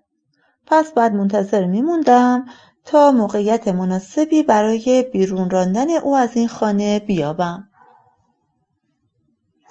فونمی چانم را در دست گرفت و گفت شیرین عسلم، از اینکه قبلش از تو برای نقل مکان اجازه نگرفتم از من دلخوری؟ به زانو افتاد. از دستم عصبانی نباش. البته که عصبانی نیستم، اشکالی نداره، لطفاً بلند شو، لازم به این کارها نیست. لبخند زد، سرش رو روی زانوم گذاشت. اینجا بود که برای یافتن راهی به منظور بیرون راندن او از این خانه مصمم شدم. البته نه تنها از این خونه، بلکه از زندگیم. ازدواج با او یک محاسبه کاملا غلط بود. در حالی که او کفشهایم را از پایم بیرون می آورد، می دانستم که باید این معادله را هر چه زودتر اصلاح کنم. مطمئن بودم که روزی آن لحظه طلایی برای طلاق دادن فونمی دست می داد. همانطور که در سال 1981 برای ازدواج با ایجیده دست داده بود. آن سال بوکولا آروگولداده، دانشجویی در دانشگاه ایفه، به قتل رسیده بود. این ماجرا مربوط به سالها پیش از این میشد که برخی از راهپیمایی‌های احترام‌آمیز در دانشگاه اجباری شده بود. دستوری که توسط به اصطلاح اتحادیه پسرانی صادر شده بود که دانشجویان جوان را از اتاق‌هایشان بیرون می‌راندند. اعتراضات 81 که برای بوکولا آروگونداده تقاضای اجرای عدالت داشت، پاک و بیغش بود. اعتراضاتی برگرفته از خشمی جمعی و ارتعاش یافته در رگ‌های خونی و از ضمانتی خاموش که اگر فقط به قصر می رسیدیم و فریادی کم و بیش بلند سر می دادیم، کسی حتما به آن توجه نشان می داد. آن روزها روزهای نامزدبازی من با ایجیده بود. هر روز بعد از پایان کار با ماشین یک سر تا ایفه می راندم تا فقط عطر تن او را استشمام کنم. من در واژه‌های پرشور و شعف او خشم تبالودی می یافتم. هرگز او را مثل آن روز ندیده بودم و سخت مفتون رگ‌های گردنش که ضمن صحبت کردن بیرون میزد شده بودم. به هر سخنی که از دهانش بیرون می آمد تن در می دادم و می پذیرفتم. انگار فکرم را می‌خواند. سخنانش تازه، عجیب غریب و هیجان انگیز بود. او به همان صورتی که در آن لحظات افکار مرا بازتاب می‌داد، به همان صورت نیز شور و آرزوی مرا برای سرزمینی بهتر منعکس می‌ساخت. من بیش از پیش متقاعد می‌شدم که یار جانی و محبوبم را یافته بودم. آن روز را مرخصی گرفتم و به راهپیمایی اعتراضی که خواهان تحقیق کامل و شفاف در مورد قتل بوکلا بود ملحق شدم. ایجیده و من دوش به دوش هم می رفتیم و سرود می خواندیم و شعار می دادیم. ابرهایی که در دل آسمان گرد هم جمع می آمدند نمی توانستند شور و حرارت را در وجودمان بیکنش و بی اثر کنند. تا دروازه دانشکده راهپیمایی کردیم. نه خسته بودیم و نه حتی از نفس افتاده بودیم. همچنان که از دروازه می‌گذشتیم و به سمت شهر می‌رفتیم، شعارهایمان بلندتر و قدرتمندتر می‌شد. هنگامی که باران شروع به باریدن کرد، من به آن از منظر برکتی آسمانی و نشانی از تأیید نگریستم. در حالی که خیس آب شده بودم، اعتقاد داشتم که نتایجی که از این اعتراض به دست می آمد می توانست بقیه ملت را بیدار کند و به جلو سوق دهد. همینطور که پلک زنان در مقابل بارانی که مثل دم اسب می بارید پیش می رفتم، می توانستم این قیام و خیزش را ببینم. خیزشی که ابتدا از دانشگاه‌ها، دانشجویان و مدرسین آغاز گردید و به صورت گروهی به خیابان‌ها کشیده شد و خواهان تغییر، پایان بخشیدن به فساد، تأمین مواد غذایی منسجم و جاده‌های امن شده بود. می توانستم همه اینها را به وضوح ببینم. اگرچه اعتراض در مسیر معکوس پیش می رفت، اما من تصور کردم که راهپیمایی به جانب شهر ایبادان در حرکت بود تا در آنجا با کشاندن جمعیت آن شهر همچون سیل به دنبال ما به لاگوس و به سمت سازمان‌های دولتی برود. امکان تحقق آن برای من به همان اندازه قطرات باران که ضمن سر دادن شعارها و لب‌ها و دهان‌هایمان می‌ریخت واقعی می‌نمود. همبستگی برای همیشه، همبستگی برای همیشه، همبستگی برای همیشه. ما باید همیشه برای حقوقمان مبارزه کنیم. همبستگی برای همیشه.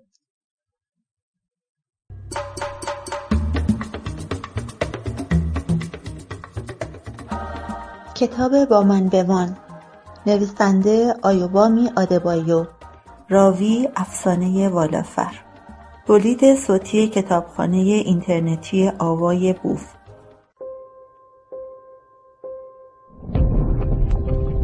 avayaboof.com.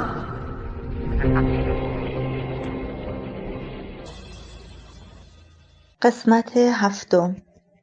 پلیس‌ها در میفر انتظارمان را می‌کشیدند. صدای شلیک گلوله طنین‌انداز شد. مردمی که دور و بر من بودند شروع به دویدن کردند. آنها فریاد می‌کشیدند و خود را به درون بوته‌ها پرتاب می‌کردند و یا به مسیرهای ناشناخته می‌دویدند.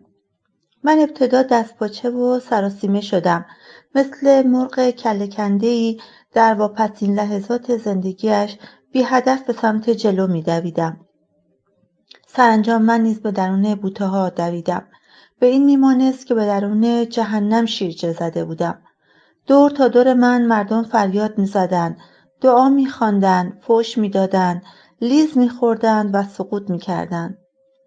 پاره‌ای باز از جا بر می‌خاستند و باز پا به دو می‌شدند. دختری با شلوار جین تنگ و موهای بلند و بسیار پف کرده مثل مرده جلوی رویم بی حرکت دراز به دراز افتاد. از روی او، طوری که گویی او جوی آبی بود مقابل من، جهیدم. چنان می‌دویدم که پنداری سالها بود در حال دویدن بودم. عرصه بوته‌ها که تا بی‌نهایت کشیده شده بود، پر بودند از سه شاخه‌هایی که توی چشم و دهانم فرو می‌رفتند. آنگاه یک بار دیگر به درون جاده کشیده شدم. هم که پایم به اسفالت رسید، دوباره خواستم به میان بوته‌ها برگردم. احساس کردم که توی جاده کاملا در معرض دید بودم و هیچ جایی برای پنهان شدن نداشتم. اما افراد زیادی بودند که از درون بوته‌ها به جاده می‌ریختند. اگر حرکت نمی‌کردم، تنه می‌خوردم و زیر دست و پا می‌ماندم. به دویدن ادامه دادم. اندک زمانی بعد متوجه شدم که به محوطه دانشگاه بازگشتم. به جانب پارکینگ مرمی، جایی که ماشینم را زیر یک درخت بادام پارک کرده بودم، دویدم. توی ماشین که نشستم، به یاد ایجیده افتادم. وحشت به یک باره گریبانم را گرفت. او کجا بود؟ یک پلاکارد مقوایی خیس روی سرش گرفته بود و درست کنار من ایستاده بود. سعی کردم به خاطر بیاورم که آیا او شلوار جین به پا داشت؟ در عجب بودم که شاید آن کسی که توی بوته‌ها از رویش پریده بودم او بوده باشد. در آن لحظه نمی‌توانستم به یاد بیاورم که ایجیده موهای بلند و بسیار پف کرده داشت یا نه. پارکینگ آشفته و پر از هرج و مرج بود. دانشجوها به درون مرمی و دورتر می‌دویدند. نمی‌دانستم که از کجا باید به جستجوی او بپردازم. در همین لحظه ایجیده به یک باره در حالی که به پنجره ماشین می‌زد در کنارم پدیدار شد. من هرگز از دیدن هیچ آدمی تا این حد خوشنود نشده بودم. می‌خواستم او را در صندلی کنار خودم به بند بکشم و برای همیشه در کنار او در ماشین زندگی کنم و هرگز دیگر نگذارم که از مقابل چشمانم دور شود. همین اندازه راضی بودم که او را چنان در آغوش بفشارم که بتوانم ضربان شدید قلب او را گویی از آن خودم می بود احساس کنم. هیچ کداممان حرفی نزدیم. من نمی‌توانستم چیزی بر زبان بیاورم، با وجودی که سینه‌ام انباشته از حرف بود، انباشته از احساساتی بود که حنجره‌ام را فلج ساخته بود. حتی امروز نیز فکر می‌کنم که نباید سکوت می‌کردم. باید چیزی می‌گفتم. باید می‌گفتم که نمی‌توانم از دست دادنش را تاب بیاورم. حتی فکر آن لحظاتی هم که در پیش بود داشت دیوانه‌ام می‌کرد. که چگونه دلم می‌خواست خود را به او گره بزنم تا اینگونه او در امن و امان باشد و من بتوانم به هر کجا که می‌رود در کنارش باشم. من چیزی نگفتم تا فردای آن روز که خبردار شدیم 3 دانشجو در اعتراضات کشته شده بودند. گفتم با من ازدواج کن. این زندگی خیلی کوتاهه. چرا ما باید تا پایان تحصیلاتت صبر کنیم؟ من ماشینمو بهت میدم. تو میتونی از الیشا با ماشین به اینجا بیای.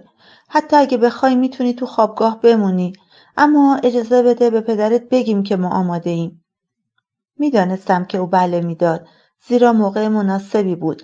اگر موقعیت دیگری بود، او بر اینکه مایل نبود دانشجوی متأهل باشد، پافشاری می‌ورزید. اما آن روز در ماه ژوئن او دستم را گرفت و به نشان تایید سر تکان داد. در سال اول ازدواجمان زیاد خواب دانشجویانی که کشته شده بودند می‌دیدم.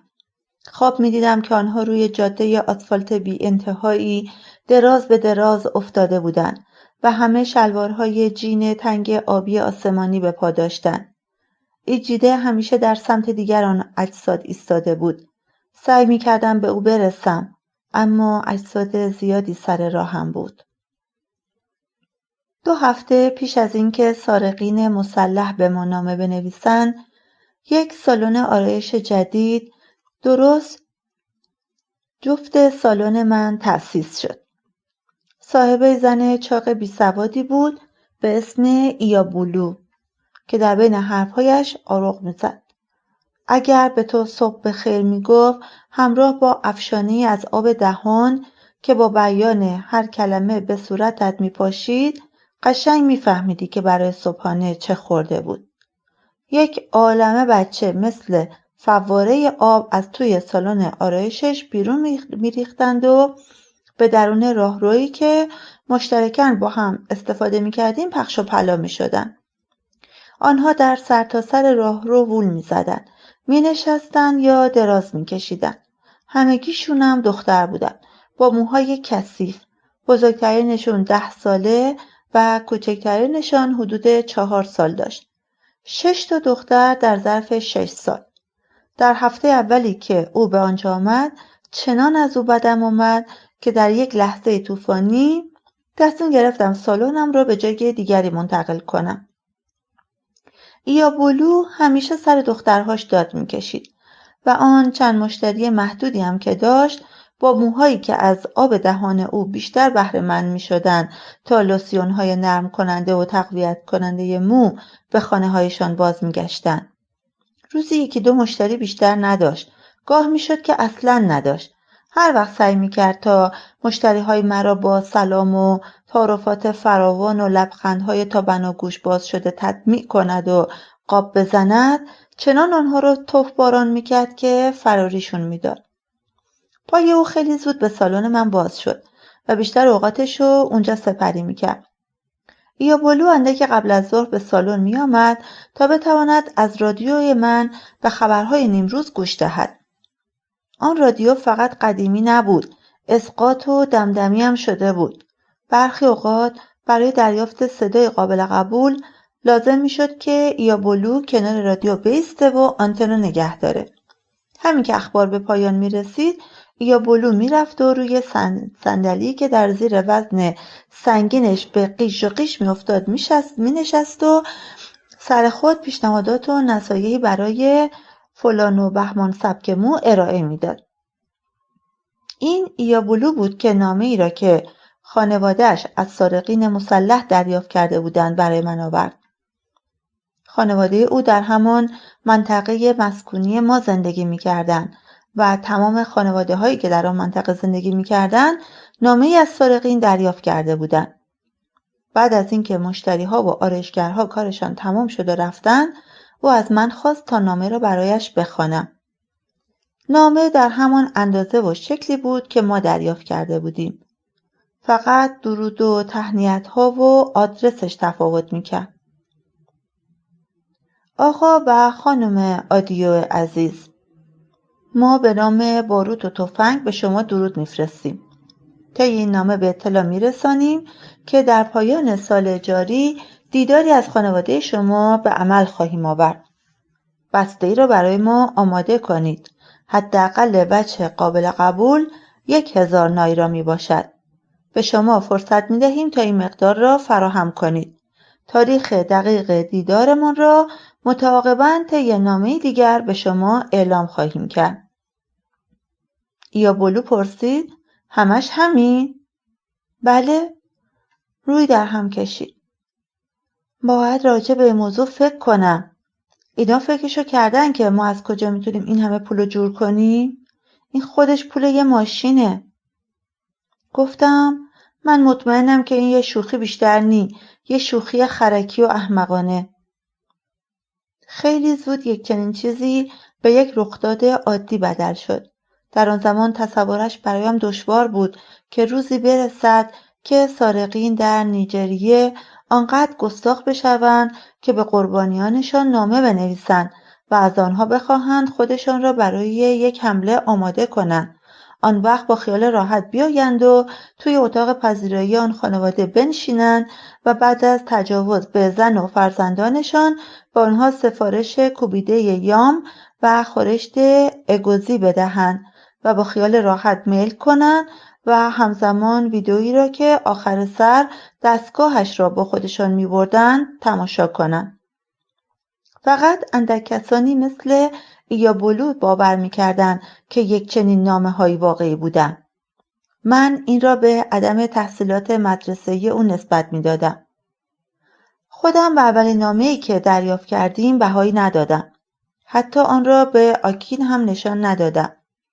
موضوعاتی مهمتر از این در ذهن من چرخ می‌خورد.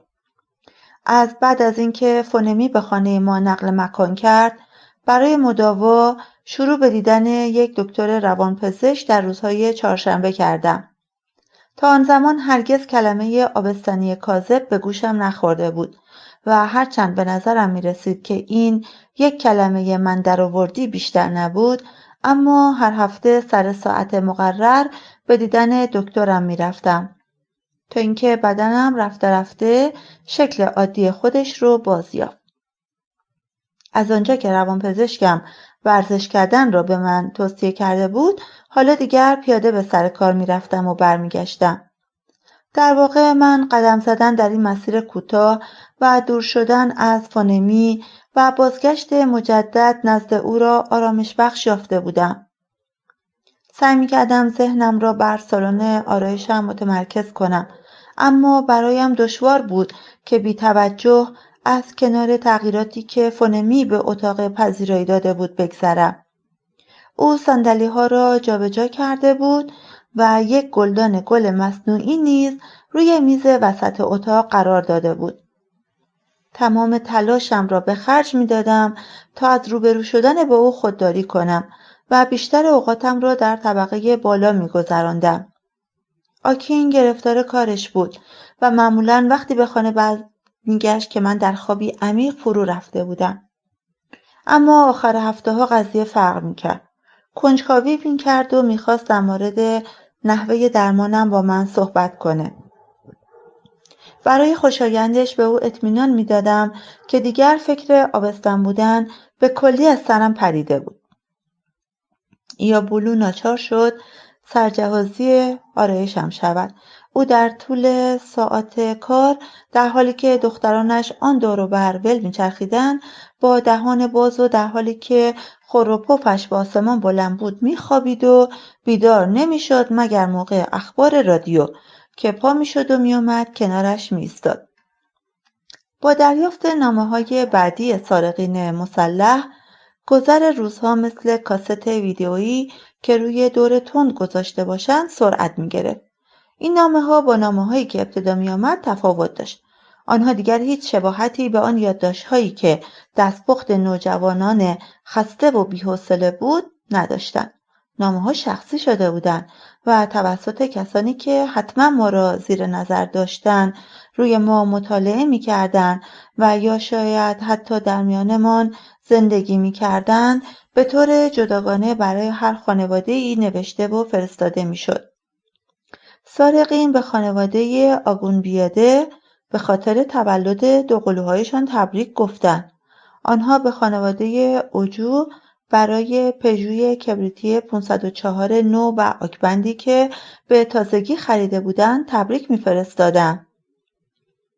به فتح‌الله به واسطه از دست دادن لقب ریاستش تسلی خاطر می‌دادند و به خانواده آدیوس یعنی خانواده ایابولو برای برنامه تنظیم خانواده و جلوگیری از پس‌انداختن بچه پند و اندرز می‌دادند. وعده می‌کردند که تا 3 هفته دیگر سر و کله‌شان پیدا میشه. میگفتند که احدی نباید از منطقه خارج شه و تهدید می‌کردند که وای به حالمان اگر جرأت داشتیم از آنجا دور بشیم. آنها آنقدر اطلاعات راجع به ما داشتند که باورمان شده بود که اگر از منطقه فرار می‌کردیم هر طور بود پیدامون می‌کردن. قلب‌هامون از تپش طبیعیش باز می‌ایستاد و رفته رفته ضربانش ضرباهنگی تند می‌گرفت.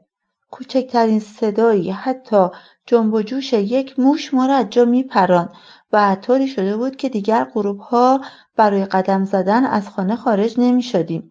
حتی بچه‌ها هم از فعالیت و سر و صدا افتاده بودند. کمیته منطقه تعدادی شکارچی برای نگهبانی از منطقه استخدام کرد. پیش از این تهدیدها چیزی به اسم کمیته منطقه وجود نداشت.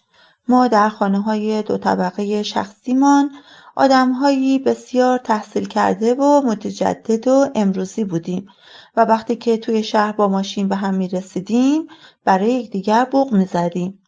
در مواقع ضروری مثل مراسم نامگذاری، جشن تولدها و گاه و بیگاه برای مراسم خاکسپاری به دیدار یکدیگر می رفتیم. اما برای آیین کریسمس توی دست کاسه لعابی کوبیده یام یا آبگوشت اگوزی برای هم نمی فرستادیم و یا در عید قربان به در خانه هم گوشت نظری توزیع نمی کردیم. در عوض از همان توی ایوان خانه یا هنگام ورود به خانه و یا وارد شدن به ماشین یکدیگر کریسمس مبارک و یا عیدتان فرخنده میگفتیم و برای هم دست تکان میدادیم. با این حال همین که سری دوم نامه‌های دزدان رسید، بلافاصله یک کمیته منطقه‌ای تشکیل گردید. همه اهالی به آن ملحق شدند.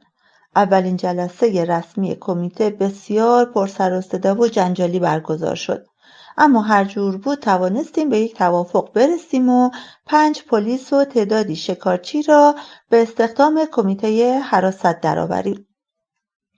همچنین تصمیم بر این گرفته شد که هر خانواری 3 نایرا به عنوان حق حراست به کمیته بپردازد.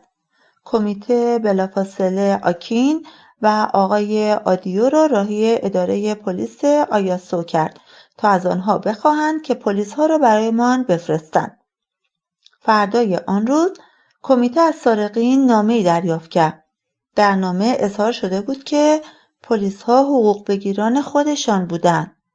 ما با آن نامه خندیدیم و هنگامی که فتح‌الله رئیس اسبق جناب فتح‌الله گفت که ما با این کار دهان سارقین را سرویس کردیم و این آخرین نامه‌شان شاهدی بود بر تاثیر آن، همه با تکان دادن سر اجلاس کمیته را مورد تایید قرار دادیم. پلیس‌ها از هفته بعد وظایفشان را عهده‌دار شدند.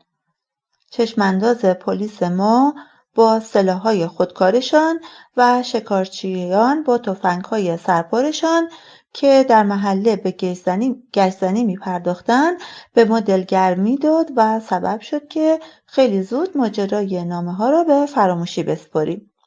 آن وقت ایابولو فراخوان جلسه زنان منطقه را داد. این اولین باری بود که من به خانه ایابولو قدم می‌گذاشتم. از دیدن آن خانه که تا آن حد تمیز و مرتب بود شگفت زده شدم.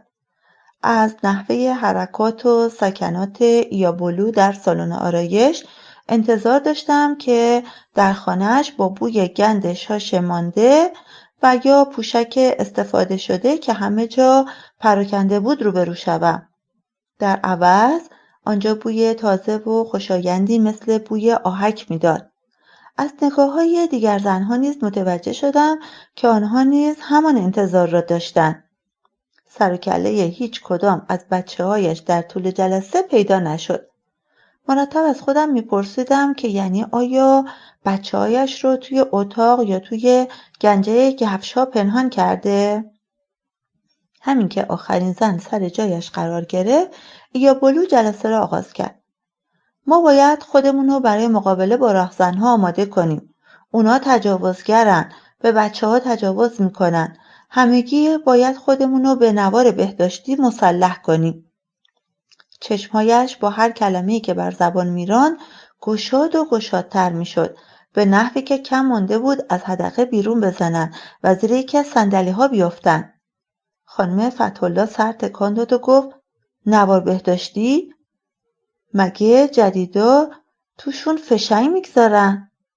یکی خندید، بعد یکی دیگه. اون وقت همگی به جز ایابولو که انگار میخواست گریه کنه زیر خنده زدیم. ایابولو فریاد زد خفه شین، من 6 تا دختر دارم. میدونین این یعنی چی؟ اون بزرگه الان دیگه پستوناش هم جوونه زده و بزرگ شده. بعضی از شما هم دختر دارین، دخترهایی که حتما دیگه حالا هر ماه خون میبینن. با این دزدا هر اتفاقی میتونه بیفته. خود شماها چطور؟ کدوم یکی از شما هست که شوهرش حاضر باشه گلوله بخوره ولی نبینه که این دزدها گروهی به زنش تجاوز میکنن؟ مطمئن باشین که اونا یه سوراخ موشی برای قایم شدنشون پیدا میکنن. خانم اوجو گفت از دزد و سارق خبری نیست، ما پلیس داریم. او 1 سالی در انگلستان درس خوانده بود و همیشه می‌کوشید لهجه بریتانیایی تقلید کند، حتی وقتی که به زبان یوروبایی حرف می‌زد. گفتم بله، لازم نیست خودمون را از هیچ و پوچ بترسانیم. خانم فتح‌الله دست زد، ولی هیچ کس به دست زدنهای او نپیوست. ایابولو او را به سکوت دعوت کرد. من اون کاری که من خودم میکنم و براتون توضیح میدم. نوار بهداشتی توی شراب یا جای ترش بذارین و بگذارین خیس بخوره و هر شب برای احتیاط بپوشین تا اگه احیانا دزدا اومدن فکر کنن که مشکل ماهیانه دارید. خانم اوجو با اون لهجه بریتانیایی الکنش گفت این زن عقلش از دست داده؟ چطور ممکنه که تمام زنان منطقه همزمان با هم خون روش شده باشن؟ چه کسی اینو باور میکنه؟ خانم فتح‌الله سر تکان داد و از جاش برخاست. خانم اوجو گفت من باید بگویم که این از بیسوادی او، از فقر ذهنی او نتیجه میشه. خانم فتح‌الله گفت من وقت این حرفا رو ندارم، باید برم سر کار. ایابولو از من پرسید اینا چی میگن؟ به زبان یوروبایی به او گفتم میگن که موردی بر نگرانی وجود نداره، آسوده باش، ما پلیس داریم. ایابولو پرسید بگید ببینم آیا پلیس به دلگیوا هیچ کمکی کرد؟ خانم فتح‌الله روی صندلیش فرو افتاد، طوری که گویی وزن کلمات ایابولو بود که به او فشار آورد تا روی صندلی بیفتد.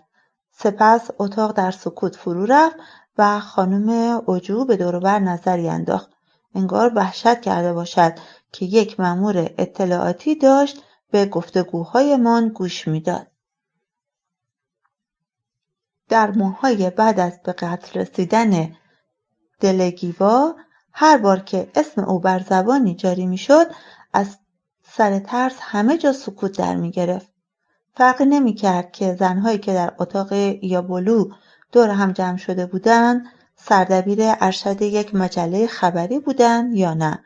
سرنوشت گیوا میتونست نصیب ما نیز بشه، زیرا بمبی که او را از پای درآورد در یک بسته‌بندی پستی به خانه‌اش ارسال شده بود. دریافت یک بسته پستی یک چیز بی‌ضرر روزمره بود و تصورش برای هیچ کداممان دشوار نبود که در خانه پشت میز کارمان نشسته و مشغول باز کردن یکی از آنها بودیم. اگرچه در تصور من نمی گنجید که بسته‌ای که من دریافت می کردم برچسبی حاوی نشان ملی نیجریه و جمله‌ای از سوی دفتر فرماندهی ارشد بر آن حک شده باشد، اما این را می‌دانم که اگر در گذشته بسته‌ای شبیه با آن با نشان رئیس دولت برای پدرم به در خانه‌مان می‌رسید، من نیز مثل پسر گیوا برای رفتن به دفتر کار پدرم و تحویل بسته به او هیچ تردیدی به خود راه نمی‌دادم. هنگامی که گیوا که با یکی از همکارانش در دفتر کارش در خانه نشسته بود بسته را از پسرش می‌گرفت، گفت این باید از سوی رئیس جمهور باشد. او آنگاه بعد از بیرون رفتن پسرش از اتاق بسته را گشود. هرچند همکارش از جراحاتی که برداشته بود جان سالم به در برد، اما خود او کمی بعد در بیمارستان جانش را از دست داد. خانم فتح‌الله گفت صادقانه بگم من این روزا به کلفتم میگم نامه‌ها رو باز کنه، حتی نامه‌های این به اصطلاح راهزن‌ها را. من برای باز کردن نامه‌هایی که به نام خانواده دریافت می‌کردم هیچ احتیاطی به خرج نمی‌دادم. وقتی که دلگیوا کشته شد من توی خانه داشتم تلاش می‌کردم که انرژیم را ذخیره کنم تا در هنگام وضع هم توان زور زدن و زاییدن بچه رو داشته باشم. من به آن خبر هیچ توجهی نشان ندادم تا به سر کار برگشتم. مرگ گیوا کار خودش را کرده بود و به ملت نیجریه این هشدار را داده بود که باید از رهبرانش واهمه داشته باشد.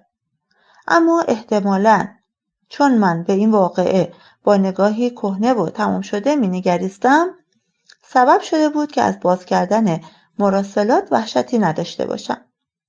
در سالن که بودم ایابولو کنجکاوی می‌کرد و برای دانستن متن نامه‌هایی که به خانواده می‌رسید مرا به سطوح می‌آورد. او دور می‌افتاد و از همه راجع به جزئیات متن نامه‌هایشان پرس‌وجو می‌کرد. بعد تو سالن می‌نشست و سعی می‌کرد تا از مطالبات سارقین برای هر خانواده سر درآورد. ظاهراً او دلواپسمان بود و می‌خواست همه ما را در مقابل آنچه که او آن را سرنوشت شوم قلمداد می‌کرد محافظت کند. آن زن جدی جدی نگرانمان بود و به آن اهمیت می‌داد. من جزئیات نامه‌ای که من و آکین دریافت کرده بودیم برایش شرح دادم.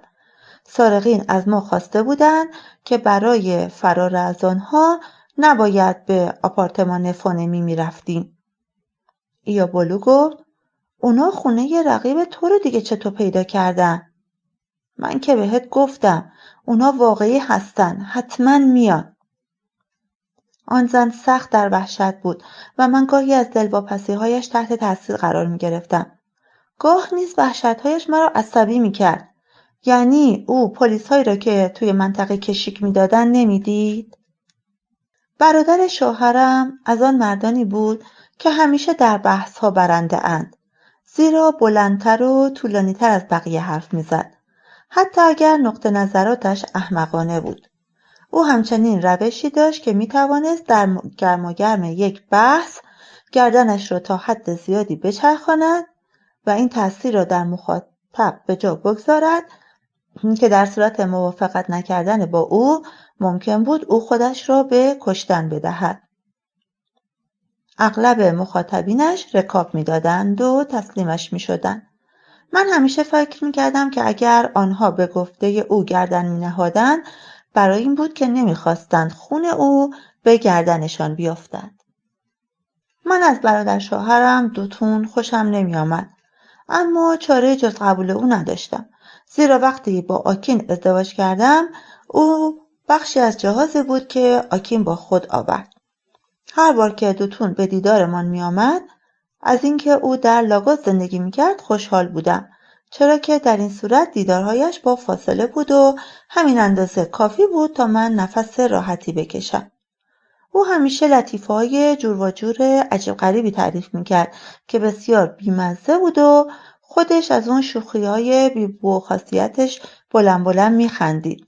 مصاحبت با او خسته کننده بود و من پیوسته ناچار بودم از حرفایی که هیچ لطفی نداشت بخندم. همچنین مجبور بودم بسنجم که چه زمانی قرار بود بخندم، چون جوک‌هاش هیچ خط معین قابل تشخیصی نداشت. او از آن قسم آدم‌هایی بود که اصلاً نمی‌شد جدیش گرفت. از این خنده‌ها که بگذریم، او وعده‌های بسیاری میداد، وعده‌هایی که به هیچ کدومشون عمل نمی‌کرد. دوتون یک بار به ما وعده یک بچه داد. گفت که یکی از بچه‌هایش را می‌فرستد که تا زمان بارداری من پیش ما زندگی کند. وقتی او این حرف را زد من به زانو افتادم و ازش تشکر کردم. مامی ماه‌ها پیش به من پیشنهاد کرده بود که بچه‌ای را پیش خودم بیارم. یک نوزاد که تا وقت آبستن شدنم نزد خودم نگه دارم. گفت که بچه‌ها راههایی برای فراخواندن بچه‌های دیگر به این دنیا دارد. سر و صدای یک بچه شیرخواره در دور و بر من به طور مداوم می توانست بچه‌های خودم را به آمدن تشویق کند و آنها را به شتاب برای آمدن به این دنیا دعوت نماید.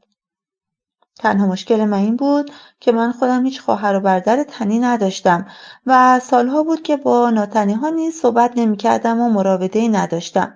هیچ قوم و خویشی هم نداشتم که به من اعتماد کنه و بچه‌ش رو به امانت به من بسپاره.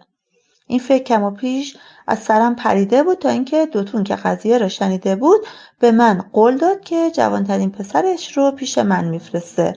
نام پسرش لایی بود. در آن زمان 2 سال داشت.